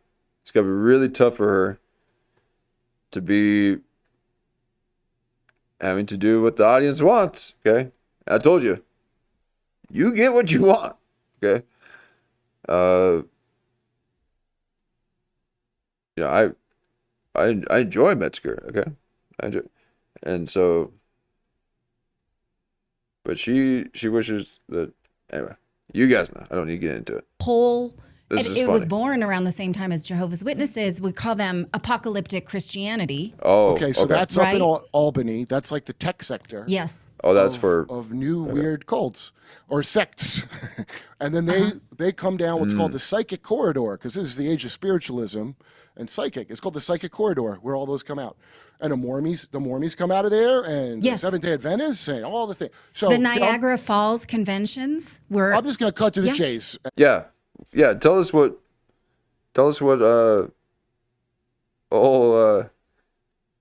Octavius Thunder one is. Okay, since you listen religions, Octavius Thunder started a religion, and Professor Yang apparently started asking him about some questions because he was interested in starting a religion himself. The man who calls himself a professor and is not. These are things that we we're finding out in real time. Okay, these are things that we've covered, and Too Lazy to Try can't keep up.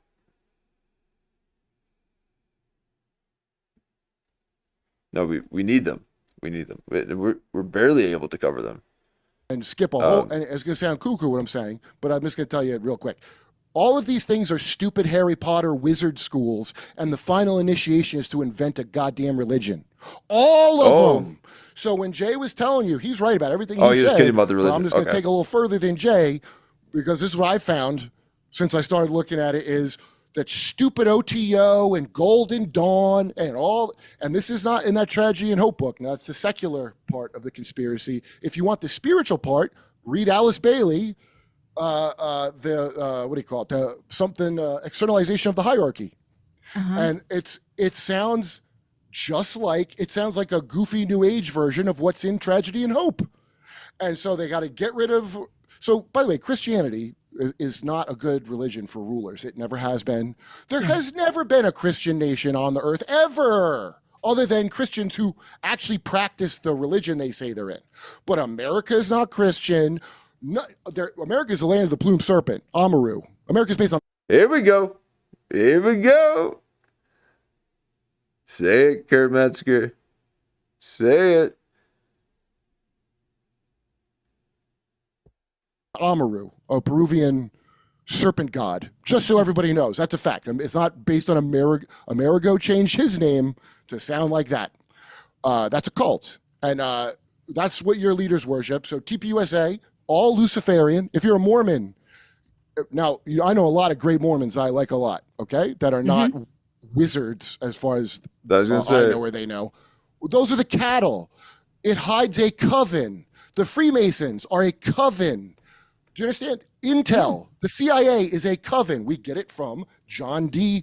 This is all British wizard bullshit. All of it. And so with it, do you think that it's... Yeah, because you got the Pentagon. Come on.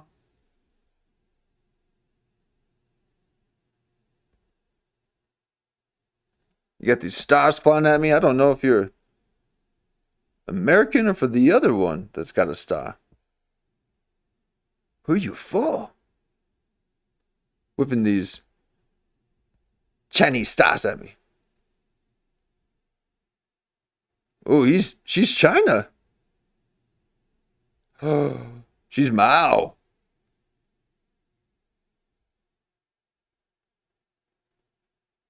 This is Mao right.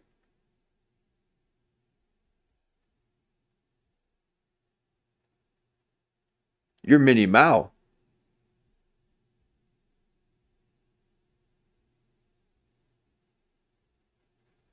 You said she's from Portugal? She's from Portugal? Did I mention that the other that Nasia should be doing this kind of stuff? Because I definitely thought about it. So I must have. She was giving me Nasia vibes. The Portuguese house guest, allegedly. Okay, I don't know if they're really.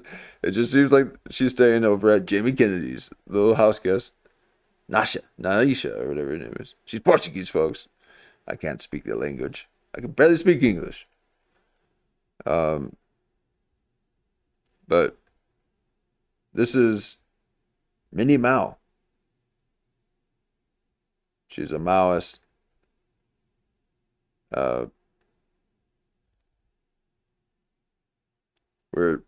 These are just jokes, folks. We're just having fun. But these are Chinese stars flying at me. Or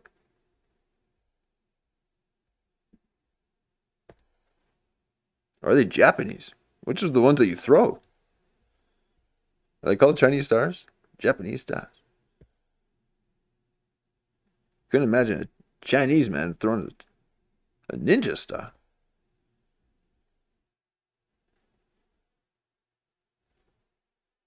With the explicit intent of controlling people. Yes. Well, But New for Atlantis. political This is Atlantis. aim or... I mean, total control. Gore Vidal, if you watch this great documentary called United States of Amnesia that you can see for free on YouTube, Gore Vidal United States of the goal of every society is total control. He's exactly right. And that's what the goal has always been. And it goes back a long way. I would tell everybody to watch Windows on the World channel. This guy, Mark Windows from Britain, he's got a great video called Ancient Egyptian Crowd Control. And it's all about this corrupt priest class. And they have these stupid puppet pharaohs that are dressed like idiots, and they're inbred until their heads are too long.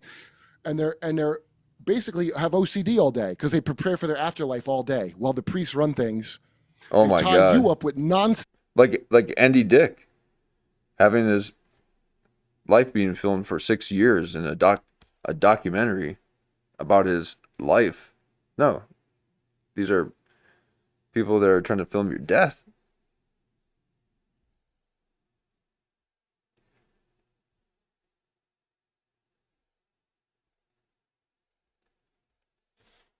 Sense and allegory, right?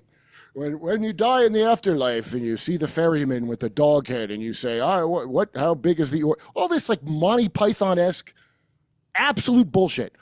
That's how they controlled Egypt. And everybody, and the polytheism is almost like you got to pay a bunch of gangs all day long.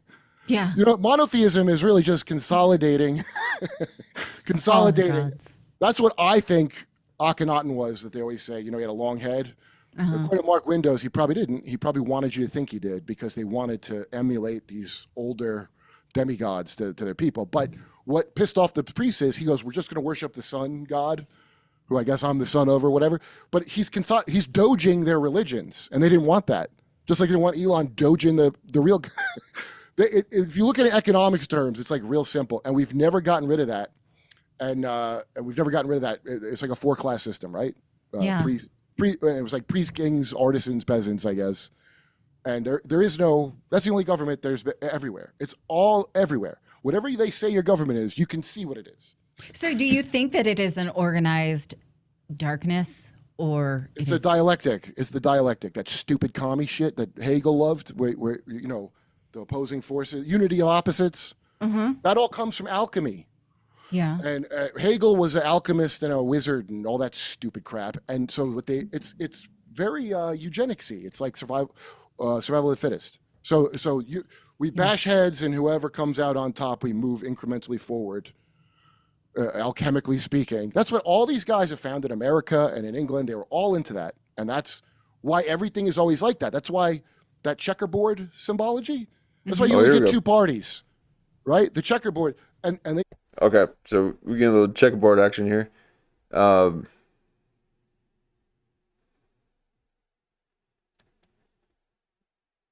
See if I missed anything in the chat, if you could bring it back up. If there was anything about the show. Sorry, I was watching this, but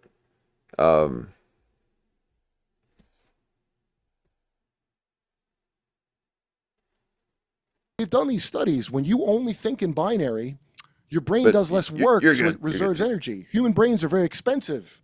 Yeah. Right? That's why you got to eat a lot. Whenever I'm writing for a show, I'm eating carbs all the fucking day.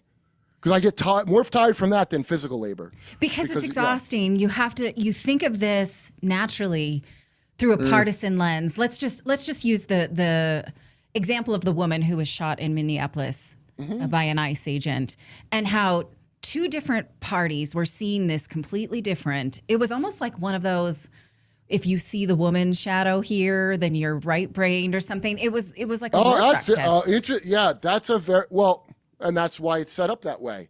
Oh, by the way, you know the street she died on, right? It was 33rd Street. Oh, I don't know why I got to see it. Here. I know it sounds like I'm making it up. I hope that I am wrong, and I hope a eagle-eyed viewer will be like, Kurt, that's ridiculous. It wasn't 33rd Street, and I will be glad to hear it. But as far as I know, it is. Anyway, never mind that woman.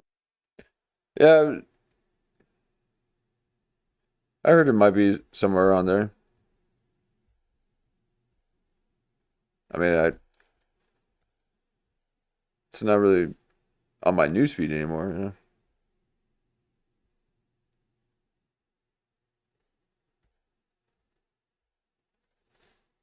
That's the one that's the paid influencers by ICE are pushing around.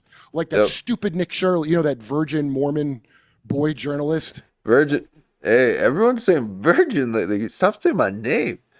No, my name is not virgin. It's Clip. Now, I don't know if I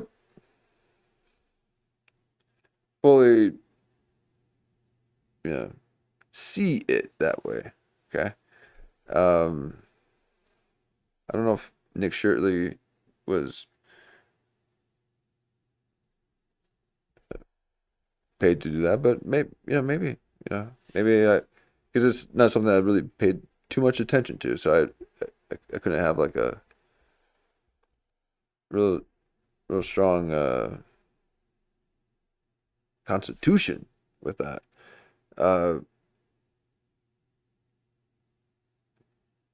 But I could see what he's saying though. I mean, maybe. Okay. Yeah, Nicki Minaj is also head over heels for Trump. Okay, yeah. I guess the right has their tactics too, maybe. I mean, I don't. Otherwise, I don't really see who would put Nick Shirley up to this. Now, when it comes to these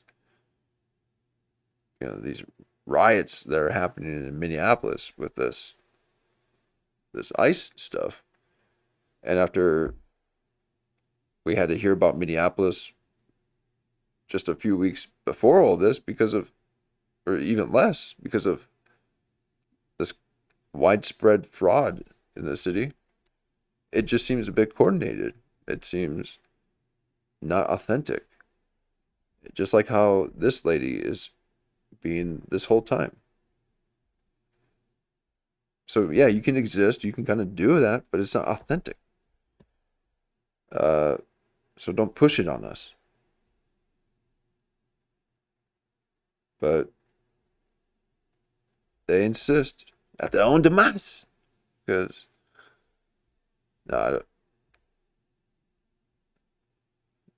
we needed both. Whatever you wish, but yes.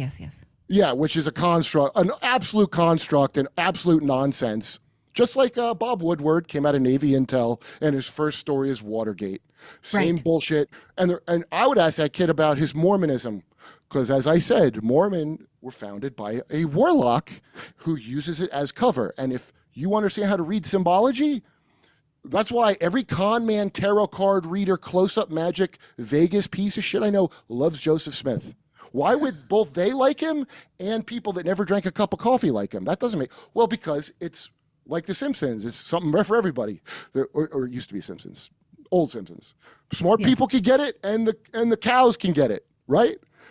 The symbology, it's that they have all these secret code, all Freemason symbols in their temples. Right. Go watch Dame. Yeah.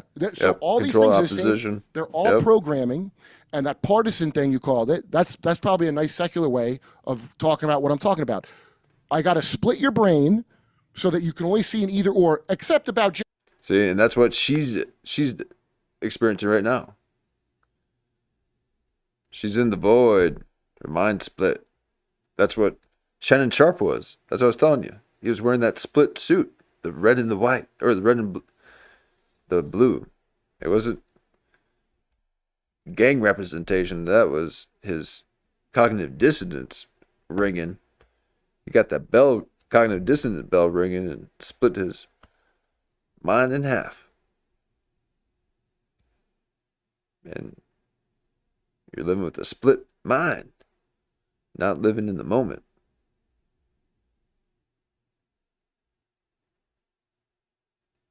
Questioning everything. I never questioned a thing in my life.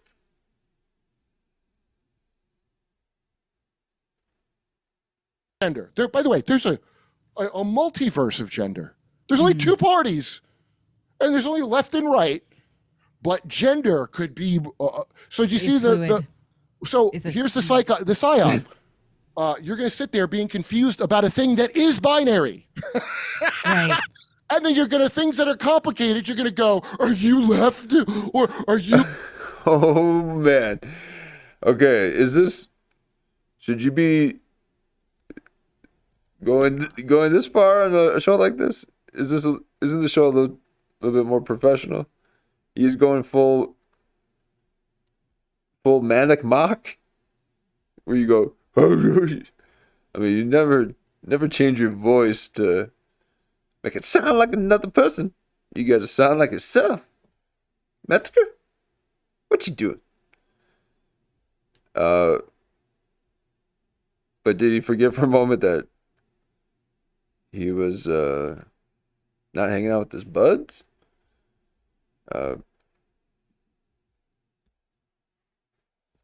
Oh man. No, we give him a pass. Okay. But maybe she's just looking like this because she doesn't quite know how to, Now I think it is based on like the context of what he's saying. Okay. She doesn't like hearing the things and she's just kind of painfully agreeing. But it could also be because if you don't really know how to listen to Metzger, it might be a little bit of browbeating almost. You don't really know what's happening. You're like, he's yelling at me. Watch out. But no, he's just speaking in hypotheticals. He's talking to his shadow self.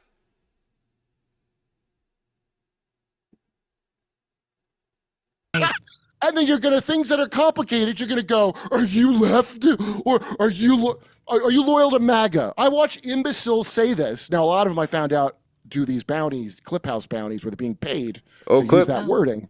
He said Clip and Virgin within three minutes. Oh, man. He's been watching my shows. Oh, my God. Don't watch me, Kurt Metzger. But no, why would anyone... Trump said, I'm loyal. I'm with you. Remember, he made fun of Hillary. Stop pointing at me. He goes, I'm with you. He pointed at himself. So it's not, I was never loyal to Trump. He is supposed to be loyal to me, the voter. Yeah. So That's you see right. how they jujitsu you so quickly?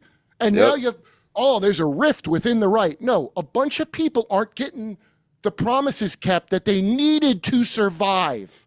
So they don't have nothing really to do with left or right. MAGA's not really a thing. The important part of it was nobody can buy a house or health care. Anybody going to an emergency room, I suggest you tell them you don't have health care, even if you do. It will be cheaper. Certainly in Austin. So is he fixing it? No. He's putting ISIS in charge of Syria on behalf of Bilbo, not a Jew who. Right. Now, how do you talk to normies? Because I don't know. I say get the legals out. The insurance would be cheaper because they're not as many people.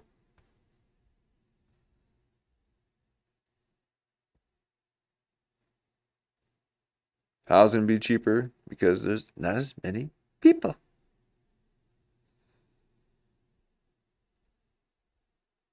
And there was a time where people were walking around buying things.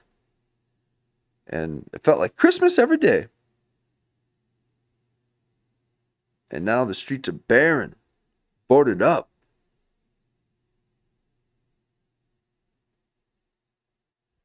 When the sun's out, it's a harsh white light. It's not even soothing.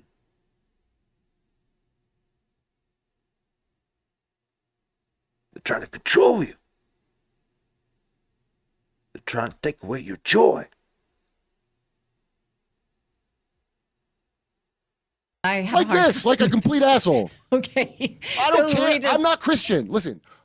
We alienate well-intentioned people. That's what I do. Good. Hey, Cattle, if you just, look, I want everybody to think of this if they think I'm out there. You all spent 12 years arguing if women have dicks or not. So shut up about that's crazy. We're way past that now, guys. we've lost the ancient science knowledge of if women have pee-pees or wee-wees. Right. So I don't want to hear anything sounds crazy or schizo. You live in a moron country under the plume serpent, Amaru. Oh, now, yeah. I noticed. And, is that a little Quasi Colado? Or is that, no, that's not Quasi Colado. I'm waiting for it. Just say it one time. No, it might actually be the plume serpent, actually. No, that's Amaru. That's America. So I'm saying we burrowed down deep and we saw the skies. America.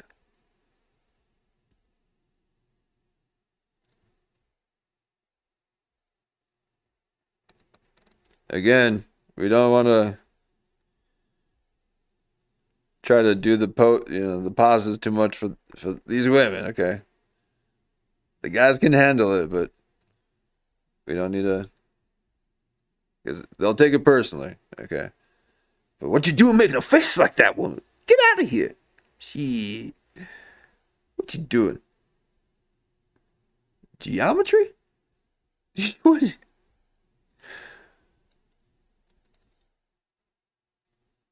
The faces they make.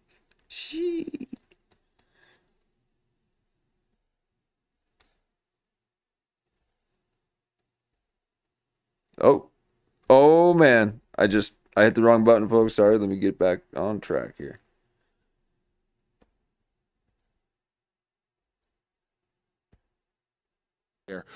You all spent 12 years arguing if women have dicks or not. So shut up about that's crazy. We're way past that now, guys. There you We've go. lost the ancient science knowledge of if women have pee-pees or wee-wees. Right. So I don't want to. Oh my God. That has got to. Oh man, he's got some good little phrases. Okay. That one in the I dare you. Or he's like, I bet you. He did it. Oh, man. So here's another one.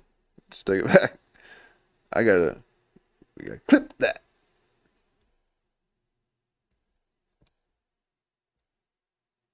And good on them to just turn it straight to him. Because you didn't want to see her reaction to that. Because he's speaking straight to her. That's right. He knows.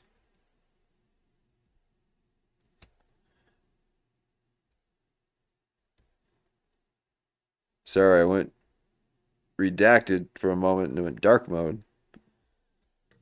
I want everybody to think of this if they think I'm out there. You all spent 12 years arguing if women have dicks or not. So shut up about that's crazy. We're way past that now, guys. We've lost the ancient science knowledge of if women have pee-pees or wee-wees. Right. So I don't want to hear anything sounds crazy or schizo. You live in a moron country under the plume serpent, Amaru. Now, I noticed that, sort of leftist friends have noticed that I am disgruntled with the Trump administration. Gee. Are you? We couldn't tell. Gee. You got more braille than a phone book for the blind. On that forehead. What you doing thinking for? Get back in. No, we are kind to the women, okay? It's the men we don't like. Ooh, man. No, we love everyone. But what you doing trying to convince yourself, okay? That is conviction.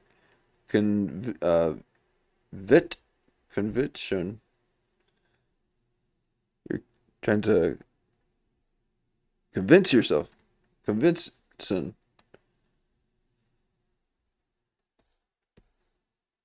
So this is just body language. You know, we do a deep analysis of the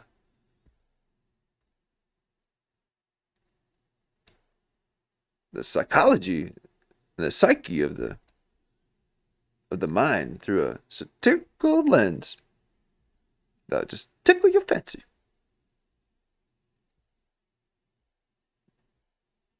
But she is pining for the left. Even though I stood against the Democrats. Oh. And so they're like, oh, well, then we're aligned, right? Yeah. Oh, then we're great. aligned now because you're seeing this. And I'm like, well, yeah, this is like Obama's Kill Tuesdays. Every Tuesday. This is why I'm not pleasant. See how Right. awful I'm not. Oh, she wants to be aligned. Oof. A Christian would walk you through the 5 stages of grief of learning about the truth because it's hard to hear. But I'm not going to do that. I don't know all of you. I'm just going to blurt it in your face with a stupid outfit on, and then time will make my argument for me, and you'll remember my dumb outfit. Well, that's true. Yeah. I stole this from Michael Malice. Michael Malice does this. That's who I stole it from. I stole the pipe from Scott Horton. Dressed it up like an idiot. This from is Malice. how you make friends and influence people, is just scream truth all the time. Well, I'm a clown for a living. So it's not like I start out respectable. I don't have no respectability to lose. So I don't care. And I've noticed the cage of that. We all tip our hat to for example, Metzger. Scott Horton, who's Okay. great, by the way. He gave me his books gotta are have- great. tip it to dead Metzger. on. He's friends with my good friend Dave Smith, who I couldn't be more proud of my boy Davey Smith. He thinks 9/11 was not an inside job completely, and I mean vehemently. We got an argument outside a steakhouse, smoking his pipe like this. That's why I got. Oh yeah. And he tells me, he goes, I have a blind spot for anything really, like Bohemian Grove or something. He's like, who cares if they do that? Well, I wouldn't care if they do that, but they're telling me they're trad Christian fundamentalists, but they actually go in the woods and do a ceremony to get rid of their conscience for the year because, they're all mass murderers and I guess apparently deeply gay. So I don't have a problem with, a mass murder part I do, but all the other parts, why are you pretending to be something you're not? I have a huge problem with that. That's the problem. He said this, I have a blind spot for that. I'm like, well, I guess, what can I say to that? You have a blind spot for that. I don't. I can see what you're up to, guys, because you said you're one thing, you're another thing.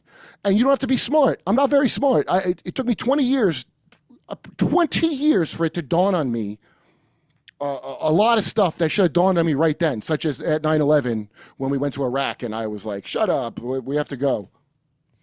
Couldn't, trauma mind control. You have to be smart to do this kind of work because someone is constantly putting a smokescreen in front of your face and you have to reference things. Notice how she pointed to herself while saying that. She just shows you what she has to do every day.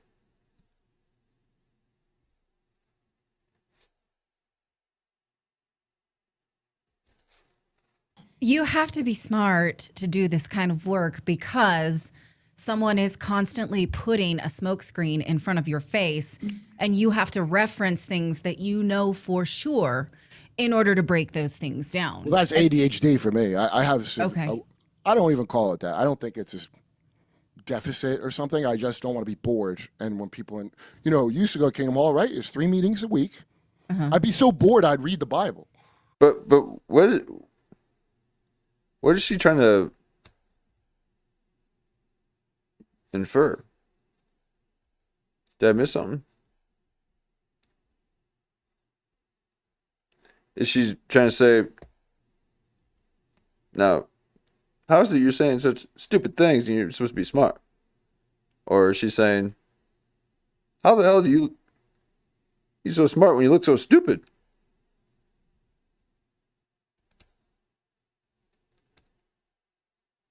Because you think you can just make yourself look like Minnie Mouse, that people think that you're Walt Disney.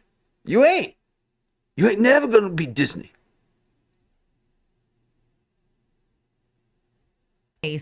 And you have to reference things that you know for sure in order to break those things down. Well, that's ADHD for me. I have. Okay. I don't even call it that. I don't think it's a deficit or something. I just don't. No, she's trying to trap him, saying, "Hey, you can't just say whatever you want. Yeah, you can. Everyone can. I'm saying things right now. Watch out.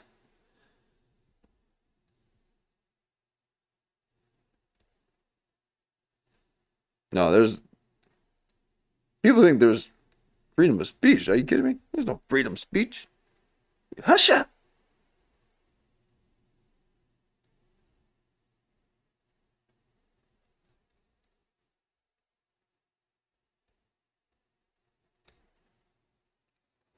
I think there was a pretty interesting take, that it's I believe Kurt Metzger was talking about this before. Someone just these corporations are running things. Okay, the corporations outlast who's ever in office. Okay, they're only in office. They rotate them out every 4 to 8 years. So the corporations, they're the ones that run everything. And then they go global, and so they have to have global policies. And then that's when you get the whole one world government. So it's the corporations. Consumers. But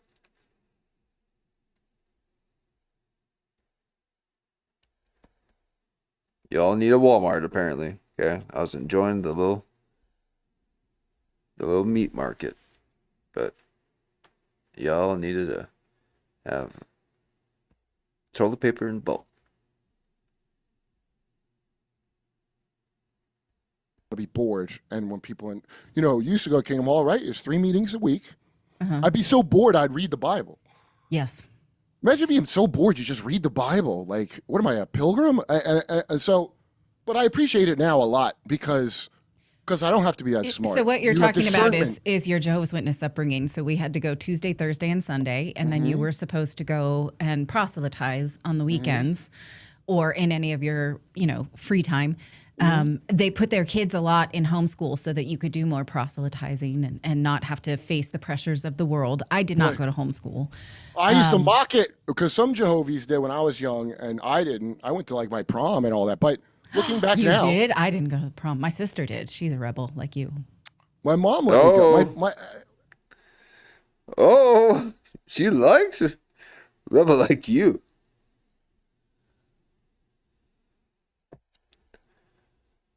No, actually, she might not like her sister, so she's now very weary of the rebel. And she's like, oh no, a rebel like you. She's like a rebel. Let's see that. So, is she happy?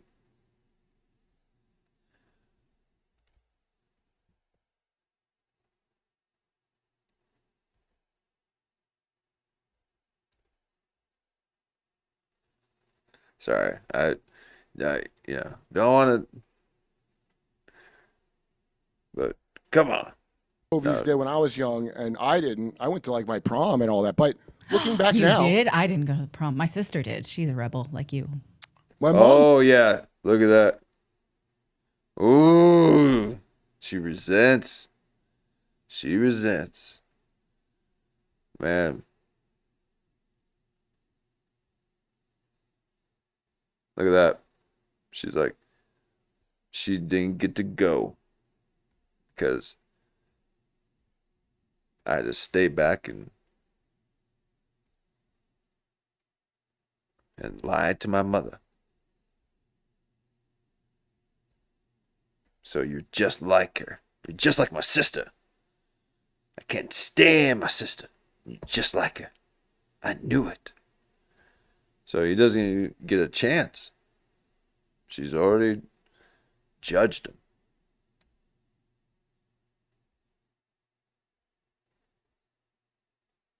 So very rare is it that you can experience someone in the moment. I have this baggage. You know, it takes a lot of energy to hold these preconceived notions of people. And then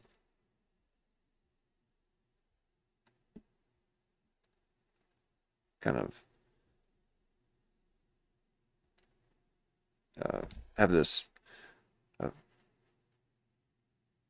bias approach. What is that? The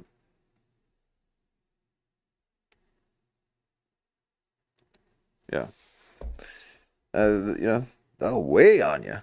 Okay, you gotta be loose. You gotta be right.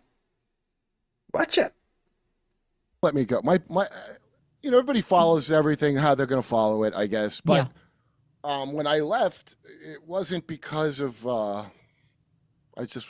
met a girl, like it wasn't like I had some grand anything, but and also the abuse they covered up, that's not cool. And you're not going to tell me you have any authority over anything with me after you cover that up. You're as bad as the Catholics and everybody else you rightly pointed out as being bad. You do the same thing they did. So your authority, and by the way, what do I need you for? If you believe in Jesus like that, the whole point of Jesus is that you don't got to worship an institution or have, like, I don't need middlemen. Jesus is there to cut the middleman out. If you're going to be a Christian, be a Christian. Why do you have to have like a cathedral around your head all the goddamn time? Right. It's very strict for. Because the divine is dome. They're trying to put us in boxes. I can't get the divinity up there. It gets locked in those 45s. That's a right angle.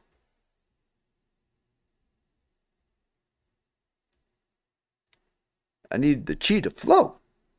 And it gets all blocked up in the corners. So we got to be in the dome. How the elders of your congregation have a say over your family life.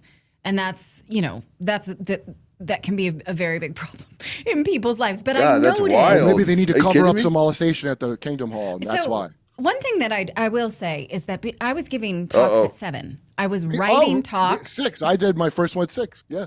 Okay. No. I wonder if it happened to her. She just rushed by that real quick. Do you mind if I pause this real quick and see if I missed anything in the chat about sometimes I feel like you guys are letting me know what the things I'm missing. Okay, so you guys know about this show.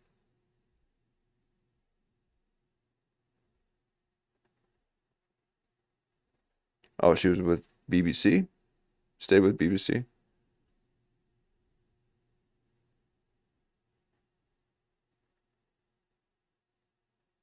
So maybe Natalie feels if she stayed with BBC, she would be running the place. Oh.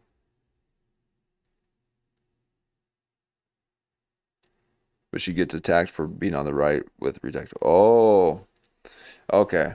So, yeah, there's a little bit of that defensive nature, but then still signaling to her old party, like, hey, I'm just give me 4 years, all right, and I'll be working on the inside.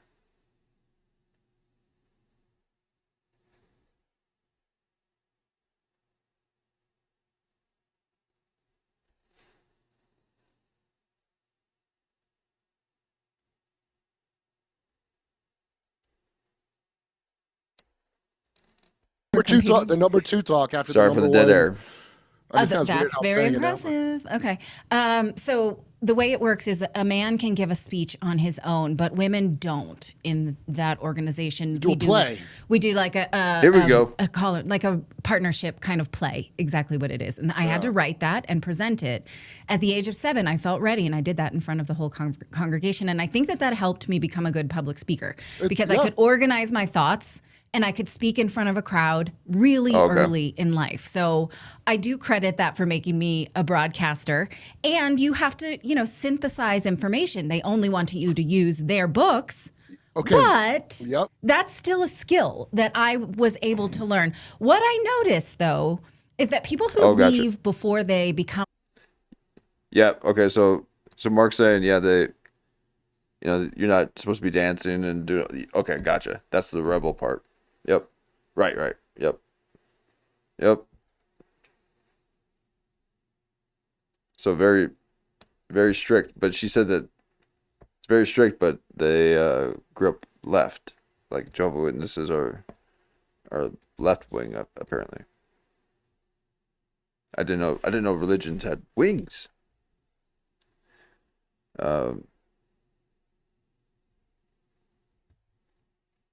Fully adults have a more balanced take on it. People who go all the way into their 30s and then leave. 30s is a long time. That's really hard for them to break it. They don't have friends. They don't know how to behave in the world. Ooh. They're bitter about it in a way that I am not. Really? Really? Because we've been saying a whole lot of different. See, this is bitter, okay? You see this on every single person. They all look like this. They all look like this. Now, Trump, yes, that's a mask, as in he's smiling and wearing his social mask. Okay, but you look at the eyes and she's looking at the past. And with this, he's looking straight at you.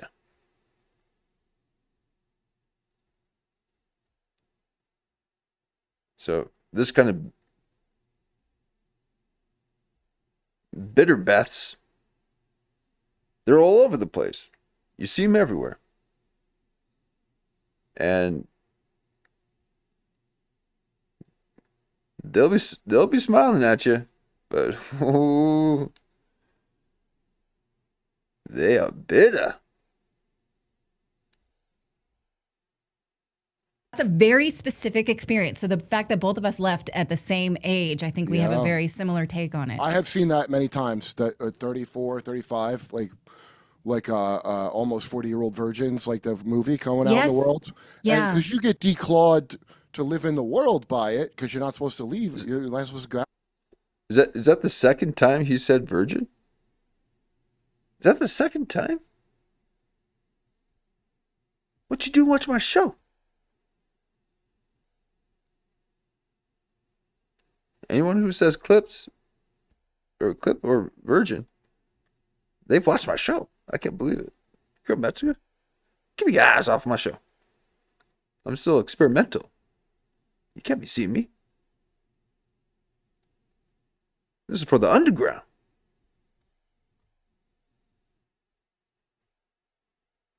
The resistance. The resilient. Out there like that. You're not supposed to be worldly. And let's face it, the world's a horrific, dangerous place. And it's not like you can. I thought when I left Jehovah's Witnesses, that was the end of thought. Sorry, let me get out of this here. So again, we're not trying to really zoom in on the women here, but oh man,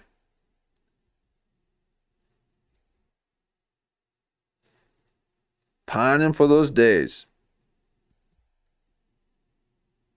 Control over me of any kind. No, it's worse when you go out here. It's even worse out here. You're not allowed to do your own research out here. But they trained us for that at the very least, right? They trained us to be critical of the world. So we can. I appreciate it deeply. I appreciate that I have never saluted the flag ever. Okay. Yeah, I'm so proud. Yeah, and so thank you, Jehovah's Witnesses, for him, because imagine Sig Heiling. It was a Sig Heil, by the way. Everybody, I don't know if everybody understands that. There never should have been a flag.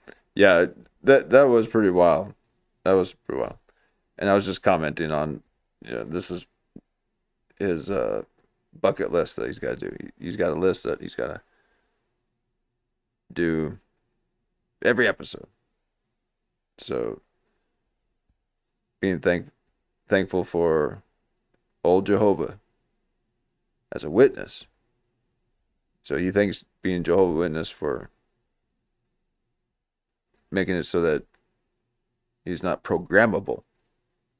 And had he not been a Jehovah's Witness, he feels that he would have been in the military, because he feels that the only reason why he's not in the military or went to the military is because he was once a Jehovah's Witness. No, Kurt Metzger, guess what? It's called a choice. Okay? You just choose not to do that. It's not because you were part of a little powwow. Salute ever made. I don't know why because people are stupid. Let's all do a ritual together. Let's all go a sigil baseball ritual that a Freemason made and go like this. And do a blood oath to a devil flag. I look down on it the way lived they did. abroad, that means Oh, man. Tell it, Kurt. something different to me now, but I understand what you're saying. Is that, and also, we are not allowed to Wait, vote. which part? Well, Yeah, which part? Because he wants to know how he rang your cognitive dissident bell. Okay?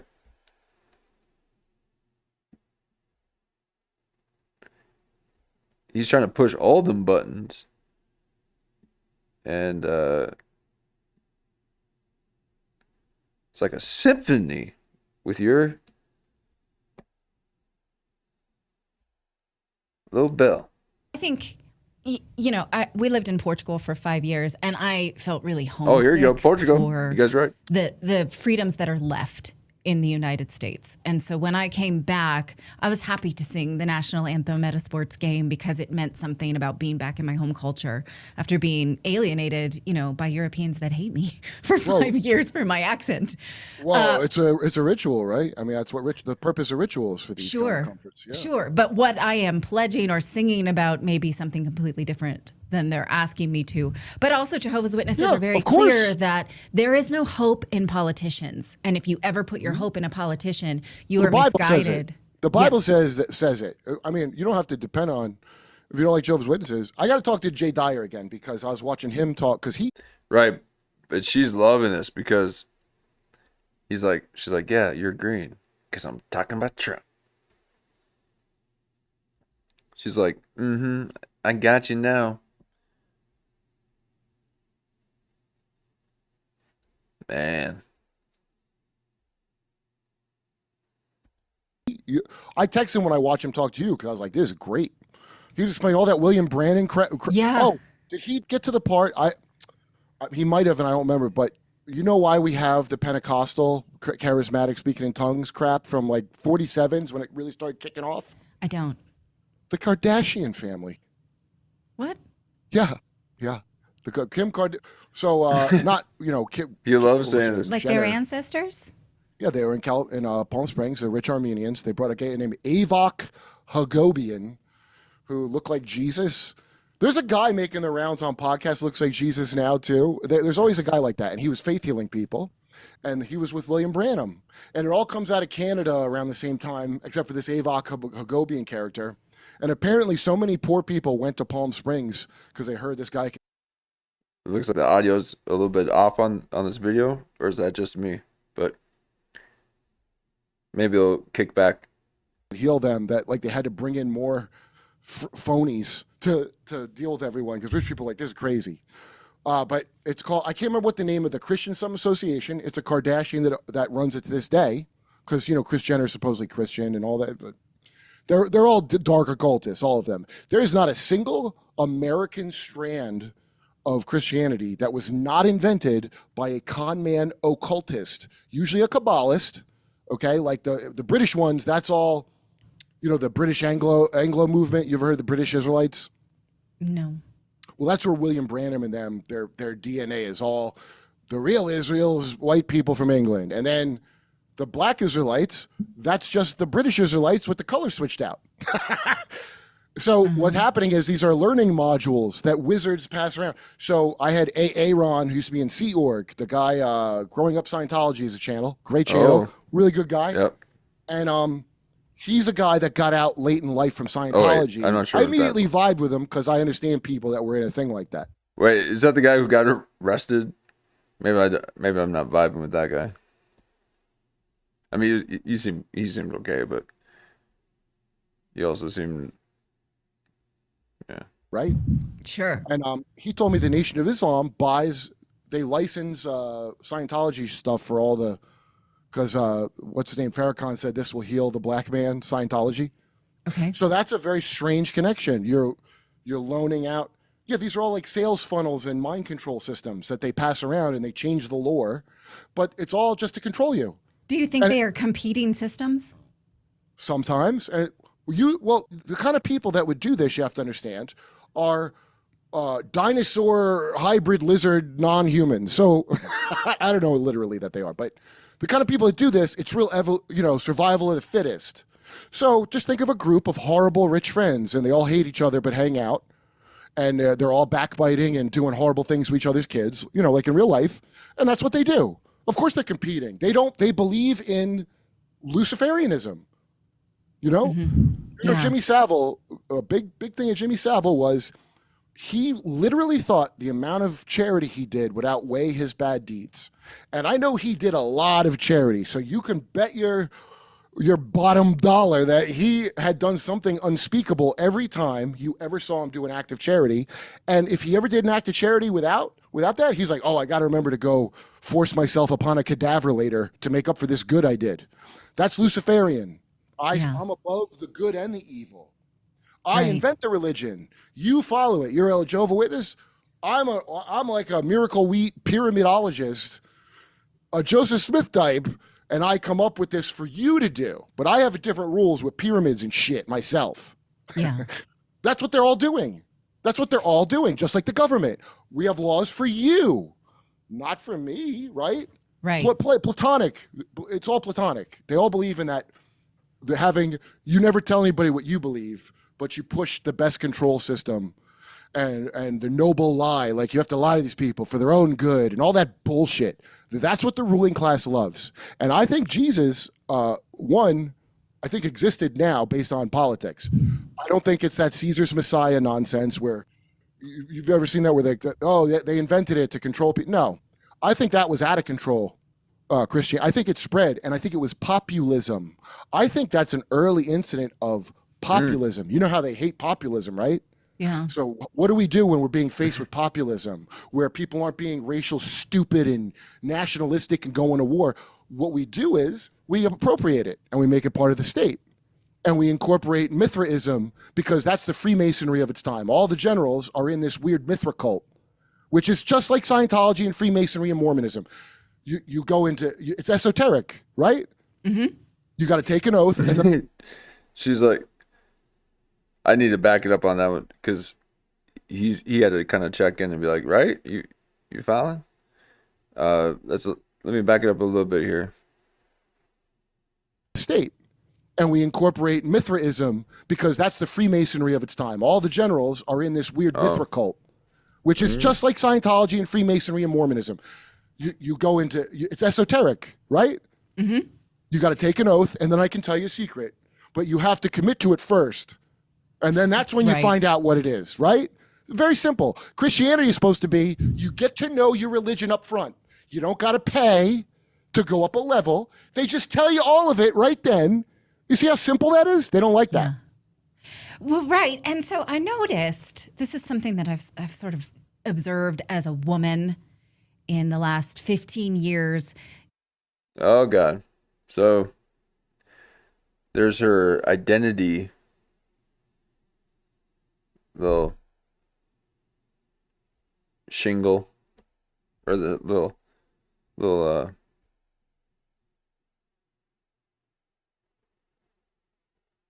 coinage. So she's already going for. So she's a identity politics. I'm a woman from Portugal, or I was trapped in Portugal. What you doing with an identity? How dare you have an identity? Is that how does this happen? Is that these young educated women start to gravitate towards paganism, and they think that paganism was the converse of Christianity, and that Christianity perverted what is supposed to be witchcraft. That's the educational system is designed to do that. That's what all the theosophy. And they all feel so punk rock. I am anti-establishment. Oh God, she's going at her sister right now. Oh, how pathetic. How pathetic. She's posing all these questions to Kurt, trying to talk to her sister through this interview. Ugh. Ugh. Come on. Sorry for the gross noise, but oh. She's a scolder. Look at that. I told you to get back here when I... Look at her. My lips don't even move. And I speak for hours. I'm a ventriloquist up in here. Cha-cha.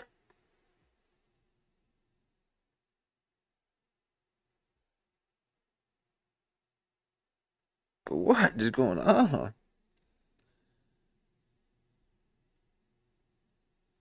Ooh-wee. Gotta tread light.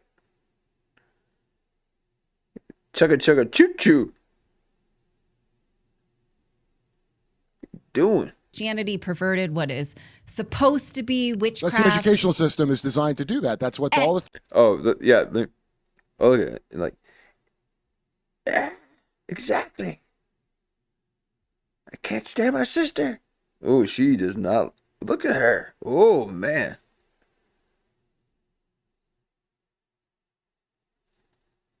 She's not happy.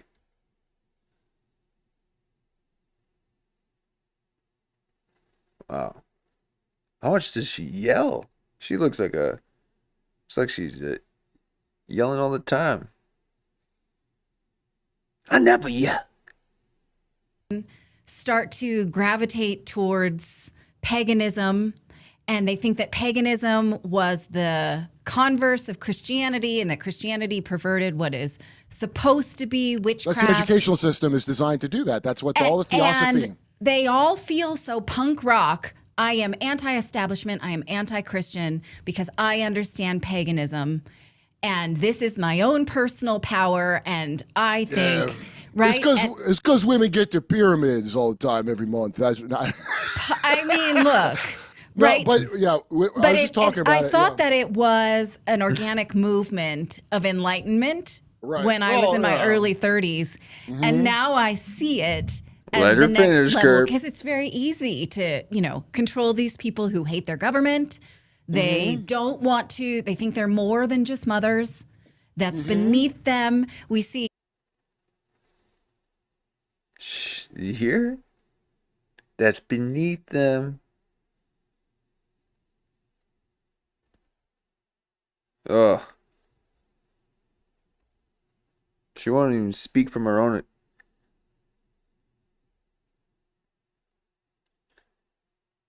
Well, she is speaking from her own experience, I guess, but not.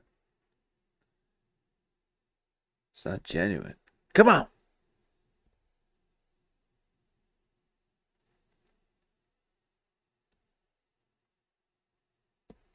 Unless it's her daughter.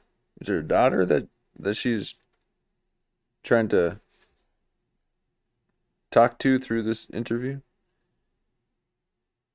You got like a hot topic that you're trying to. No, it's probably her sister.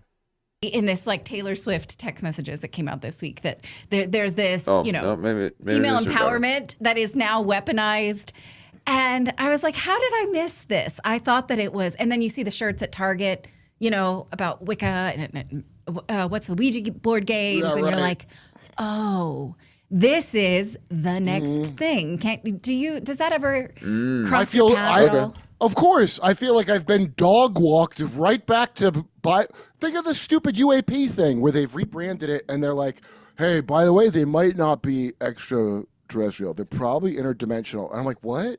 Oh, we have to call them UAPs now because they go in water too. Is that why?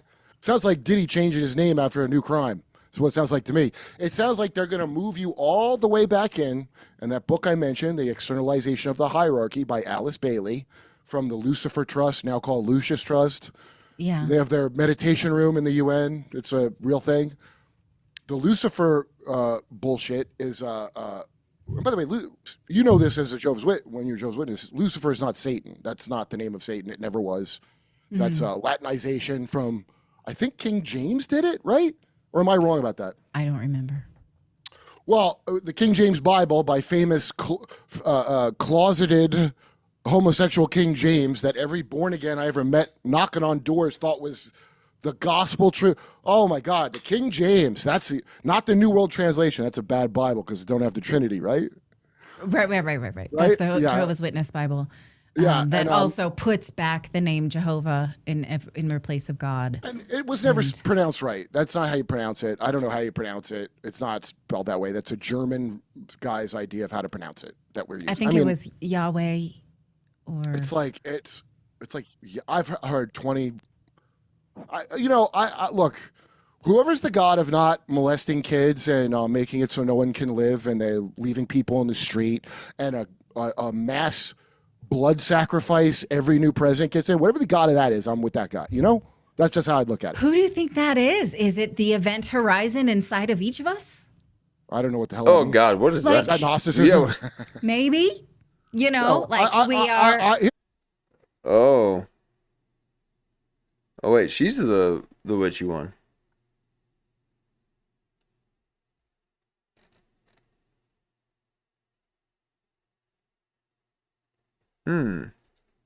Interesting.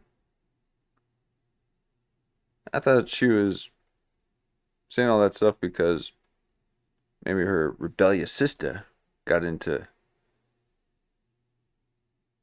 the witchcraft a little bit, thinking that she's edgy. But is it you? Who do you think that is? Is it the event horizon inside of each of us? I don't know what the hell that means. Like, is that Gnosticism? Maybe. We are. Here's how I put it.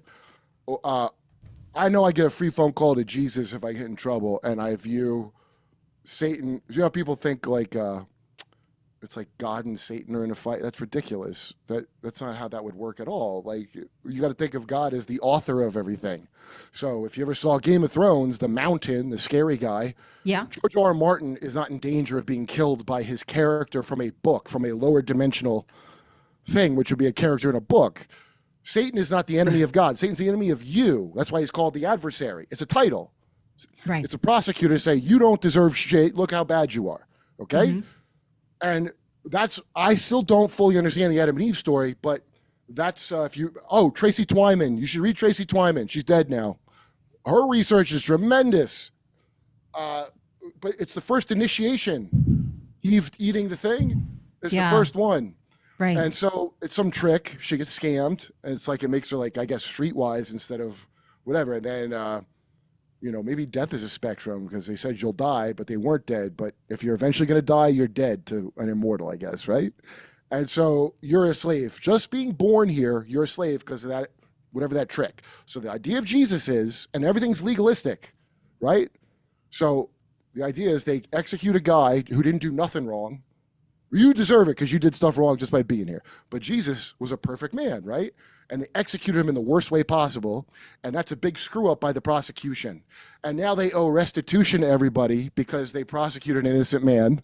And that restitution is you can ask to be forgiven if you want and be forgiven.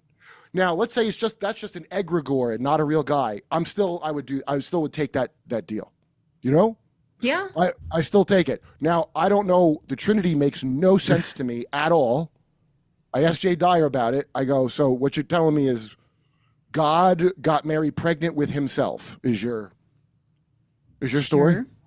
I think. And he goes, well, no, he had a more long-winded answer because I don't think he thought of it like that ever. James McCann, very funny comic who's an adult convert to Catholicism like J.D. Vance, weird.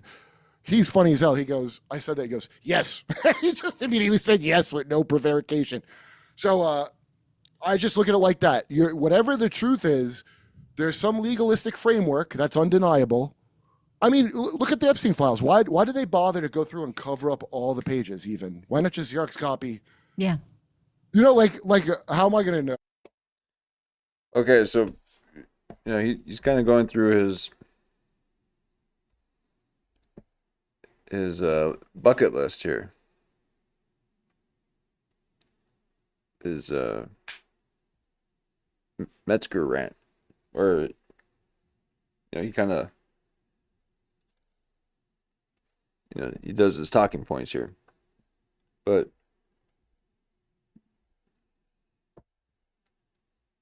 and she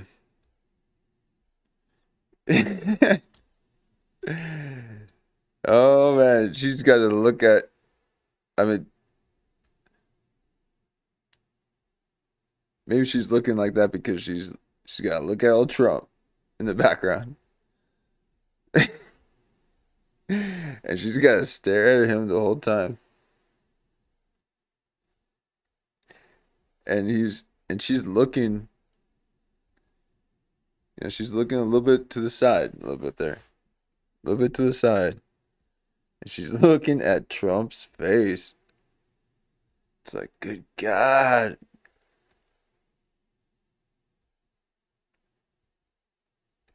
I've never seen something so beautiful.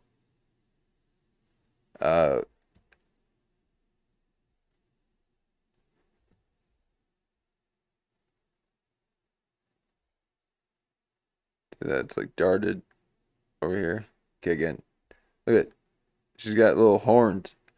She's the one who's into all this witchery stuff. Red chair in the back, making it look like she got a horn on her head. She's trying to look like a little right-wing demon. Okay, these are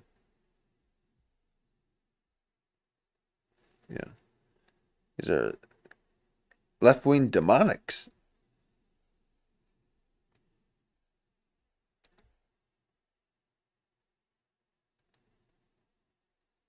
Spreading deceit.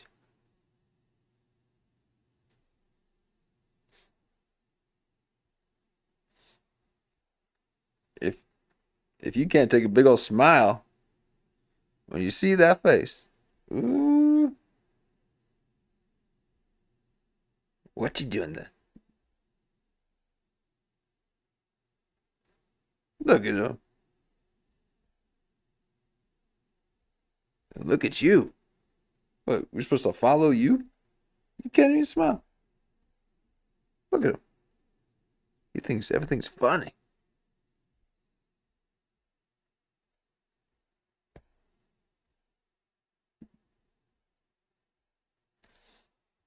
But we know they individually did it because some people screwed up and didn't do it right.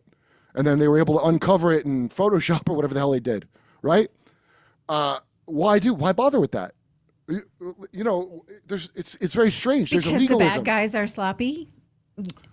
It's a legalism. So there's clearly some higher thing, and even if it's just their fear of you finding out how bad they are, there's a higher thing they have to serve. This is what happens though when if you're not used to watching Kurt, you're like, well, I don't know.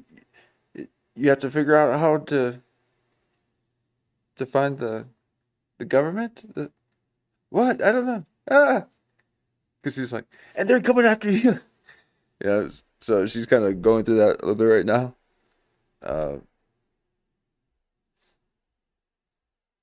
But she deserves it.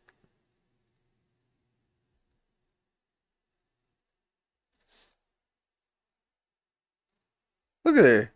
No thanks. Okay, that's someone who is jealous of her sister constantly. Really? Mm-hmm. Yeah. Yeah, we'll see. Man, the kind of life you would have had if you had only had a brother. That's why we need men out here. Get these women in shape. They'll just sassy in front of other women. Girl, I dare you to be sassy in front of someone like this. He'll slap you. Just die. You stare him in the eye. Look out. He'll get you. So you never look at Jeff Dye in the eye. I don't believe. Whatever. Yeah. I don't think so. Whatever. Oh man, you needed an older brother so bad. Look at you. But instead, it was probably an older sister.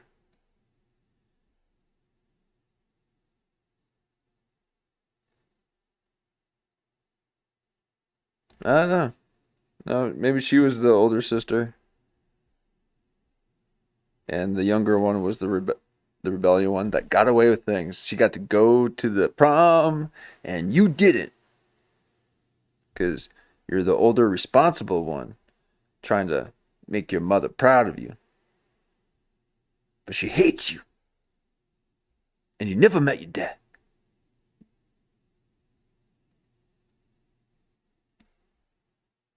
So you got to raise the family on your own. And your little sister's never listening to you. Trying to do witchcraft. Thinking it's Christian.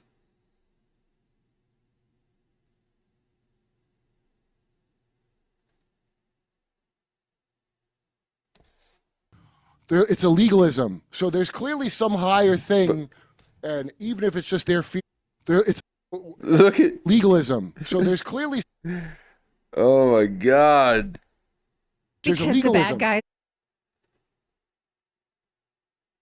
Oh, she's a mocker. Look at. Yeah, this is what she does. You know, when she's home, she's like, she mocks Trump all the time. Oh, I just Are sloppy. So all I'm trying to show is this one point where, if you're not ready, you start thinking Kurt Metzger's yelling at you. And it hit her in the moment there. But she's saying so much more. Good Lord. That's a lot of left, Lena. She's a Lena left if I've ever seen her. With that, there's. All right, here we go.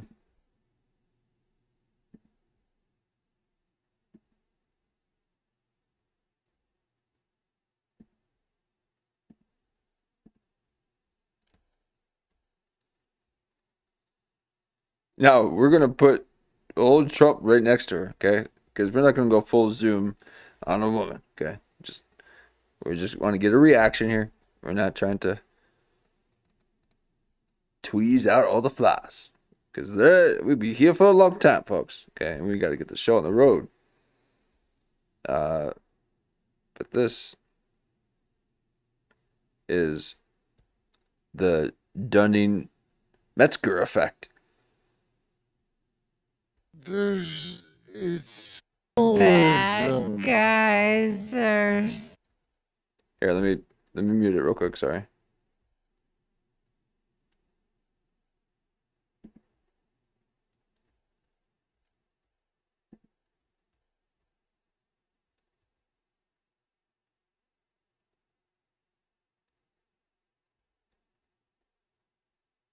No, I think we need it.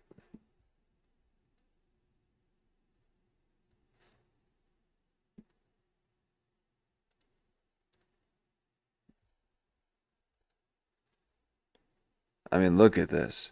Look at this. No. And look what she's got to stare at the whole time. Oh, man. She hates it.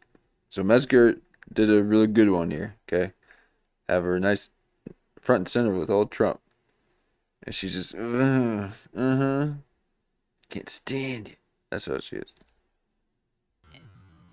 Yeah. All right, now watch this. Oh my God. It goes further, okay? Now, this is not a thrill within the grill that you'll see someone like Tom Segura winking at Rogan. That is, okay?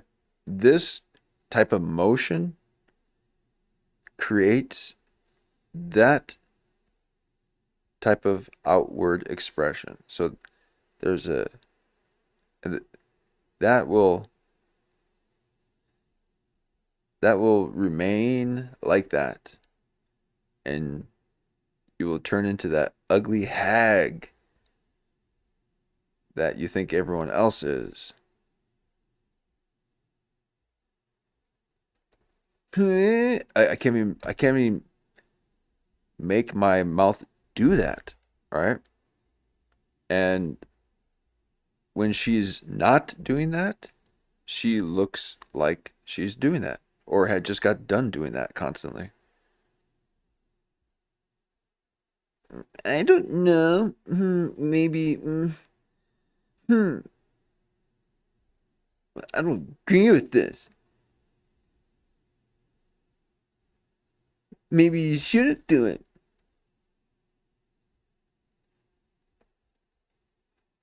Oh my God. And you can't salute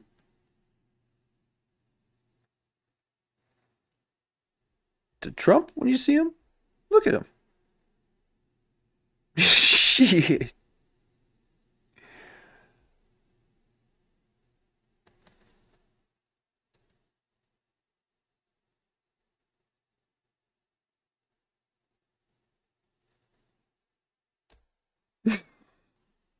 Oh man, you got me whistling. Okay, so it's getting deeper. What the heck? It's like we're seeing someone parachute out of a skydive out of an airplane.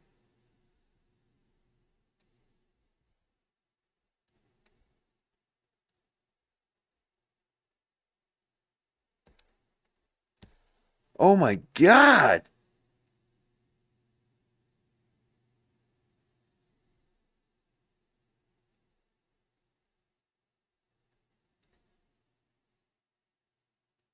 Okay. Put this woman out of her misery in the sense of let her go back to the left. Man, she is not happy. She is so snotty. Good God. What? Well, I'm chilling anyways. That's what my mom said. Mom said you gotta stay. You can't go to the dance. We're Jehovah. The Jehovah Jireh. He provides me with a dance. Every time I pray, I dance with my Lord. You gonna be dancing with them sinners at your prom? I'm telling. Oh my God.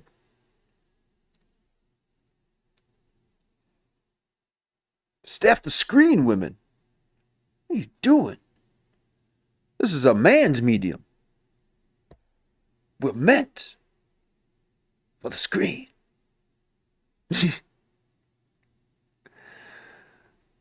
No, please. Be all over the screen. Just don't be looking like this. Please.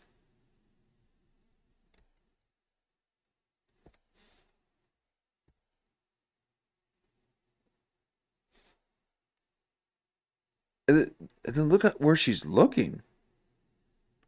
Down and to the left. Down and to the left. That's repressed emotions that she is remembering. She is holding on to that childhood moment where her sister got to go to the prom and she didn't. Good God, let go, woman, and free up your chins. It's just not fair. I like the left, and now I can't be there anymore. I gotta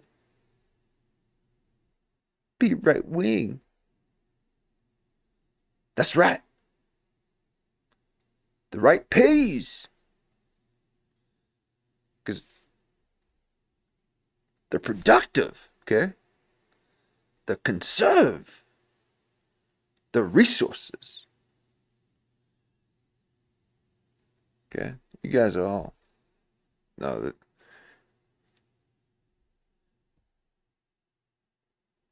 we ain't political here, but we're very political. Okay?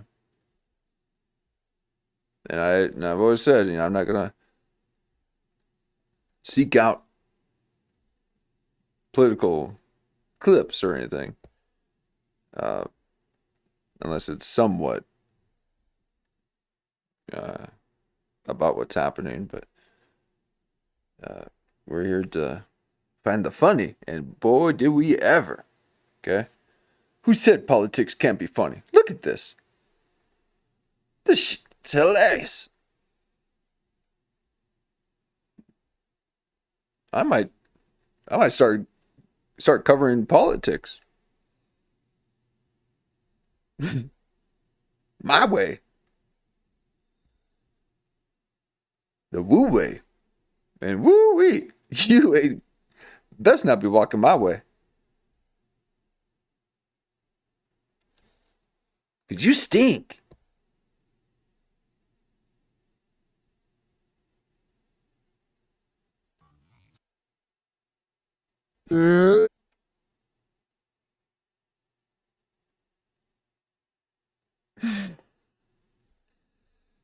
She looks like a Snapchat filter.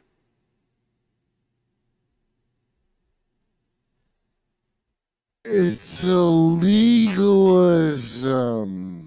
So. Okay. So we'll just wanted to show what it can do to someone when Kurt Metzger gets on a roll. It can really distort your face. But look at that. The whole time she's just constantly like, what? Why do I gotta, like, when do you see me ever do that?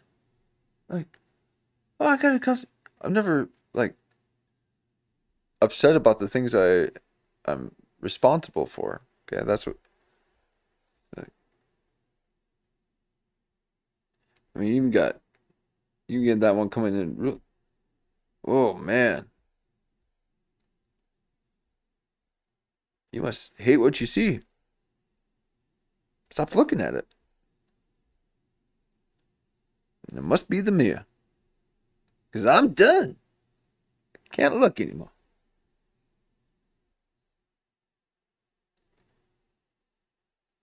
What you doing putting your hair to the side like I did? You watching my show? Go on, get it. There's clearly some higher thing, and even if it's just their fear of you finding out how bad they are, there's a higher thing they have to serve. Right. And that's the legalism. And if you look at UFO crap and you look at a lot, especially like demonology stuff or whatever, or ghost stories, there's always some kind of legal. Whenever you hear about an exorcism, they're like, "You have, in the name of this," you're just shouting lawyer shit. That's what it is. That system is what in the lore of Christianity. But what do you mean lawyer shit? Say it, Metzger. I dare you.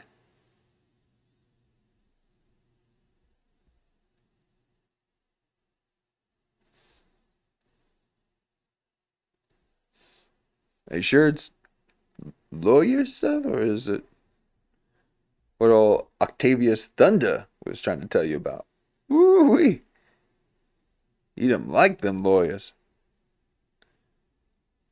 So is what you've been born into, a slave to. The corporatist legalist system. That's what's satanic. So if you think of the corporatist legalist system as satanic, that pretty much covers the whole world, don't it? Yeah. So how do you live then? If you yeah, and that's what we're saying too. The corporate, it's not these politicians. It's the corporations that way outlast these politicians. Okay, they're funded by these corporations. So it's kind of, we know that. Okay, let's break free from that. But you're a consumer. And this I is believe in something God. I believe in God. I don't not believe in God. I don't know the details or anything. Is like, if you can peel an onion behind everything, how do you know where to stop and sit in faith? What?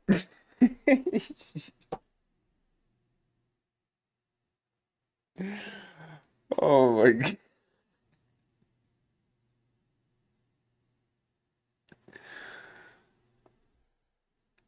What'd you say? Oh man. How about you just remain looking like a little sourpuss? What you doing trying to wax poetic? Trying to create the next ascension with these little sonnets? I don't not believe in God. I don't know the details or anything. Is like, if you can peel an onion behind everything, how do you know where to stop and sit in faith? Well, I have never heard of sitting in faith. I don't do that. You do that. What is that? Exactly. What is... No. You don't sit in faith. You got to apply some work to that faith. Because otherwise, it's dead. And so are your numbers after this. I'm done. Okay? You sit in faith? Shit. You gotta work it.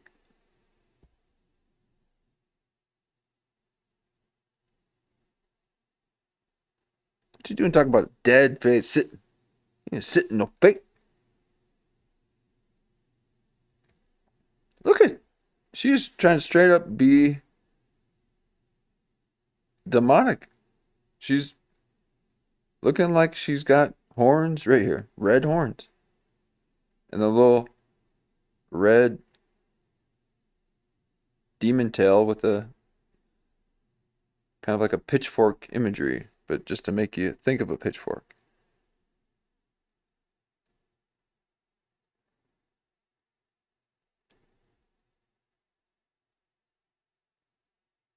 She's trying to be a little demon cat.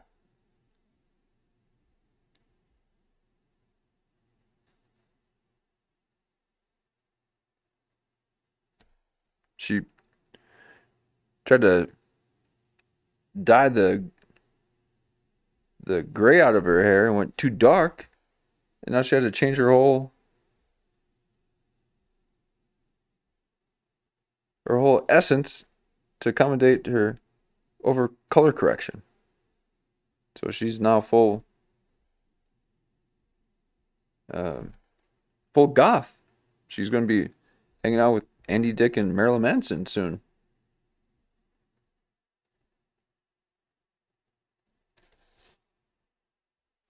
But she's trying to look like she's got horns. Red horns. This is very subtle. Well, it's not very subtle, actually, but this is subliminal messaging.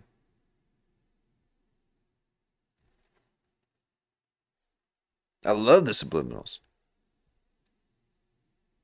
Easter eggs and subliminals.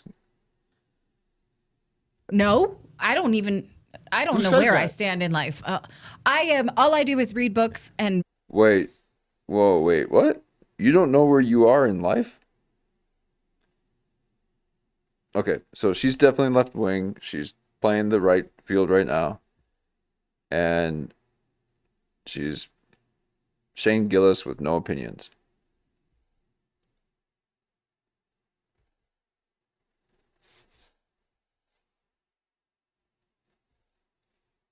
And she thinks the world has done her wrong. It's not fair that her sister gets to succeed and she's didn't follow the rules, and she followed the rules, and then she's stuck with the left. See, that's what I'm saying. You gotta be a rebel to be on the right. Okay. These are rule followers. We don't follow no rules. We follow sense, money. Gotta make some. Otherwise, we ain't following you. It's gotta make sense. Gotta spell it out for you. Well, I have never heard of sitting in faith. I don't do that. You do that. What is that? No.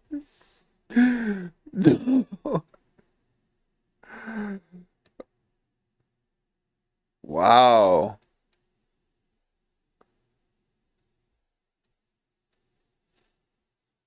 No, I don't. Oh, man. I don't do that. Look at her, though. She's like, I'm going to get you with this one. What do you think about sitting in faith? Doesn't that feel nice and cozy? Wouldn't you want to sit in some faith? Yeah. Why try to do something with your life? Just sit and wait for it. Don't put any action or work into it. Peel an onion. Behind everything, how do you know where to stop and sit in faith? Well, I have never heard of sitting in faith. I don't do that. You do that. What is that? No, I don't know. No. What? No. Oh, wait. Oh, whoops. I'm surprised she didn't do the Pauly Shore hand at the neck. Like, oh, what? What? No. Are you kidding me? That she's literally doing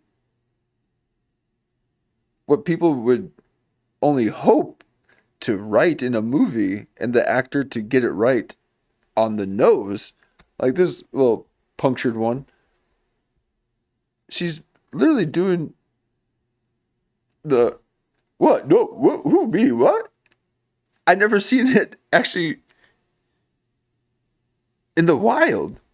Okay, this is in real life. That's just in the movies. And you only hear about it. You never get to see someone actually doing it, folks. She's about to do the wait. What? Who? Me? What? Me? No. I don't sit in faith.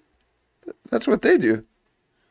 So who? What side are you on? Yeah, that's the side I'm on. Whew, shit. Oh yeah. No, I don't sit in faith. I swim in faith. What is it? What the? You roll faith around? It's circular, right? Oh man, you are behind enemy lines, aren't you? You don't know where you are. Exactly. That's exactly why you said that. She's like, I don't know where I am. Oh.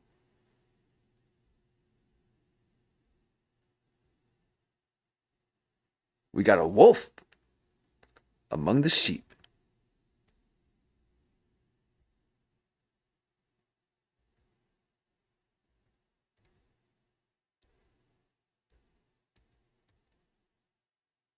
Every expression. If you can, this I is believe in God. I believe in God.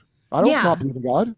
I don't know the details or anything. Is like, if you can peel an onion behind everything, how do you know where to stop and sit in faith? Now what?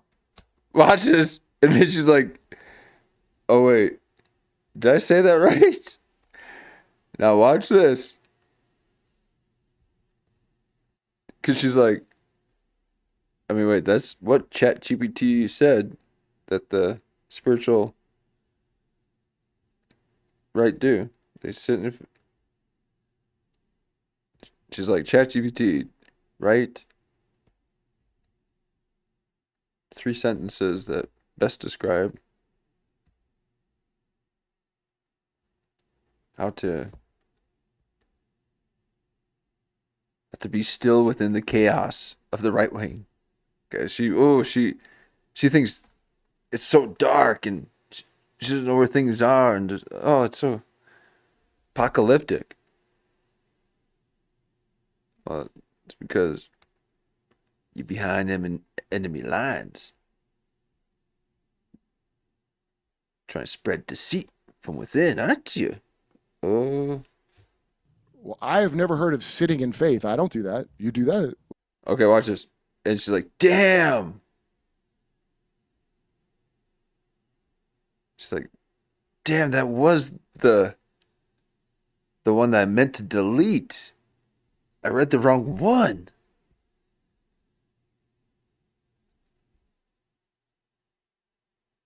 What is that? No, I don't know where I stand in life. Oh my God. Okay. Oh my God. I can't even play it through. There's so many things in this. Oh, and imagine just looking like you're gleeking every time you speak. That's a gleeker's gap. Just trying to gleek. With these kind of lines right here, it's not just this, but then you get this. That means you're gleeking.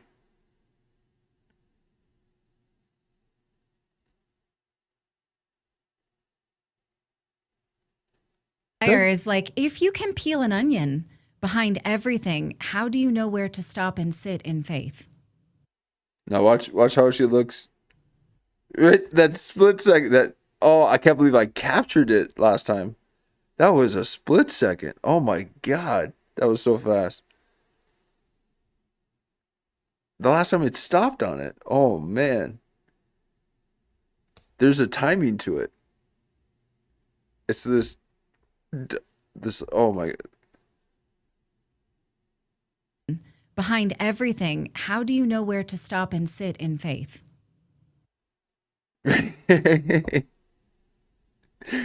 Right there. Okay. She is. After she just said it, it didn't sound right. And she's making a mental note like, wait, did I read the right one? And watch Kurt Metzger, or listen to him. Well, I have never heard of sitting in faith. I don't do that. Oh, and did you see her eye dart there for a second? He goes, I never heard of sit. I never heard of sit. What? And she goes, dart. Oh, look at that. Yeah. Screw you. Stop and sit in faith. Stop it. Well, I have never heard of sitting in faith. I don't do that. Dart. All right, let's get the dart meter here.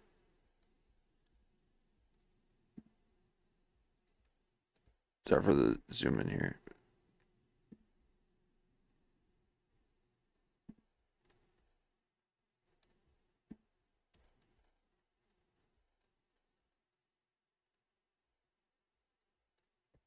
Okay, we're looking at the eyes going doot, doot, or doot. That you do that. What is that? You do. All right, let me back it up. So you do that? What is that? Stop and Right there. All right, so that's the first one. And let's see if we can find that second one. Well, I've never heard of sitting in faith. I don't do. And right there. She's like, damn, what? I read the wrong one. It's a split second. It's a double check that she's like, wait, what? Oh, so she read the wrong AI script.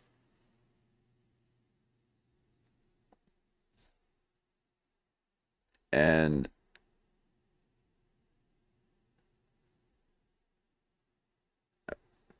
is there any way that I can? Yeah, there you go. Right? No.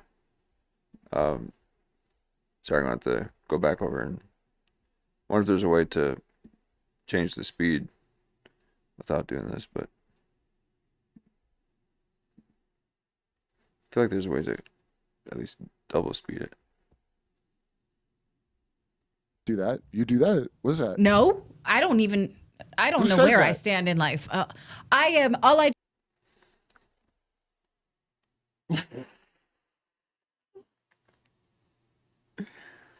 And you're looking at your hand? What? Me? What?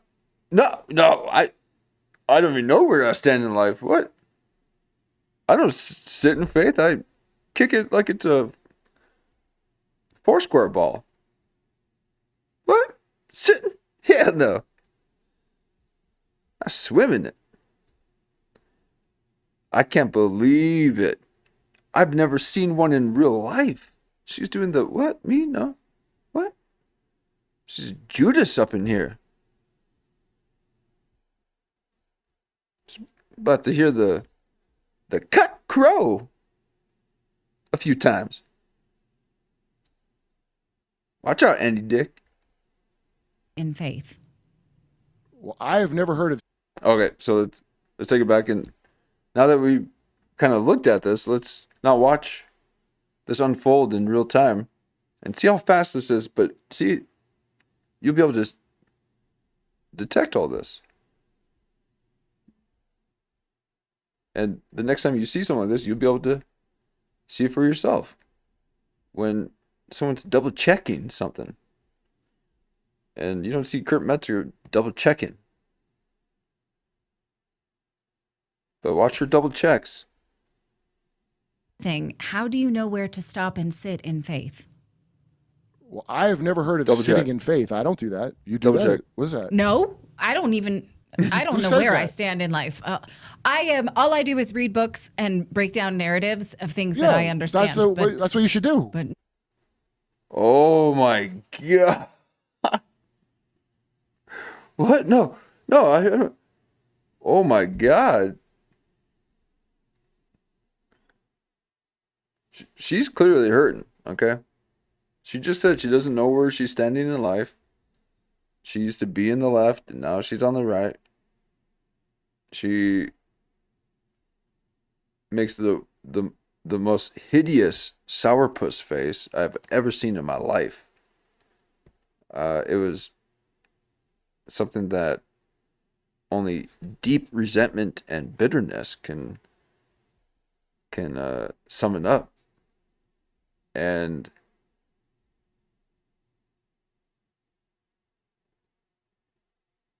she then did this whole, and the reason why there's this, what, is because what she was proposing at the time had to do with her. So she was proposing this idea of, what is it that you do and all this, and how do you sit in faith? Because she's trying to find rest in this chaos. Her mind's divided. And because she's not familiar with the vernacular, she wants to rest in faith. No, you want to rest in peace. Faith is, faith without works is dead. Okay, so you got to be working. There's no rest. But you're trying to calm your mind from your bicameral mind got split.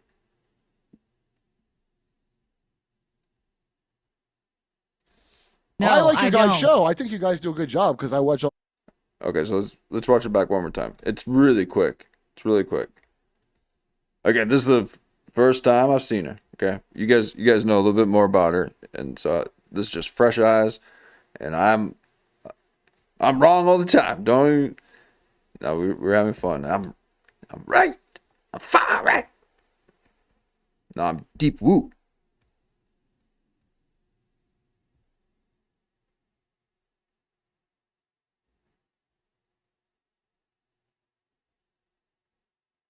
Okay, so she's self-aware. Okay. So Mark's saying that she actually acknowledges some of these things because she's kind of being put through the ringer. Okay, she had to say goodbye to something that she believed in. She was believing in the left and couldn't sign off on it anymore. And reluctantly.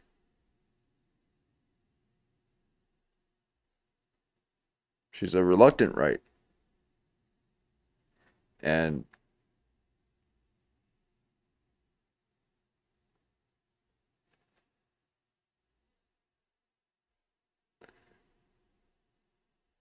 yeah, that's good that she got a little self-awareness. So again, we'll take it easy. We'll take it easy on her. This was just one little thing I saw. One of many. But this is great to see Kurt kind of pushing back on someone like on their own show. I mean, she's really backpedaling on this because that little analogy was very personal. Of sitting in faith.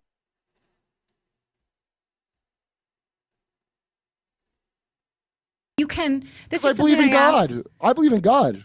I don't not believe in God. Oh, she doesn't. She's like, yeah. How do I believe in something I don't see? Well, what if I just sit in faith until I see it? Make it up, woman.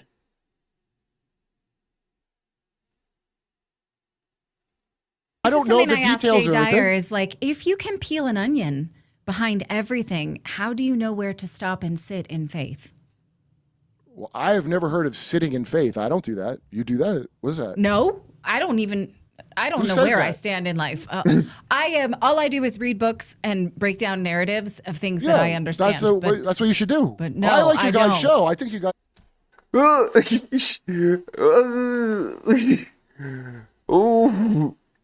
Oh, what? No. Oh, okay. Oh, well, no. I just read books and whistle while I work. What were we saying? Oh, what's that? Good God.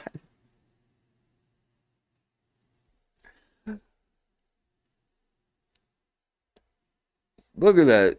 She hates it. She's like, oh, I missed the laugh. God. Gotta stand and,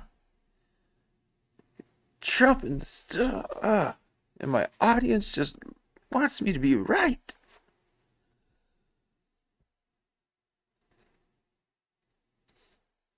It's really tiring living in that dual mind.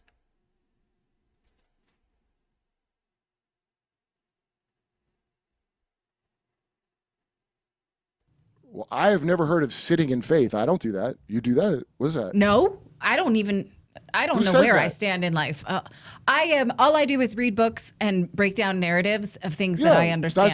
That's what you should do. But no, I like your guys' don't. show. I think you guys do a good job because I watch. But no, I don't. But wait, you just said you did, but you're like, no, I don't. No, but no, I don't sit in faith. No, I read in faith and I sip tea. Oh man.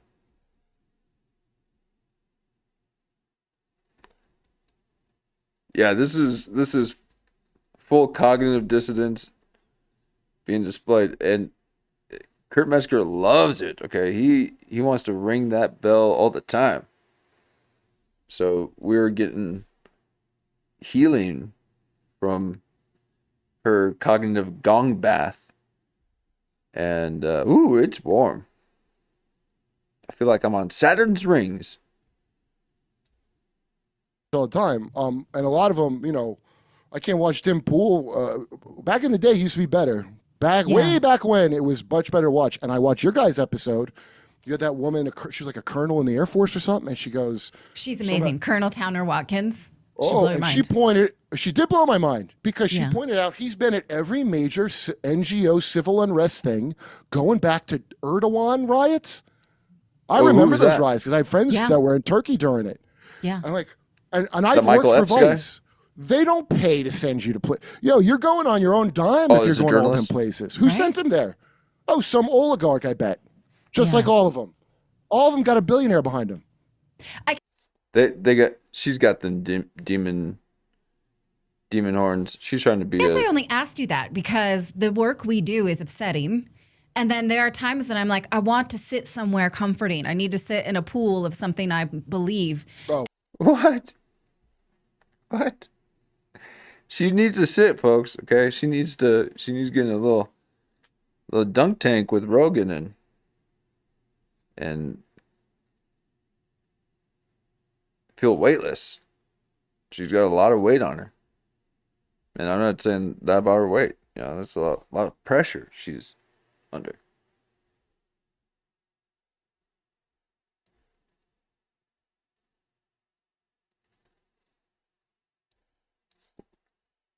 Why is she bringing this up? She's like, no, I'm really liking this sitting. She's like, the guy that I told about this sitting in faith really liked it. So there's something with the sitting. So I'm gonna. Okay, so she's trying to sit in the sitting analogy, and it ain't working, woman. So we don't say woman. Get out of here. We just say, go on and get. And then who we're talking about. It's the women. That's what I call it. And I'm like, I want to sit somewhere comforting. I need to sit. All of them got a billionaire. See, and I'm not trying to pause again, but these are nesters, okay? They let them nest. They want to sit. They want to, spruce up the place. They want to make a home and make it feel cozy. We're at war. And then we want to come home, have a nice meal. So, get the internet and make a nice home.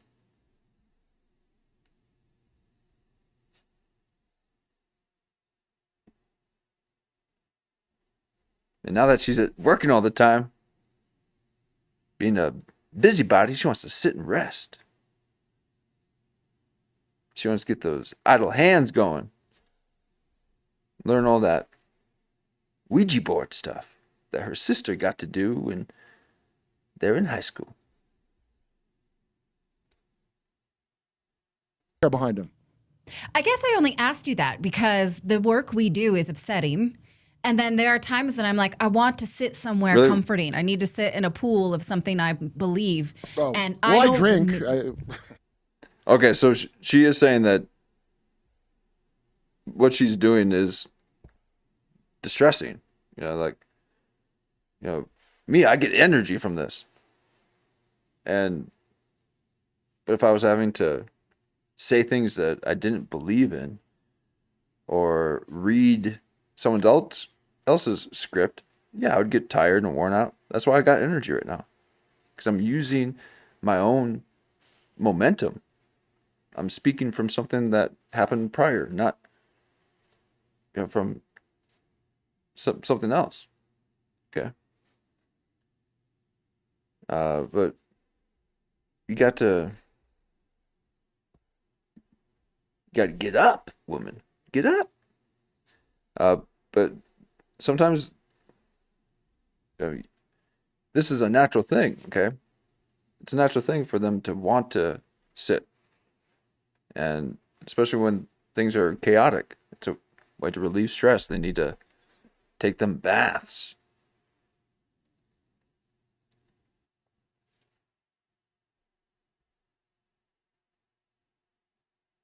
I go months, years without a drop of water on me.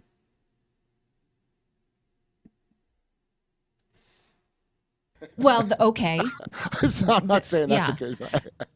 And I don't know where to go. I mean, that's why I have these conversations with people like you and Jay Dyer and. Oh man, yeah, she is.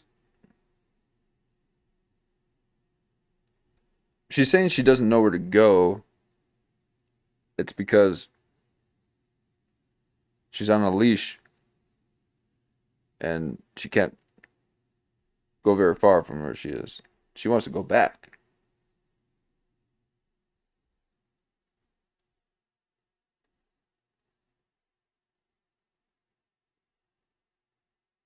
But she's missing it.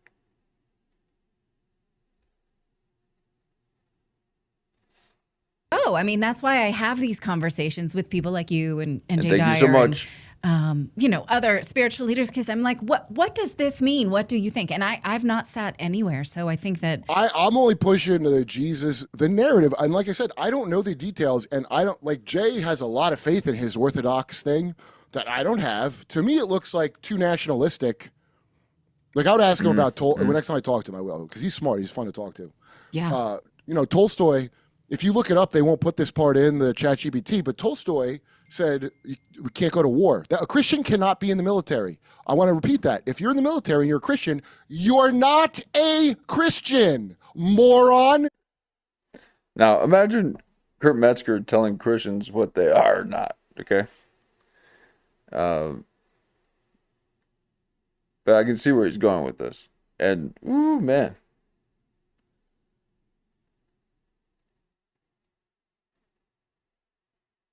Yeah. Is that nice? Jehovah's Witnesses believe that too. They will not. Christ believe that. That's what Christ, the guy that you say is God and his own son at the same time, he said that. So where the hell did it come from that you could possibly be for God and country? Your country's a principality of a demon in your religion. I'm not in your religion. And I have to tell you what's in your religion? That's pathetic. Right. I'm not a Christian. See how unchristian I am about it? Like a Christian would be like, but I'm not. In fact, these people, and the only way we're getting out of this nightmare of the world, you're going to have to forgive a lot of people that you're not going to want to forgive. What do you mean by that?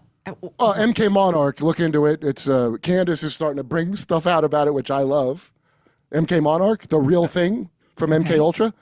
So yes. So all the alien. Yeah, yes. Oh God, we got another. She's like, oh God, yes. Oh man, another one of these right-wing conspiracy theorists. Oh God, yeah. You get it. Man. Oh man.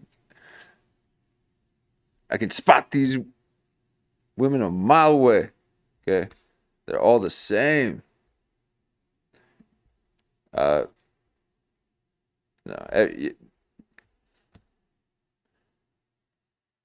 You'll find out that there's really only like just a handful of personalities out there, and everyone is kind of just one of them. And they all look the same. So it's amazing what emotions can do to someone. It can change your shape, transform your body. Alien crap. It contort. I'd like to ask Dr. Michael Sala when Clayton has him on.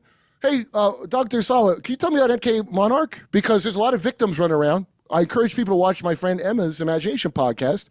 Now, it's all people who claim to be victims of it. Now, I'm sure some of them are lying. I'm sure some of them are crazy. But I'm sure some of them are not lying and also crazy. And some of them can explain themselves. But that's real. That happened. So all the UFO crap, you better figure MK Monarch into it because it's not a separate thing. So when you see Bob Lazar talk about the thing, do you think you would be let into a facility like that unless you had been put through that programming? You would not.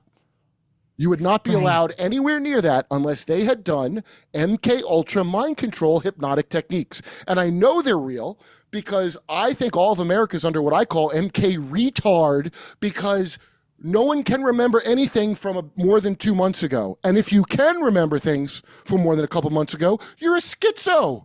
That's what they'll call you. Right. Or you were giving talks and Jehovah's Witness churches when you were 6, because that's what I'm actually upset of being dog walked back to aspects of a thing I walked away from. I am. But what do you mean by that? Like, oh, is it aliens? Oh no, maybe it's just the thing from the Bible. Are you kidding me? Right. So, if you read Final Events, the Nick Redfern book, I was just on Sean Patrick Hazlitt's he has a great show where he just talks about this stuff all the time, and I got all over him immediately. Oh my god! But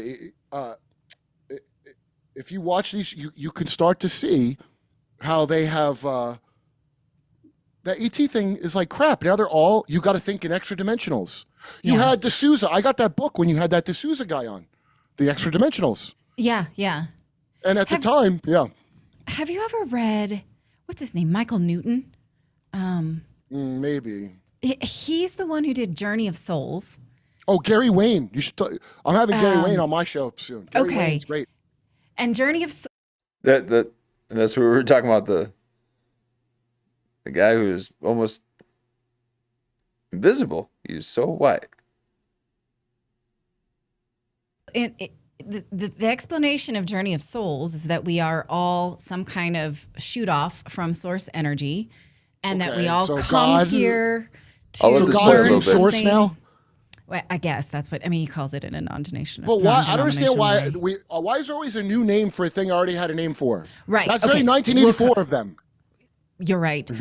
Let's call it God. Let's call it Jehovah. No, I'm joking, guys. Right. And the idea is we all go into a soul review, and then we decide, like Clayton and I were at some point in a room, and we'd be like, we'll get married in this one. I'll be the wife. You'll be the husband. This soul will be our child. Let's have this experience, and we come here to have the experience we've already planned. So if someone gets cancer, you had already planned to get cancer. If you get hit by a bus, that was part of your soul journey. You're going to come back and try it again, which makes every experience a simulation. Oh, even child murder and sacrifice. Okay. What do you guys think about that? That'd be...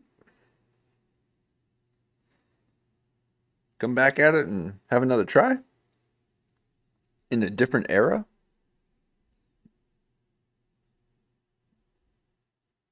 And then you have these faint little memories of these past lives that you had. Because could have sworn you were a cowboy once. Could have sworn I was. Was it a dream? Was it a movie? I know I was up on a horse. So maybe we've done this a few times. And every once in a while, you get a little glimpse, a little flicker. And you get to see a bit of your past. And sexual assault. If No, you BS, do it's a those BS things, yes, and if I you do signed up those for things, you will be then. You know, it's a choice. You come here and oh no, I'm the abuser this time, and then you get in sort of when your soul review happens, you're in a timeout, and you're gonna have to stay there. Interesting. She said abuser. Okay, because I was going to say at the beginning, Kurt Metzger said something about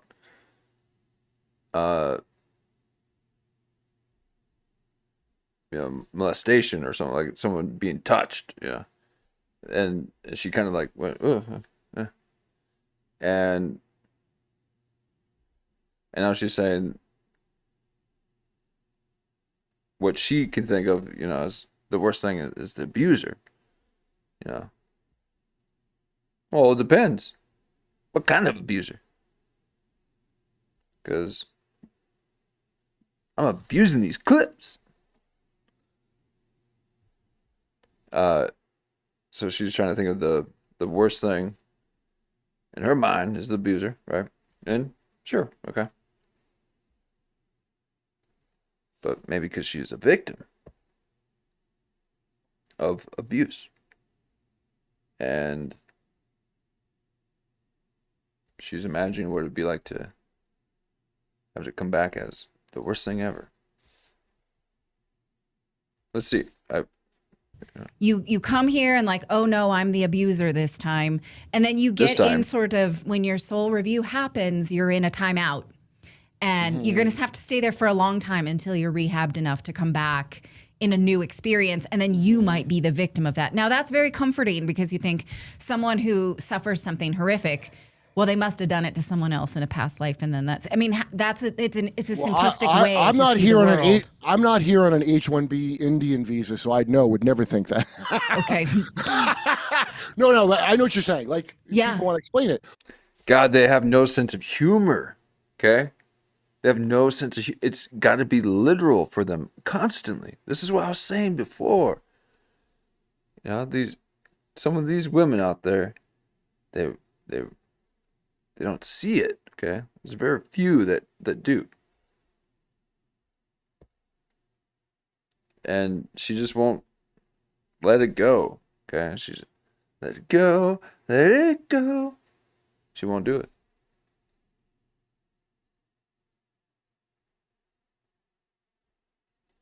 And so you lose your sense of humor when you don't let go.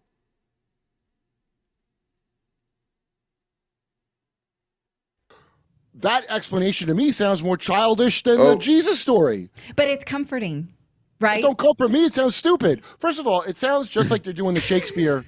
It sounds like Shakespeare. All the world is a stage, right?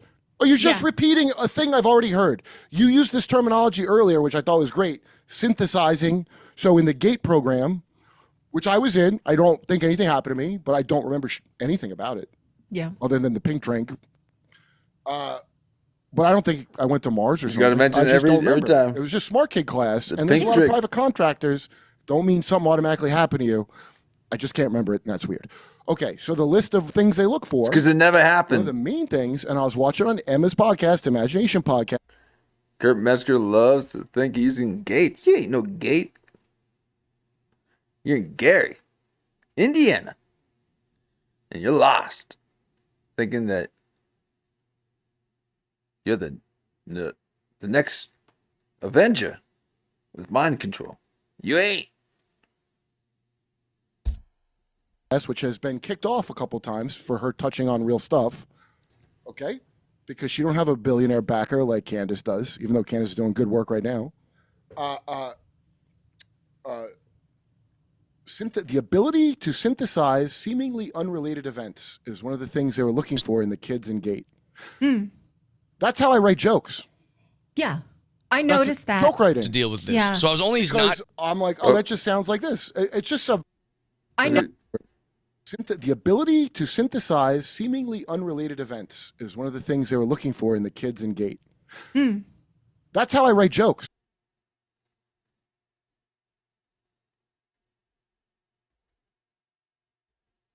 Like Candace does, even though Candace is doing good work right now. The ability to synthesize seemingly unrelated events is one of the things they were looking for in the kids in Gate. That's how I write. You ain't never gonna get me.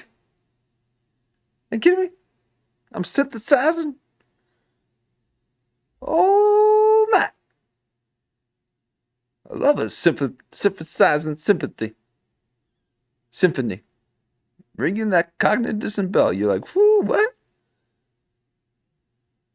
She's thinking this way when she's saying another thing? That's right. That's what we see. Okay?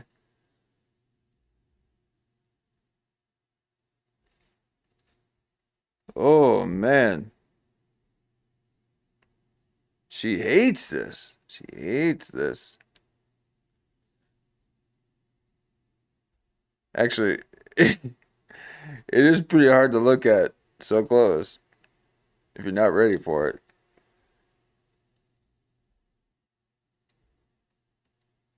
It's like, she's like, could you at least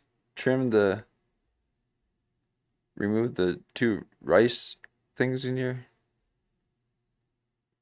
Yeah, she's like, oh, I couldn't imagine imagine kissing him. Ooh, ew, ew. That's what she's doing the whole time.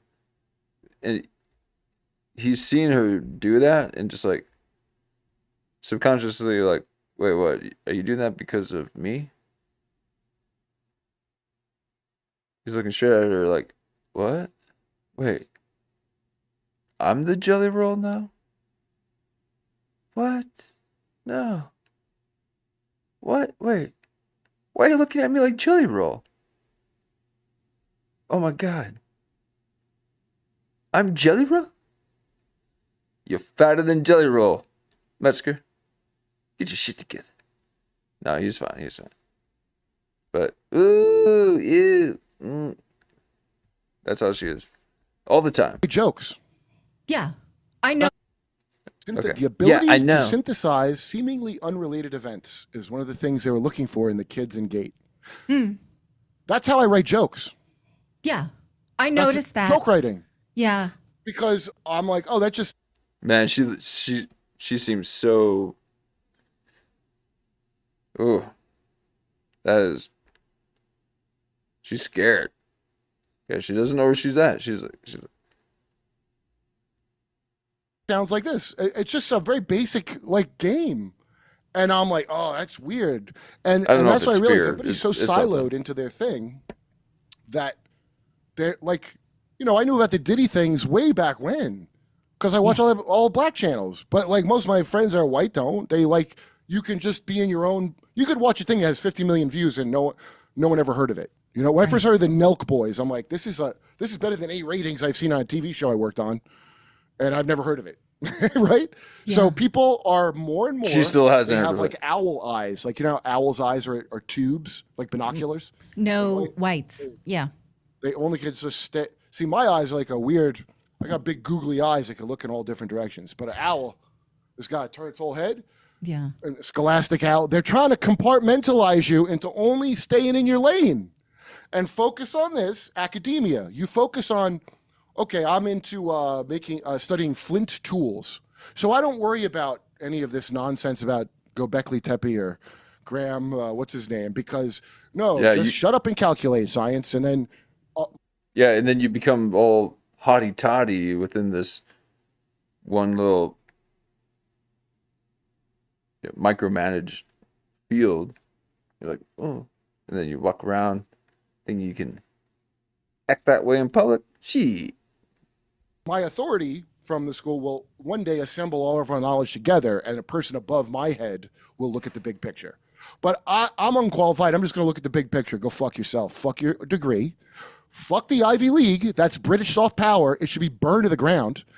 All the things you mentioned before about the stupid leftism, it's an agenda, just like everything else. Just like Occupy Wall Street, when people that I never liked, I was on their side because of how bad Wall Street screwed up. And I saw these dirty hippies hitting drums, and I said, I hope those guys jump out the windows of their buildings. That sounds exactly like the protesters of the ICE raids. That's exactly what they're doing, banging drums and whistles. See, Kurt Metzger doesn't like those kind of people. Fuck yourself. Fuck your degree. Fuck the Ivy League. That's British soft power. It should be burned to the ground.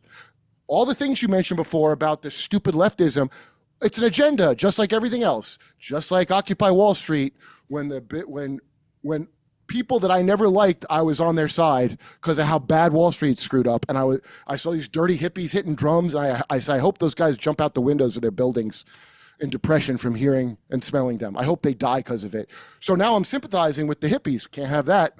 Now we've got... Yeah, but you are, because you want... You're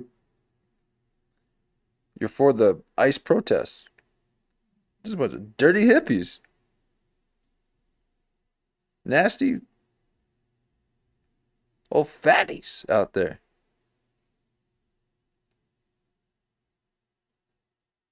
Whistling and clanging a bunch of noise, thinking that God's going to hear them. He's in stillness. Identity politics back. Woke identity back. 2012 or 2011. So you could trace the whole timeline of it. And so then there becomes an ecosystem of complaining about that in the culture war, right? Like, hey, the new Star Wars sucks. And it did. Mm-hmm. But, you know, now we can all drop looking at stupid Star Wars because that was occultic. And Disney, they're all, oh, Disney, so much worse. Disney was always evil, satanic garbage. All of it was.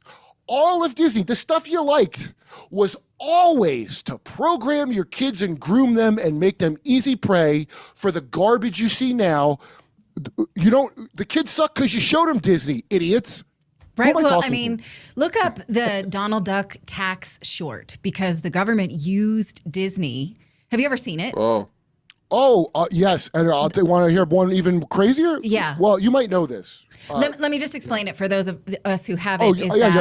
When the American government wanted to make income taxes permanent, they went to Walt Disney and they wrote a whole cartoon. I didn't know that. About Donald Duck paying his taxes. It's called the Spirit of Permanent. Right. When the American government wanted to make income taxes permanent, they went to Walt Disney and they wrote a whole cartoon. I didn't know that. About Donald Duck paying his taxes. It's called the Spirit of 43 or something like that. You can watch it. It's about 5 minutes long. Right. Yes. For the and it's all about how Donald needs to pay his taxes in order to beat the Nazis. And that this needs to be a new way of patriotism. And you see Donald Duck going, it teaches you to pay your taxes. So, yeah. Well, like the Wizard of Oz taught us. So imagine the different kind of taxes they're going to put on us and say that, hey, it's for the better cause. Carbon tax. The travel tax in your 10-minute city. Give me a 5. I need a rest in faith. I can't have a 10-minute city. That's Metropolis. I need a 5er. Or a 2fer. Give me a 2fer city. Nice 2-minute city. I can spin around in it and get everywhere.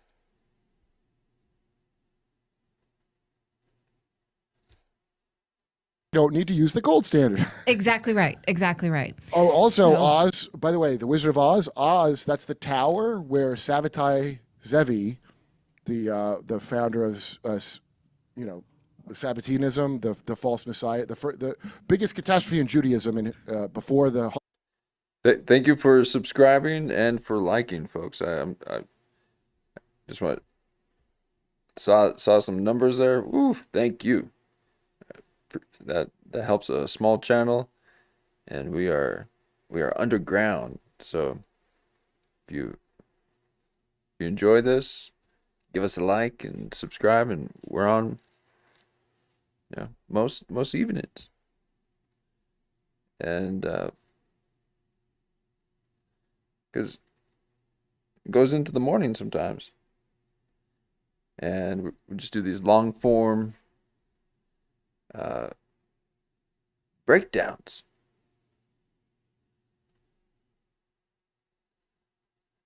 Yeah, and the UK already started exactly. Ooh, man, they already started it, and they're charging people to leave.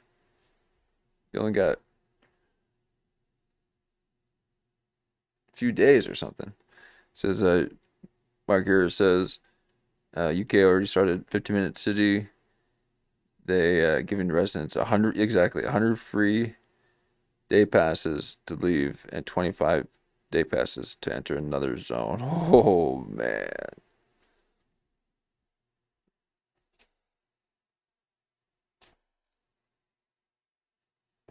Now I wonder if that's going to be similar to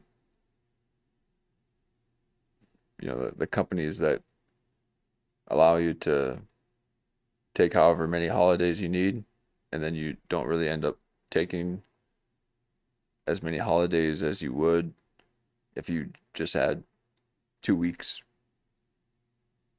paid vacation. And so you think it's like, oh, okay. So that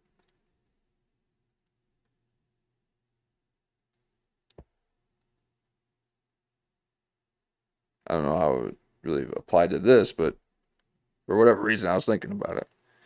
Maybe you can connect the dots for me, but yeah. Oh man, 10-minute cities or 15. Holocaust was sabotaged heavy, and his tower when he claimed to be the Messiah and he created an inverted satanic version of Judaism. Okay. And then the Sultan was like, "Hey, I heard you saying the Messiah. I'm going to shoot you full of arrows, and I guess you'll come back from the dead, right?" And Sabbatai Zevi said, "That won't be necessary. I'll put on a big onion hat and be a Muslim." Okay. Okay, so if you thought crucifixion was she's like, okay, yeah. It's like, oh man, these right-wing people really, yeah.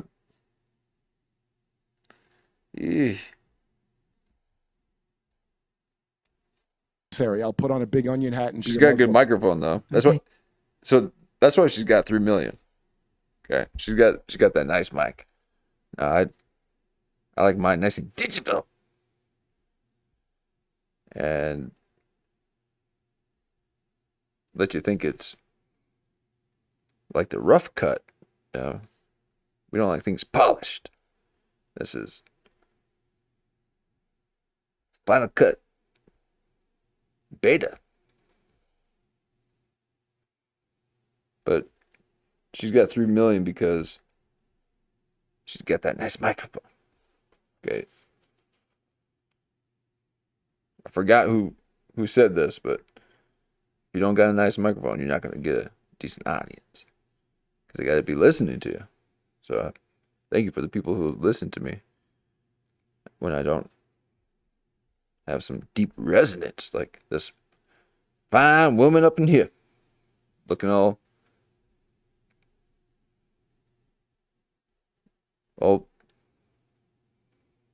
puckered up.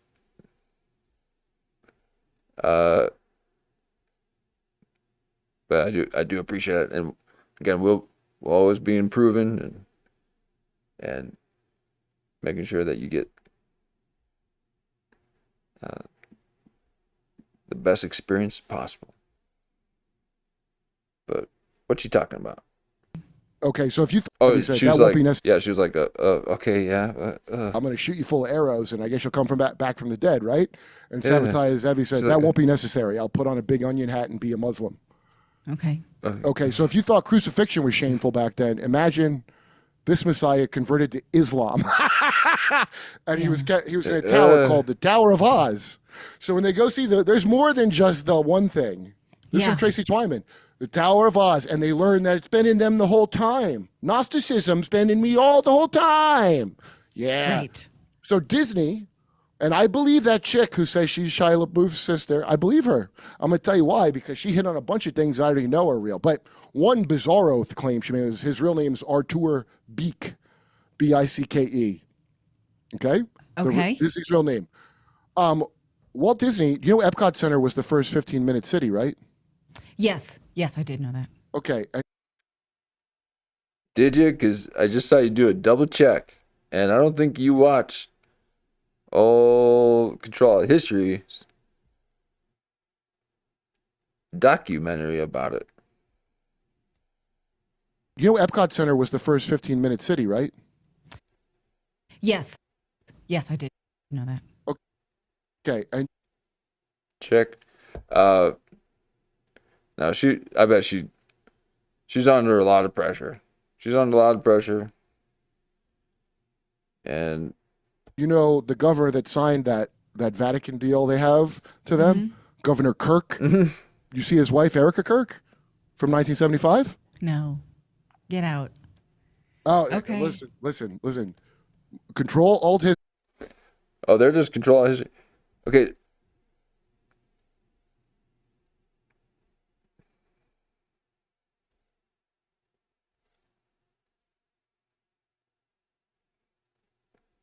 I mean, what is going on with her? Okay? This is what I'm seeing from her constantly. She's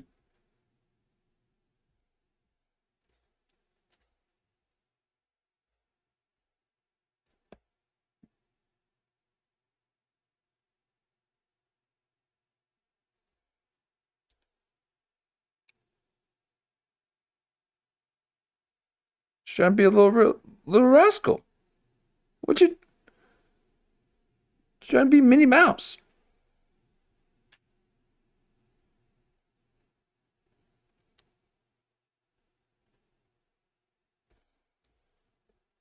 But this is all really, it's not very settling for her. She's very uncomfortable with all of this. And again, look at what she's got to look at. And look at that. Right in your face. That's right. A little reality check for you. You lefty.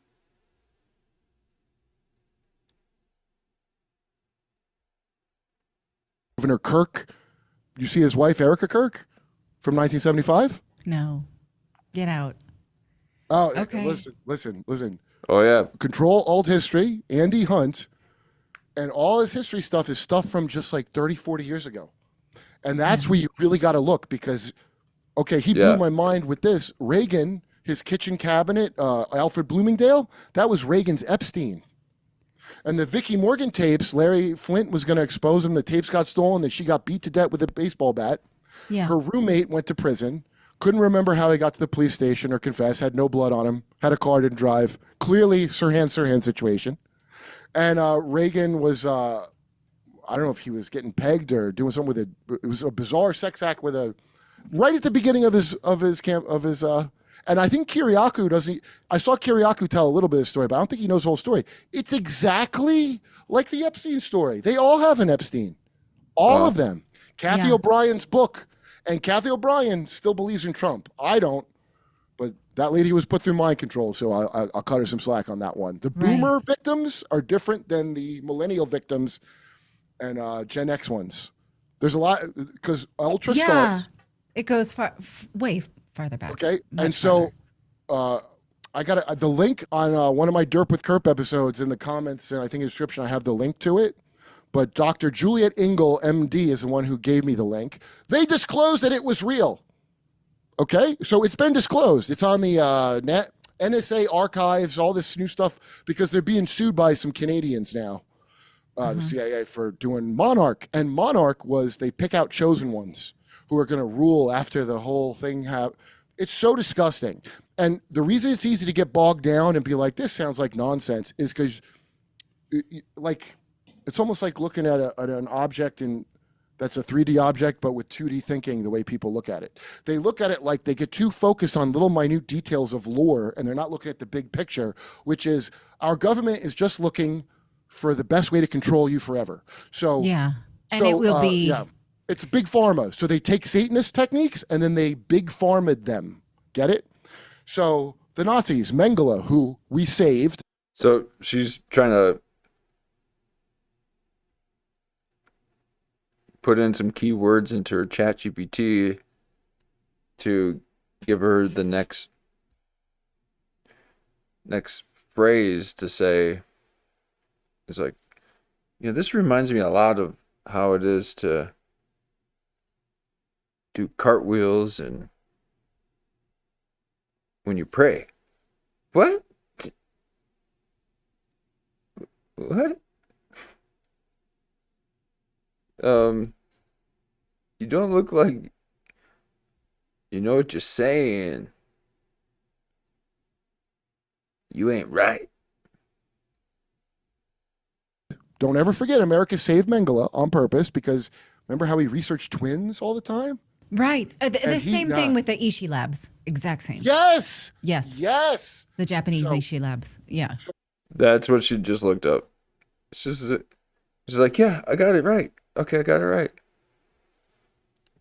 Oh, he's like, yes. He's never heard of that. He's just trying to get the thing going. So here she is.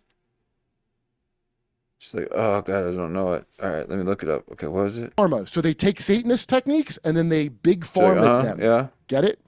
So the Nazis, Mengele, who we saved. Don't ever forget, America saved Mengele on purpose because remember how he researched twins all the time?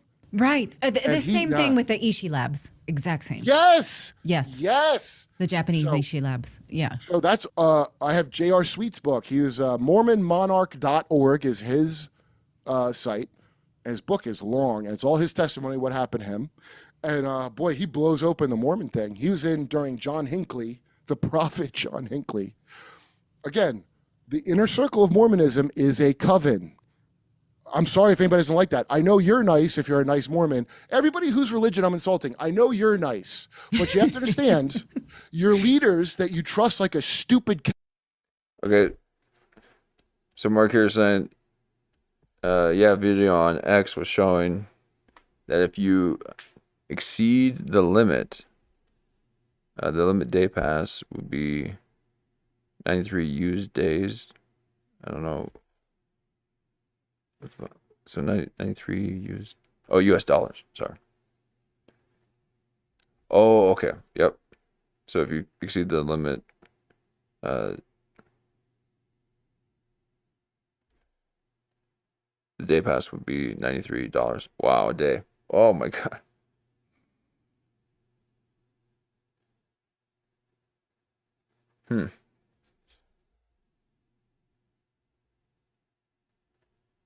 Does housing come with that? Do you get to get a hotel? Now are not nice. And I don't know what it now for me, I just got dissatisfied by 20 and I'm like, they told me this solves everything. And as soon as it starts not working for you, that's when I'm out. Much like the politics or any other thing.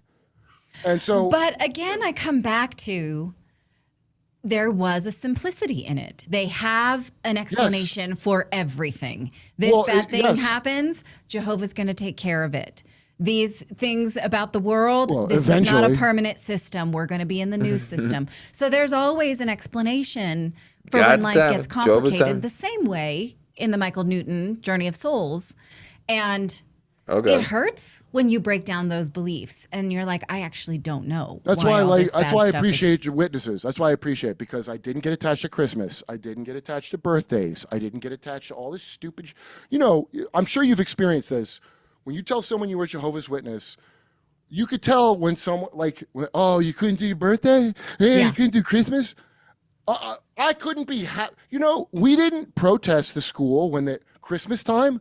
Then they give cupcakes, and I couldn't have one because I don't do Christmas because I'm a Jehovah's Witness. Yeah. And we didn't go legislate that no one can do Christmas.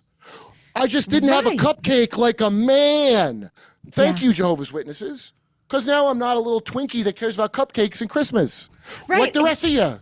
I was reading recently this collection of essays by Antonin Scalia, and he very much believed that freedom of religion is not freedom from religion. But now people he was in a weird Catholic cult. He was in a weird secret society where they wear fuck that guy. Well, I shouldn't say that. He kept them from censoring video games, and I appreciate it. Because I think he had his merits. I like him in certain ways. But, so there was a case that came before him where students didn't want to have to stand up at a public high school and observe some kind of religious song or prayer. And they said we should, because our freedom of religion, we should not have to observe any religion. And he disagreed with that, and so did Justice Thomas. And they were the only two dissenters. And I think that that's really interesting because we did not have, our freedom of religion didn't mean that other people couldn't do their things. It just meant that we were going to sit in the hallway with a sleeve of Ritz crackers instead of the cupcake for someone's birthday. Is that what you did? Yes, I did do that. I had a first grade teacher who would keep snacks for me in her drawer because she knew that I couldn't do the birthday stuff, so she would have something for me that was separate. Oh, that's nice of her. And so, we didn't deny other people their rituals. We just sat out of them, and there's an empowerment of that. And I never thought of it that way. It's a huge empowerment. We're badasses. So the empowerment, though, is real. And so there's no violence, even though they'll tell you you're being violent by not doing exactly what I told you. It's a form of violence. You watch, that's already here. Yeah. So nobody has to kill anybody. Nobody has to have a war. Stop. You've heard of manufacturing consent. All you got to do is not consent. You don't have to be mean. Now, I'm a dickhead and I'm not a Christian and I have a short temper and I'm so sick of this shit. I have to tell you, I'm so sick of it. That ICE thing. I got that. If people don't understand on the face, being on Jimmy's show traumatizes me every other day. 3 days a week. Look at, it's like, oh. Now, if she's only speaking to women, yeah, I guess Bert's a lot to. Well, Bert is a lot, or Kurt is a lot to handle.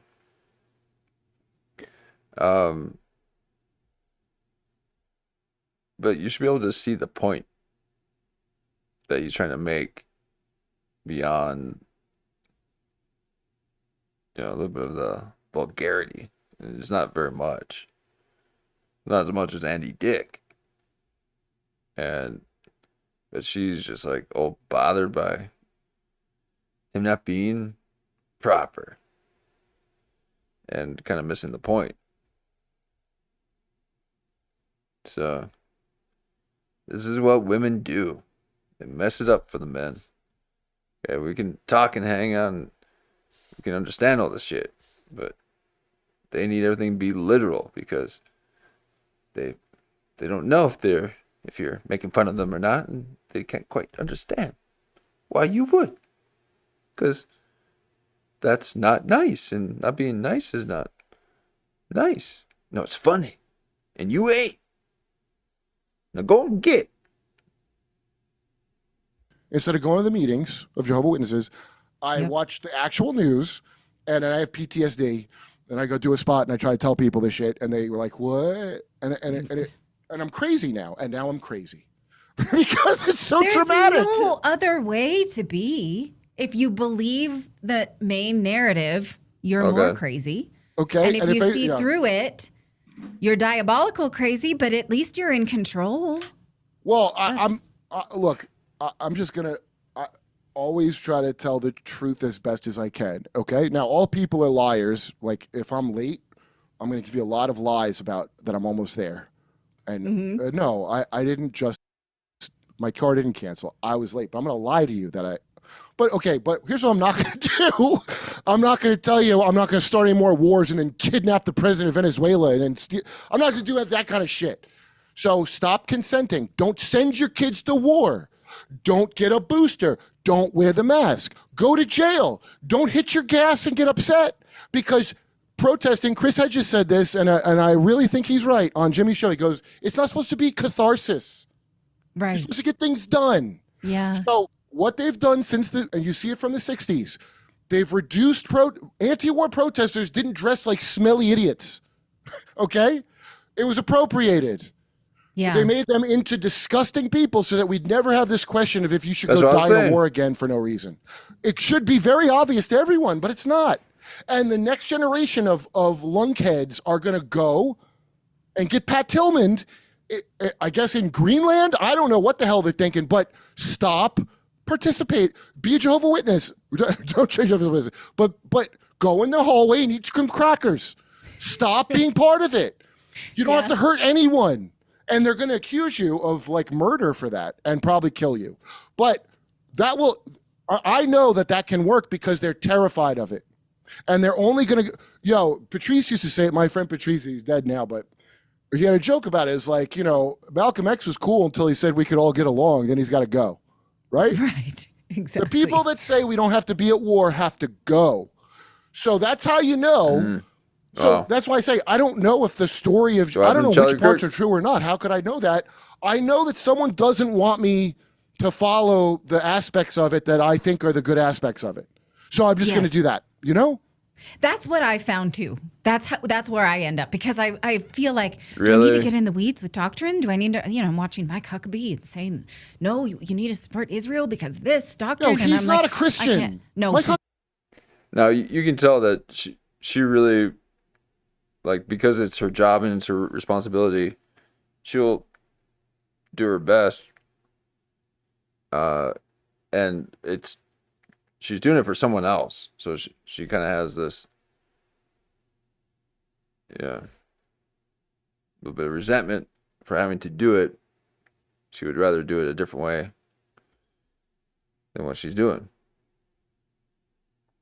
But you can see that she would probably put in the effort to at least try to figure out how to sound right wing. Huckabee not a Christian. No one that you've seen on the faith leaders. Trump had a meeting of faith leaders. What in the hell does that mean? Right. What does that mean? So I guess what I want to do, Crypto? what I'm spending my time is like, okay, I want to understand the Schofield bit. I want to understand the Darby that comes behind it. I want to understand why. Who's controlling who? Zionists controlled that. The Lotus Club. Yes. And that makes me feel better. And what I think is left when I strip it all away is, you're right, is God and certain and various like values, personal values that are left from the Christian Bible that are also in other Bibles too, that are also in the, other people's religion. If it works for you, I love it. That's how I feel about it. But don't give power to global systems. If you're trying to do that's conquest, all I'm left with. Yeah, and it's a real, your thoughts. See, people could go, oh, there's nothing I can do.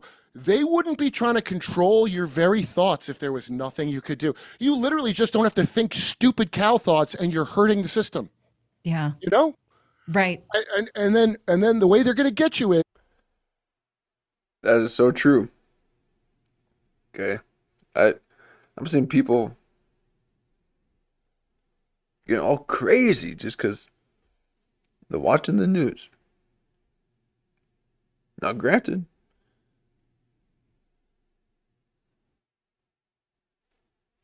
it could affect you. The things that people are getting irate about. But maybe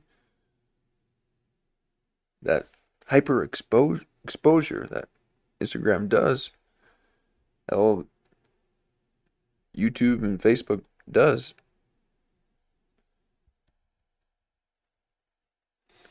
heightens it a bit too much. And it just kind of evens out if it was just left alone. So it's kind of what happens. And that energy of like, I'm not doing this, can be diverted so easily by getting you to focus on people you don't like. And that's what I was trying to say. But if you just think about other things, then you don't look all stressed out and like this. Then you're walking next to somebody down the street, and then they won't be looking like that, okay? But because everyone's stressed out, they'll look like this, and then no one's saying, hi, hello, oh, hey, oh, what a beautiful day, oh, yeah. Well, they're all having concerns about the world. Political, or the world news in your head. That was just for 9 o'clock at night. The Dateline. Now it's constantly. And then the way they're going to get you is, and that energy of like, I'm not doing this, can be diverted so easily by getting you to focus on people you don't like. So instead of worrying about how the system sucks, I want you to think about how you're sick of these stupid lesbian wokies that are getting in the way of law enforcement. Now, the real story with ICE is, one, I promise you this, and I don't know if Poly Market has bets on it. There are illegal immigrants in ICE right now, 100%. They didn't vet them. They're not, remember people complain, oh, they're like from the military and they're all frazzled, the cops. Yeah. Well, these guys didn't have that advantage. They're like backyard wrestlers, as Tim Dillon said. I'll let him say his thing. I don't need to interject everything that I believe about this kind of stuff. I'll just let him say what he wants to say. But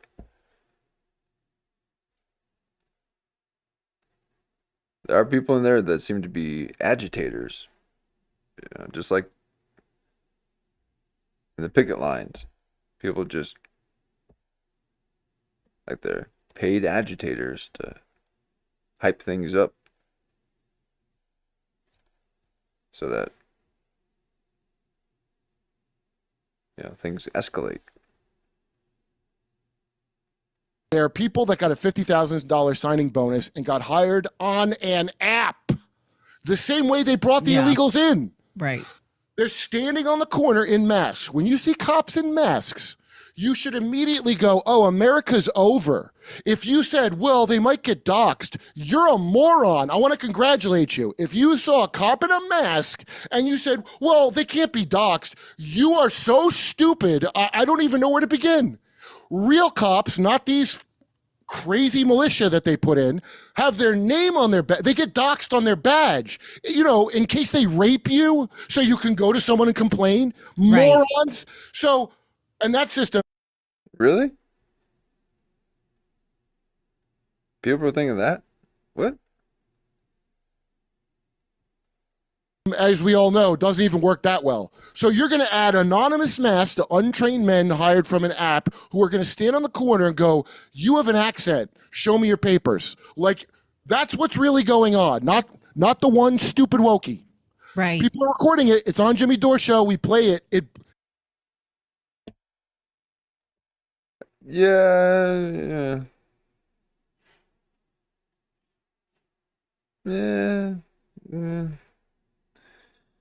I see a bit of that. Yeah, maybe. And yeah, maybe they're the agitators, but again, maybe they've been infiltrated.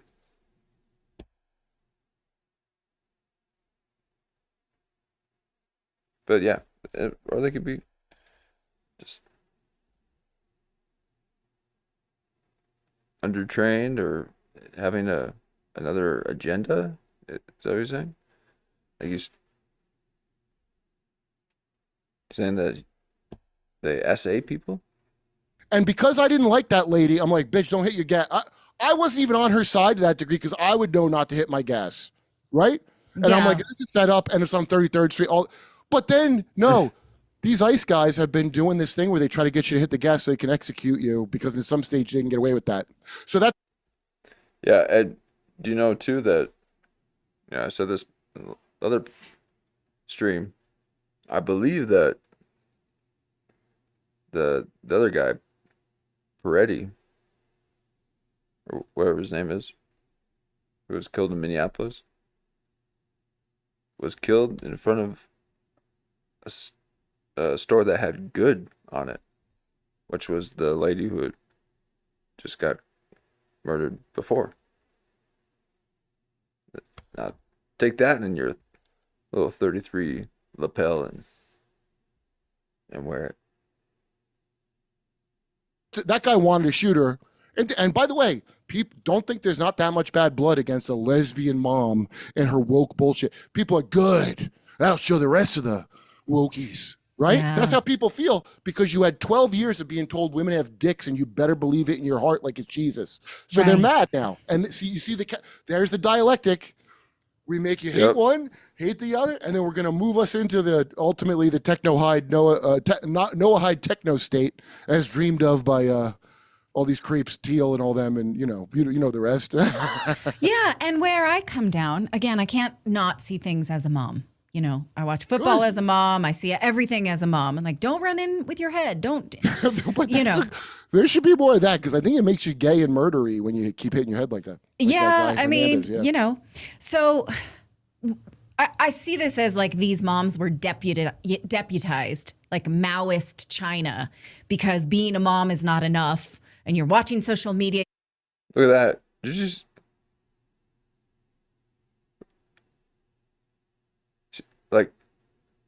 She's like, she basically did like a bilingual thing here. Well, bilinguals do. They be like, Viva los Estados Unidos in Texas. And the woman and earlier I had said that she's a mini Maoist. This is China infiltration into the right wing. And so everything is like gloom and doom. She even looks like she has a little mouse hat in the back.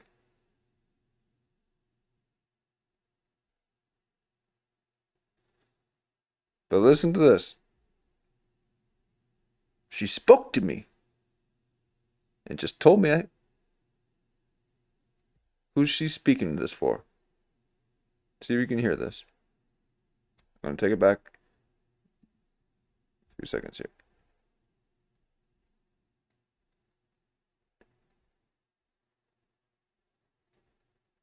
Now she's about to do her party line now, okay? She's looking at the bullet points and the key, mockingbird words that she's got to say. She wants you to sit in faith, guys. Don't add work to that faith. Sit in it. I need to sit in faith. People are finding God even in witchcraft, folks. Okay? So, get a little, And now she's like, watch this. And murdery when you keep hitting your head like that. Yeah, I mean, so I see this as like these moms were deputized, like Maoist China, because.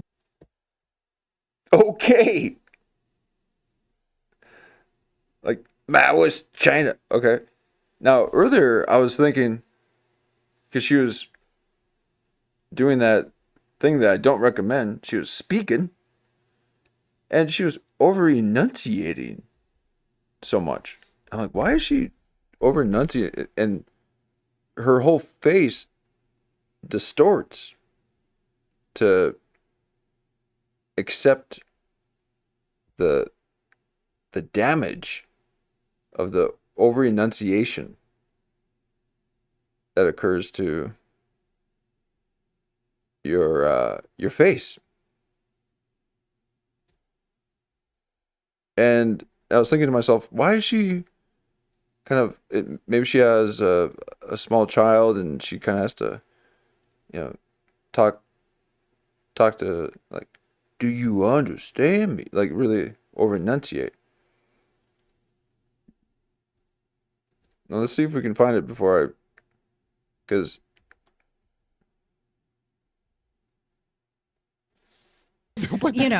there should be more of that, because I think it makes you gay and murdery when you keep hitting your head like that. Yeah, I mean, but here, okay. Now this is she got her angles. Okay, we've looked at this before. Anyone that's about that, it's about a little bit of deceit. They're going to show you their angles, and here she is getting, because the guy, some people do it like this, and they're like, yeah, okay, showing the angles.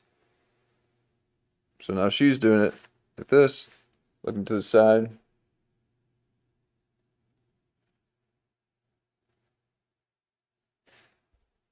She's looking at that bullet point, and she needs to make sure that she says Mouse China. Yeah. So get it nice and I see this deep. as like these moms were deputized, like Maoist China, because being a mom is not enough, and you're watching social media and you care about immigrants and you're educated and you're privileged. And so what you really heard was Maoist China, being a mother's not enough. And look at this fake hate that she's doing.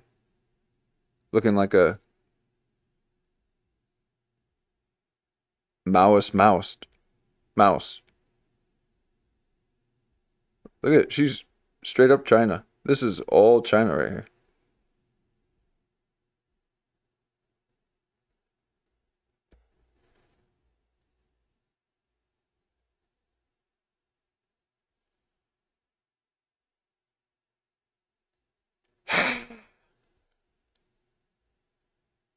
Mouse China.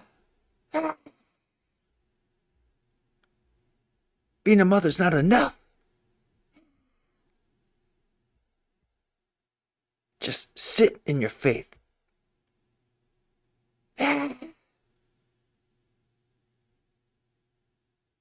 If you won't let me be left, I'm going to destroy the right.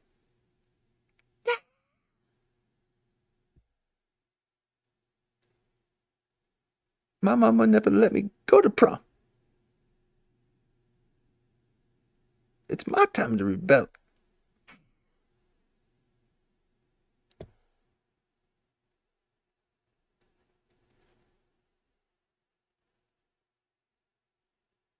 So there are no stripes, just the stars. You watch out when you got someone sitting there with all this pixie dust flying everywhere without a little bit of the lines. But here we are. You're white, and so you better march your ass into there and do something about it.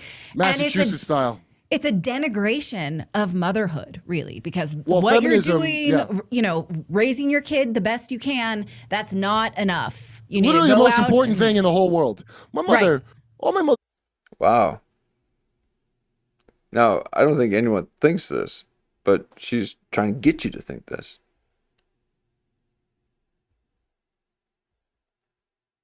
Being a mother's not enough.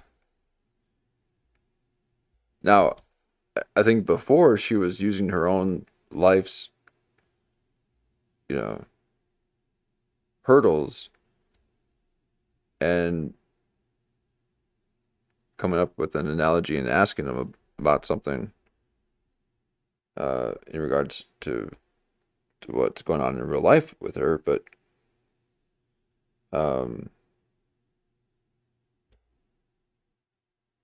this feels a bit scripted. Really, because because again, this is her over enunciation is her reading the bold words on a script. So she thinks that she's got to really, you know, let it land.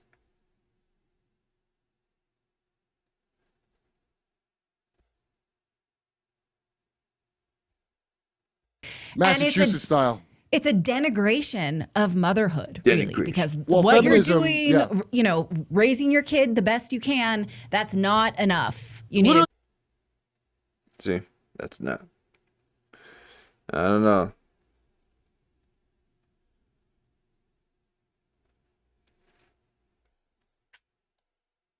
The most important thing in the whole world. My mother, all my mother's faults, okay, and she raised me, you know, in a doomsday cult. Not doomsday for me, for you people out there that weren't in it, it was doomsday. We were looking forward to it. But my mother taught me to read, and she taught me nobody has a right to sexually molest me, no matter what they say. She goes, even if I, for some reason, lost my mind and did that, you got to go to an authority immediately. And she told me that so young that I used to have nightmares where I was like, but I said I didn't want the candy. Oh, okay? Jehovah's Witnesses will give it to you straight. They have no qualms unless I had one of my best friends. About how dangerous the world is. Like my mom, we had this thing where when I got my driver's license and we had someone in the car that was not family, she would be like, I'm going to sit in the back passenger seat. So if they pull something, I'm going to strangle them with the seatbelt. This is the mentality. But that's a mom. So, you know, my anger problem I had growing up from like all my, whatever, the abuse of life, we'll get into my personal problem. But my anger is not masculine. It's a very feminine, out of control anger. Do you know what I mean? Yes, like when, very feminine, out of control. Yeah, she's like, yes, I hate whatever, women equally. Masculine. It's a very feminine. My anger is not masculine. Right? No, it's not. It's very feminine. Your anger is feminine. You fly off the wall, you scream like a banshee. You have no stillness.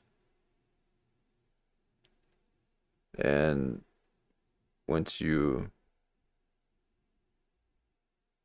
stare at the abyss, you know how to just keep to yourself. It's a very feminine, out of control anger. Do you know what I mean? Yes. Yeah, exactly. That's what I just said. And she's like, yes, I've experienced it this whole time. I feel like you're yelling at me, actually. Oh, man. Look at, he is bugging out.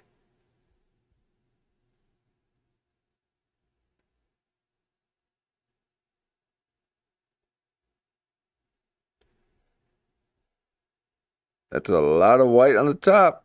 Watch out. He wants to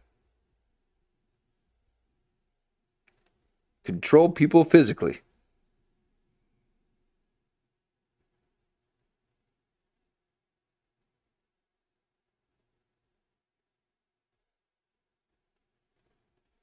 Ooh.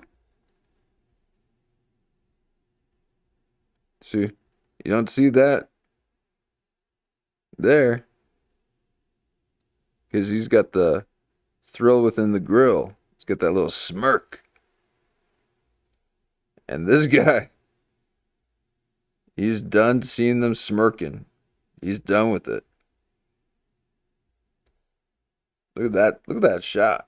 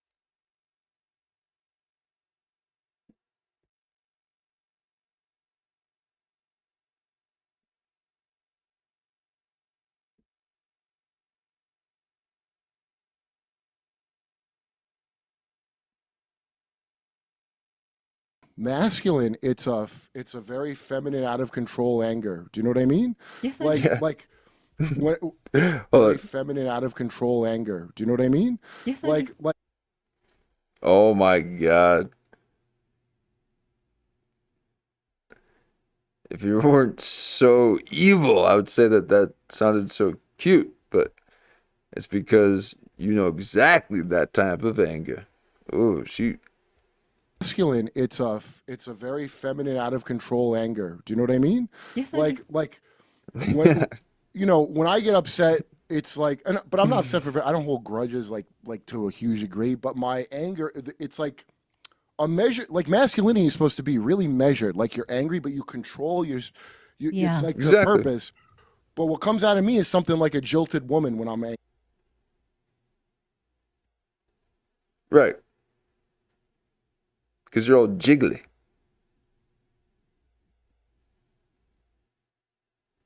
You just need to get up and move around, go for a walk. And when you're tired of walking, start running, boy. Because it's the only way that you can relax your brain so that you can speak through your mind.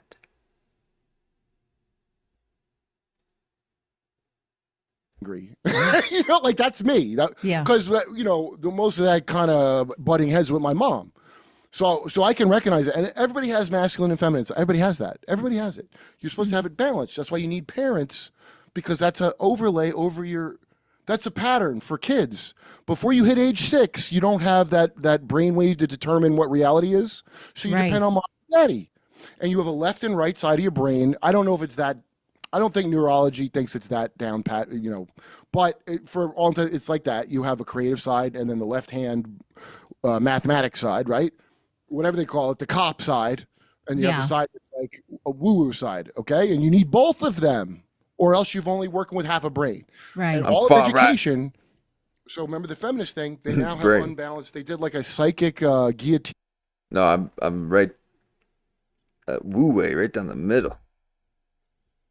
Both activated and operating at the fullest capacity. No, I barely got it left, but I do a lot of things to play with the left. But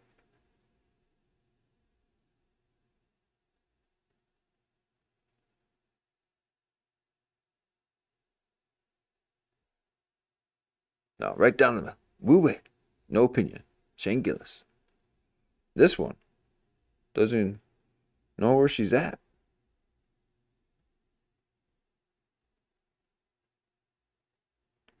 I mean, now I'm wondering if that was even an act. Maybe that's just this strange Maoist psyop. That she even said, "Oh wait, no, I don't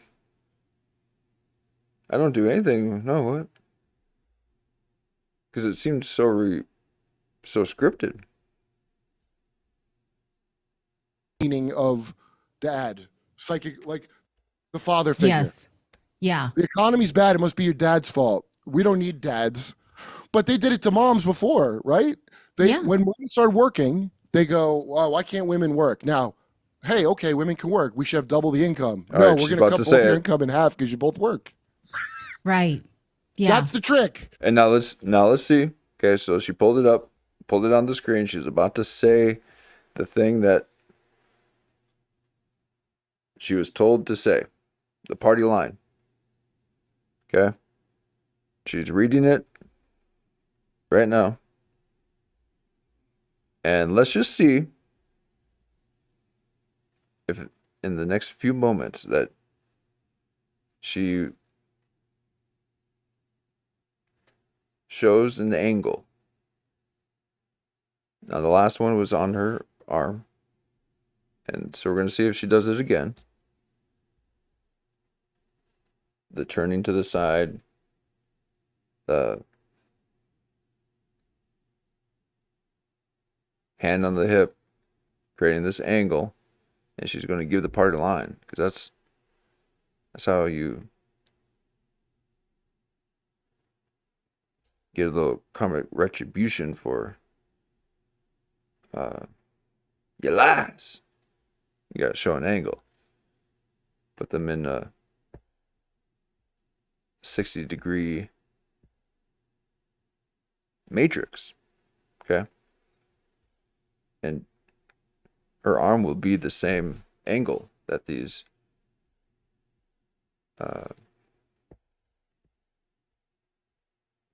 cultish Maoist stars are. These are pentagons. That's the trick. So they go to your emotions, they twist them, they take all the good things about women. She's about to say. Turn them in, and it's in the Dune books, in the fish speakers, the zealots for the worm emperor god king. They were the craziest ones. Yeah. They're hijacking women's natural instincts of like nurturing and turning it on. Oh, here, he's about to say the thing that I just said that she's doing right now. That she's saying these words like, "It's never good enough to be a mother."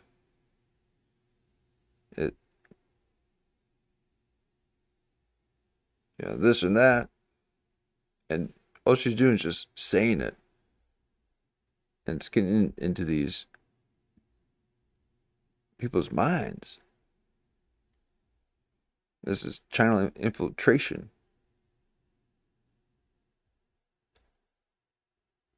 And he's about to say it right now. And she's about to do it. Hijacking women's natural instincts of like nurturing and turning it on crazy nonsense. Yeah. Yeah. And Oh!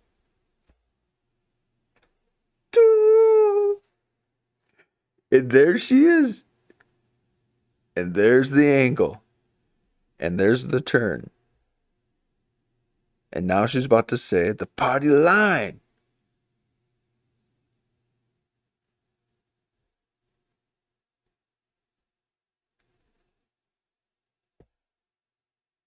Okay, let's see. I have felt myself a victim of that in early motherhood too, until you reclaim it. And that's hard. It's hard to do because the messaging is strong. Well, you guys show is the messaging is strong. Oh my God. And she's seeing like, and it's true. That is exactly how it is. So they say she's from Portugal, but she's China.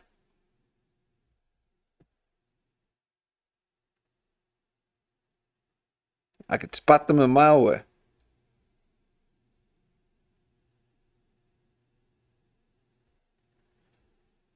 Missing out on all that motherhood and trying to make people feel guilty for wanting to raise a family.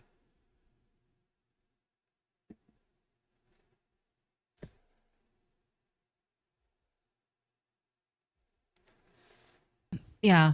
And I have felt myself a victim Look at this. Oh man, she did the angle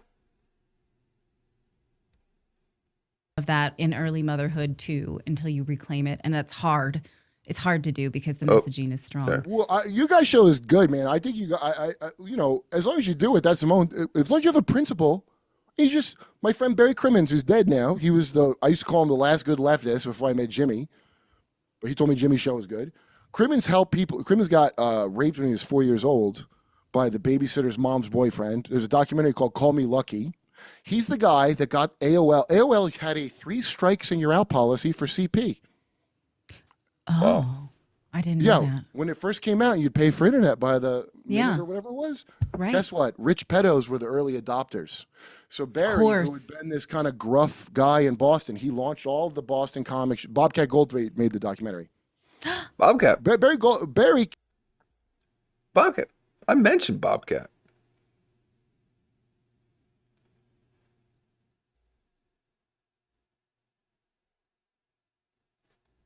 Kept me from taking my life. A few streams ago. And that guy was heavily damaged. Men don't handle something like that as well as women do, I would say. It's actually, whatever age you get frozen forever, a part of you. So if it's 4, a part of you is 4 forever now. Yeah. So he explained how this stuff worked to me. And there's so many things he said to me I didn't understand at the time that I get now that I wish, especially with this Epstein thing, it would have been good if he was around now. Yeah.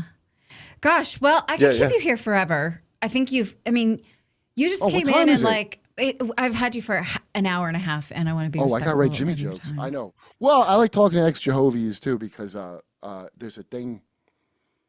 I talk to a lot of them when they come to shows. They'll always tell me and I'll call them brother or sister, whatever. But you could really see that's why I can understand Mormons that used to be anybody that's an ex anything. I could really understand, get along with them. She does not like right. And Kurt. It's interesting that you and I have come around to the same parts of it to appreciate. Not everybody can do that. Some people. No, she's trying to align herself with Kurt. Look at this ear thing. Okay, she's trying to make herself look like some kind of Maoist emperor. Looking like Maoist mouse.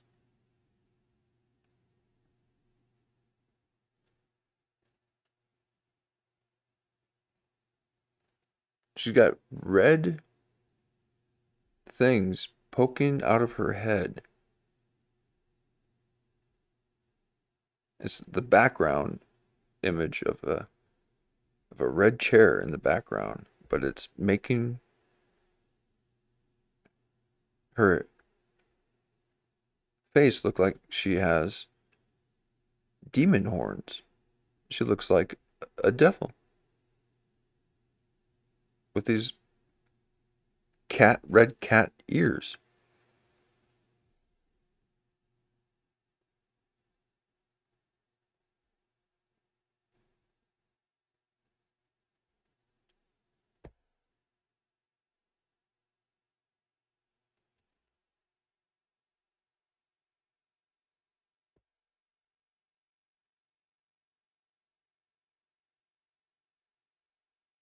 I mean, how long has this gone on? This is messaging.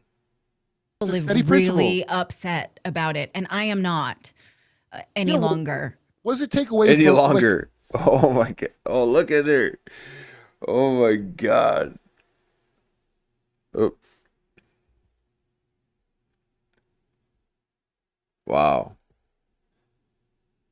Now again, it could be just the fact that Kurt Metzger has got old Trumperoo right there, and she has got to look at, and she's like, ugh. Okay. It could be that. But it does seem that a lot of this is directed to Kurt and what he's saying, and how she's just going along and saying yes, and it is grating at her. She does not agree with the things that she's saying.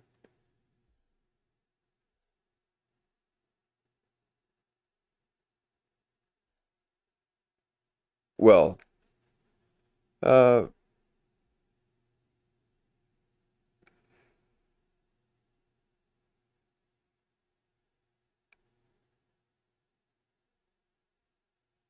maybe it's definitely not coming from her, but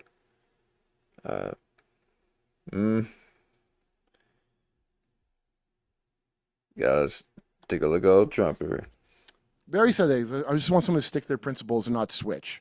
Yeah. You know, and like if you have the principle, you have them. They really have nothing to do with the left or right at all. Right. We only Although have that. I will say, I have a really hard time celebrating Christmas because. Oh, okay. She's got the producer in her ear too, so she's probably listening to the producer.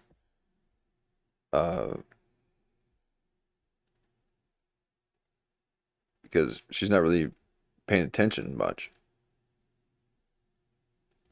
I never got the magic Me too. of it. Yes, me too. I only got it as a chore as a mother.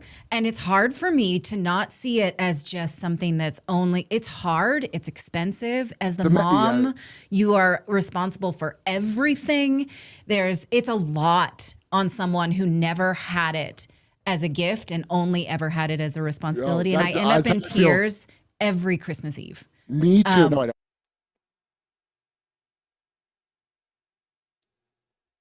Really? Are you sure about that?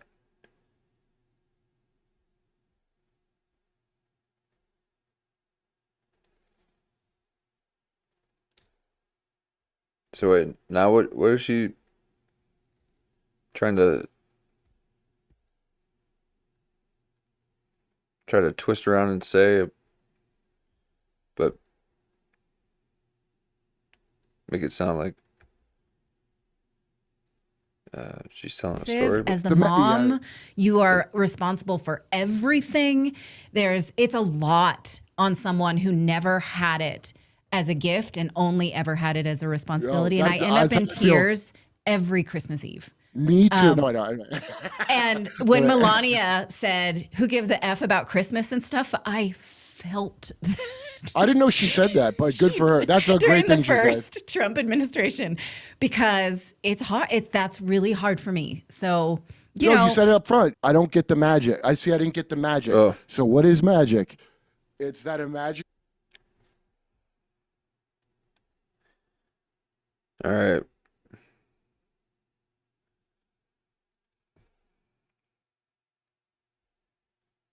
So she just misses the party. She misses the left.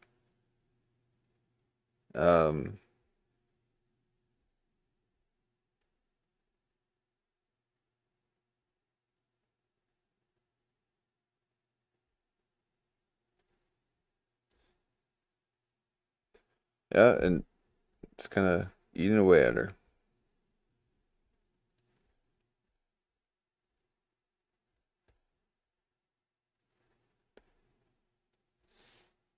Disney bullshit they put in your head is programming. You weren't programmed but to look Clayton, at it. Yeah. it's real. To Clayton, it's special because his mom did it for him. So he's recreating something that meant something to him.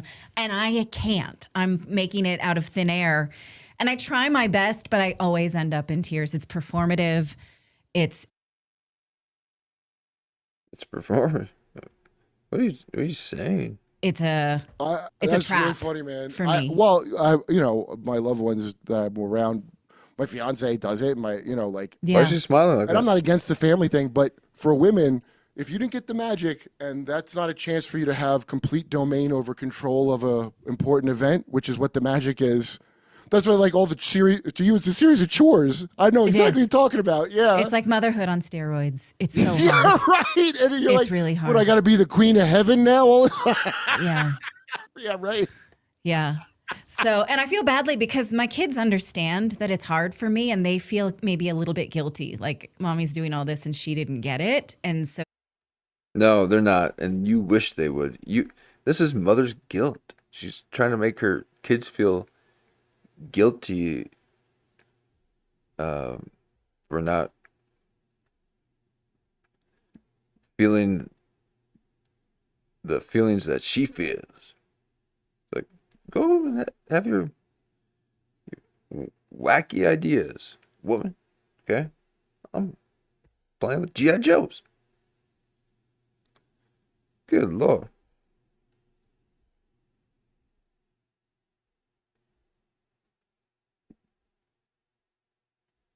So I kind of sensed a bit of her speaking through this podcast to her sister, perhaps, a daughter.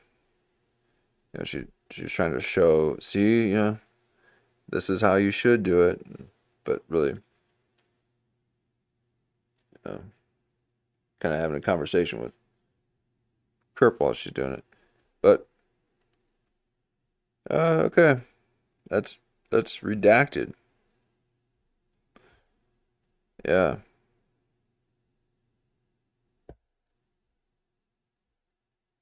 Oh boy. I mean, I gave it a like because I watched it, but yeah, I don't want to get in this algorithm.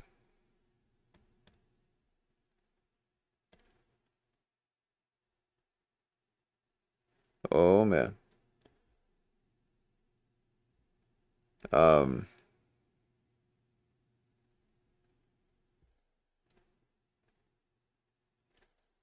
They can see that it's a little bit painful. And so I don't know. I try to hide that from them. You can use it on them later. Don't worry. I can work it over them later with that. I know. No, that's good. What are you, by? What's your background? Italian? My ethnic. Yeah. What are you, woman? And she's like, oh, this is an opportunity for me to correct you. You mean my ethnicity, Metzger? Okay. And don't you dare even say nationality. It's ethnicity. Look at that. She was... Imagine having to be in a household with her. Woo.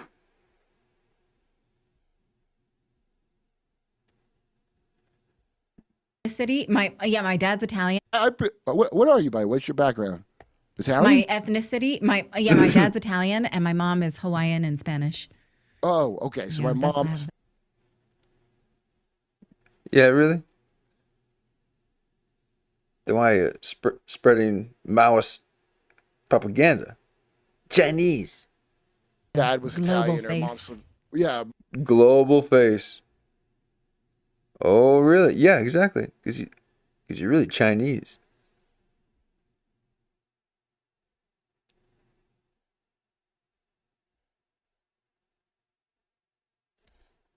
My mom's Italian Slovenian, and she was disillusioned Catholic that became Jehovah's Witness. She's so stressed out right now. She was very young, and it was the same thing. They didn't. She's like, comfort. We got to get off there.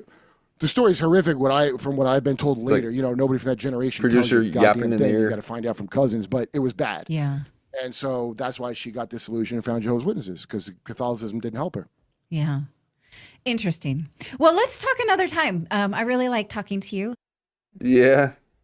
As you close your eyes, so you can't see it.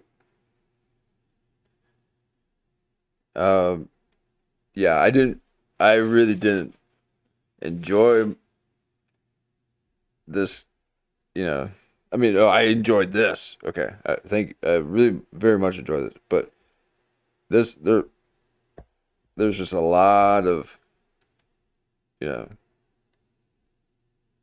interpersonal tension with this one.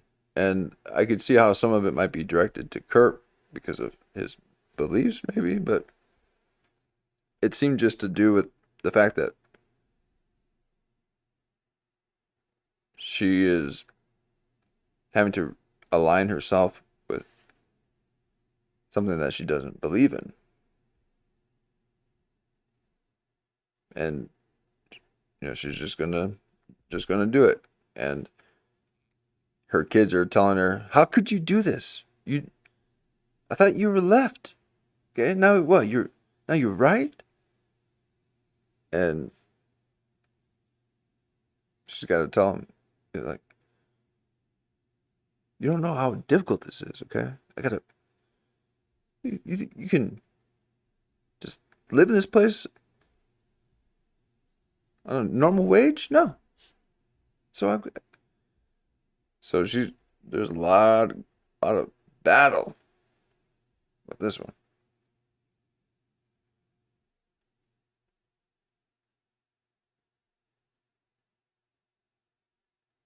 She even said she doesn't know where she stands. Imagine not having a firm grip of reality. Not knowing where you stand, not having an opinion. She's saying that motherhood is not good enough. But, I mean, she's making it think like she's saying, "Oh, the pressures of motherhood not being good enough." Well, I think that's a bit exaggerated just so that she can say these words to prime your mind with these Maoist talking points.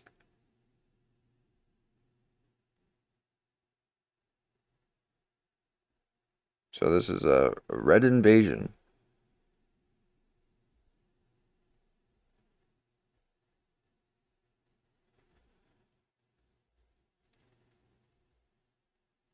She wants the global face. She's got a global face. There's nothing more global than China face. They are the world. We're just passing by.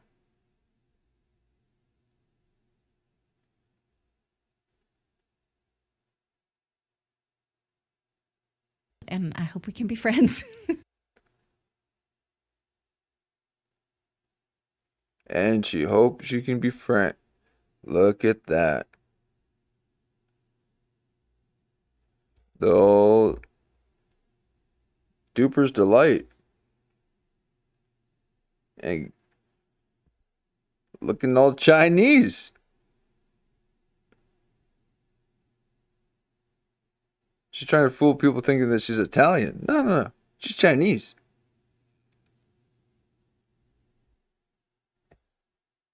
She even puts her teeth together like this. Gee.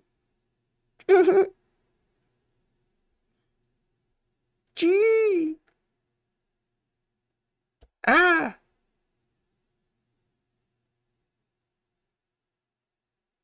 We're going to destroy America. From the inside. Eee.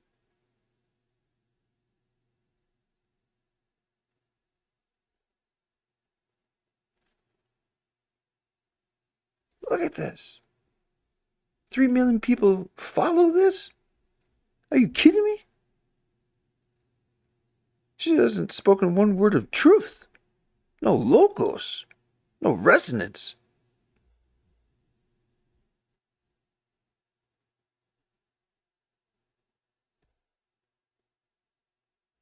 She's got a microphone with the Mids turn weight up, thinking that she's a prophet.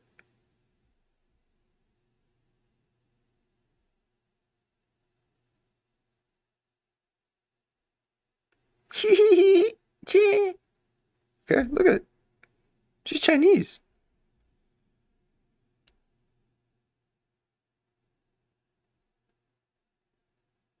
We're going to destroy the capitalist nation.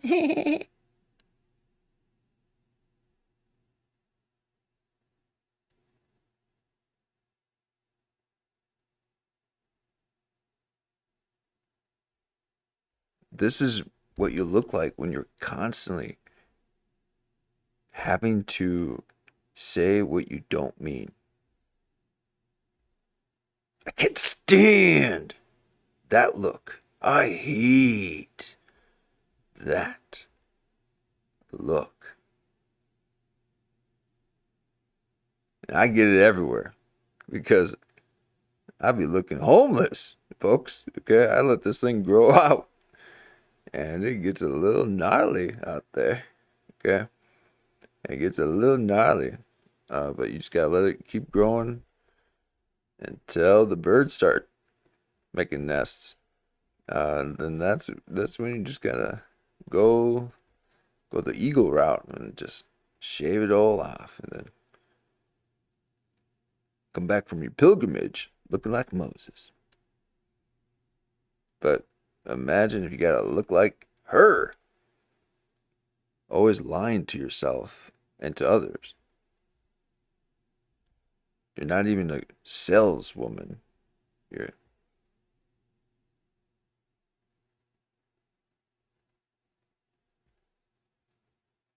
I don't know what this is. This is.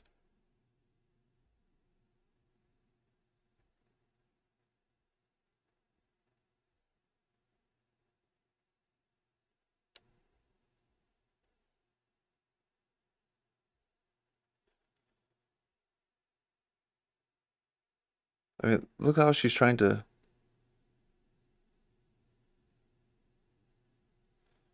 look like she's got horns.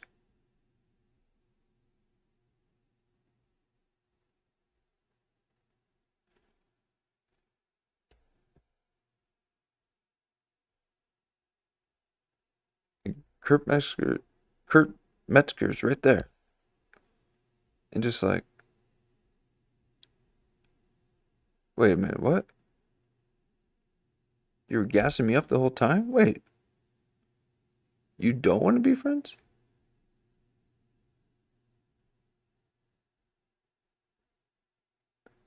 And so she's going to have this like little moral high ground to stand on for a little bit while she talks about Kurt Metzger on her podcast. Like, ooh, he was just a little too much for me. So anyways, back to why motherhood isn't good enough. You need to get out there. Don't you just hate that feeling?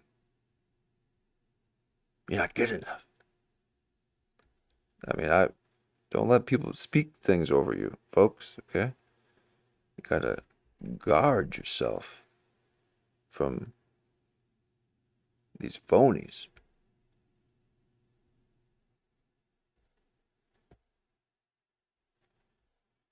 I mean, that's a self-admitted phony.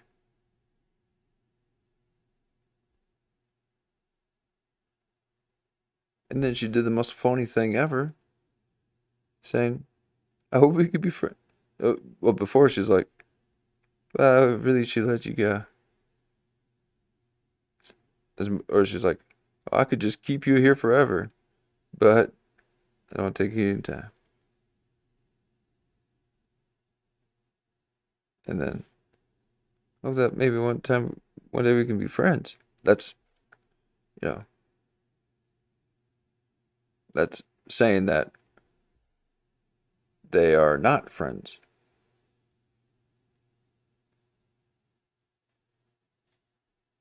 Unless she said still be friends. And even then, if she said, I hope after today we can still be friends. So if she did use still, that can still mean that she is the one who's going to choose, because she was offended by his language. Oh. These literalists.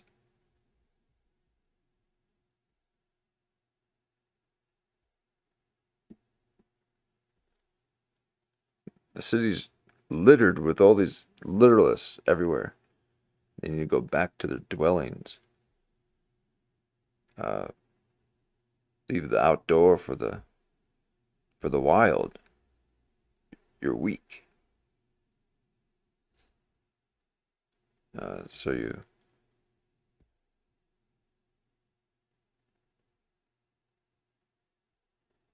play both sides.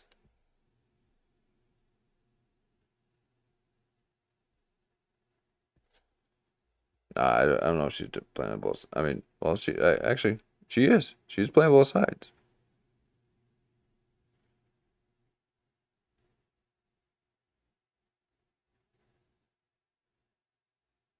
So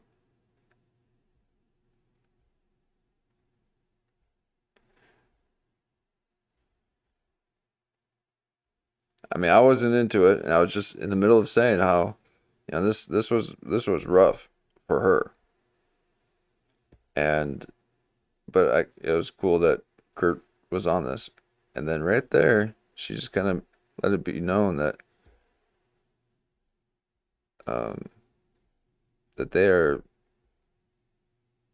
indeed not friends. And I could be wrong here. Let me take it back. And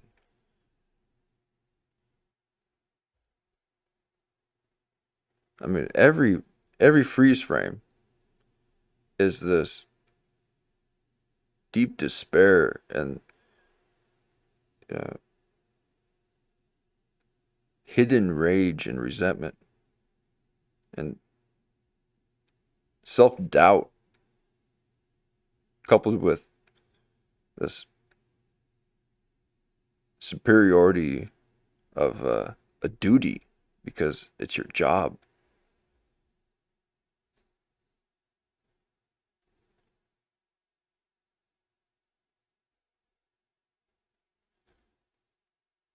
Tells you a goddamn thing. You got to find out from cousins, but it was bad. Yeah.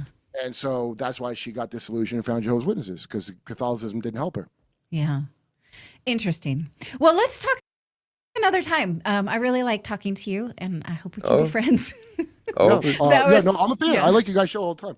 Yeah. Usually Okay. I'm on Jimmy's, and I just saw Redacted, so I picked up stuff here and there from the show. Well, follow. Yeah, I don't know.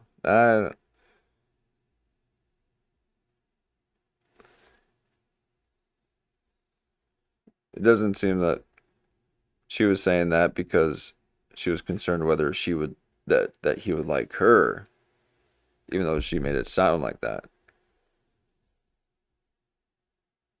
Because nothing about her and what she's done has ever said that she's enjoying this interaction. No matter what comes out of her mouth, you can see it.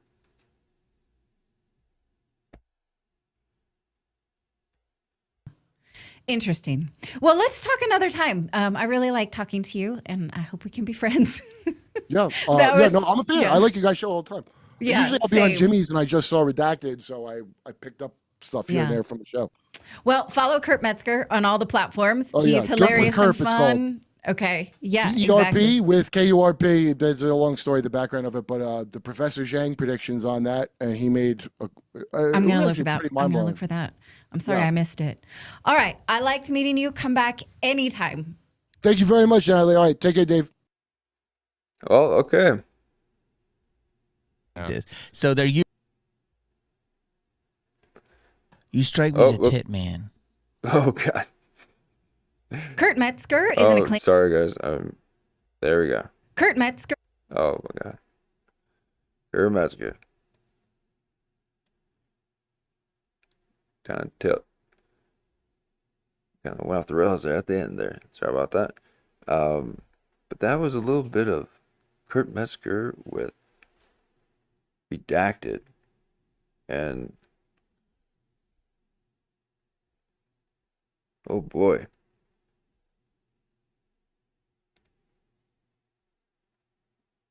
I mean, what an amazing interview to see. Um,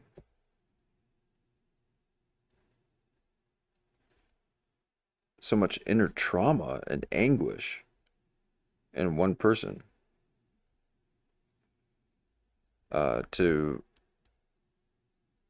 To see someone struggling.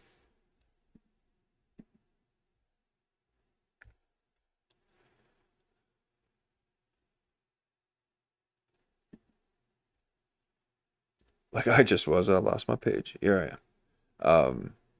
To see someone struggle with these choices that she was forced to make, apparently, because of something. So, Kurt Metzger was just, might have been not quite, probably wasn't quite ready for that. But he did bug out a couple of times. But we love a good Kurt Metzger bug out. But thank you, Redacted, for having Kurt Metzger on. And we had earlier we took a look at Jamie Kennedy, the first half of Jamie Kennedy's interview with Andy Dick and his recovery from a near-death experience. So a lot of good stuff happened in the first half. And as we wrap up this 8-hour podcast on one of the last full moons of the month. Maybe we'll get another one. If it was 28 days a month, we would know. But we had 3 beautiful nights of full moons, and we will be waning our gibbuses soon and very soon.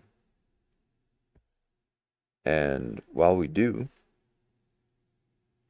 just remember the good times that this lunar landing had given us.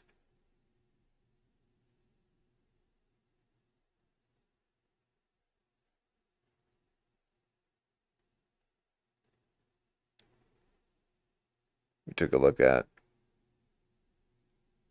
Nancia Marino with Jamie Kennedy and the drama between the two. And then we had watched Kurt Metzger's new drop with Gary Wayne. Now this was last stream. And the stream before that, we watched the first half of this.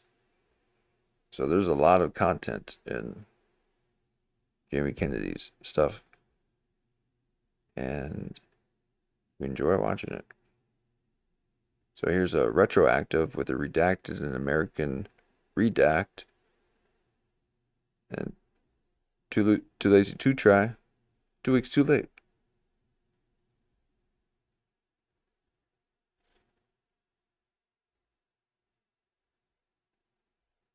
And we are Clip Virgin,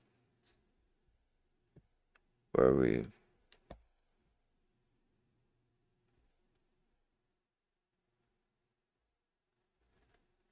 go through clips. I don't know what the name means, but it's sketchy. And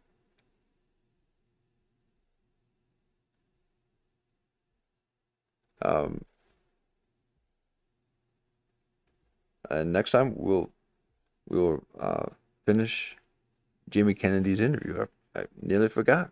Okay, because we just did the first half of that,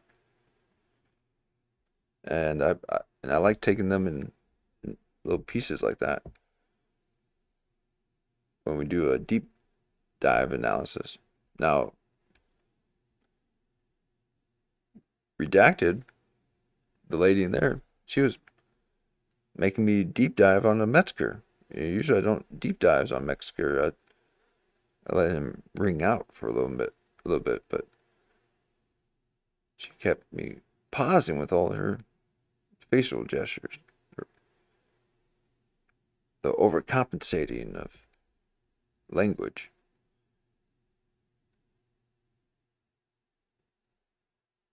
So that was a very fun exploration, and I'm looking forward to finding new discoveries, and we got a lot to go over still. So, I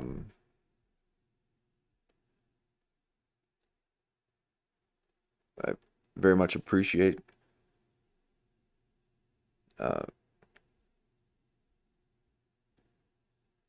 hanging out, and again, this is a long form show, and we're finding out that we can set things in motion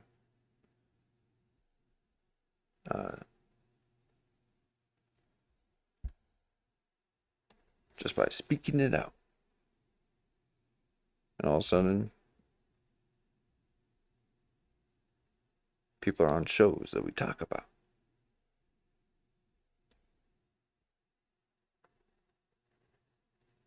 But thank you very much, and have an amazing rest of the day or the evening,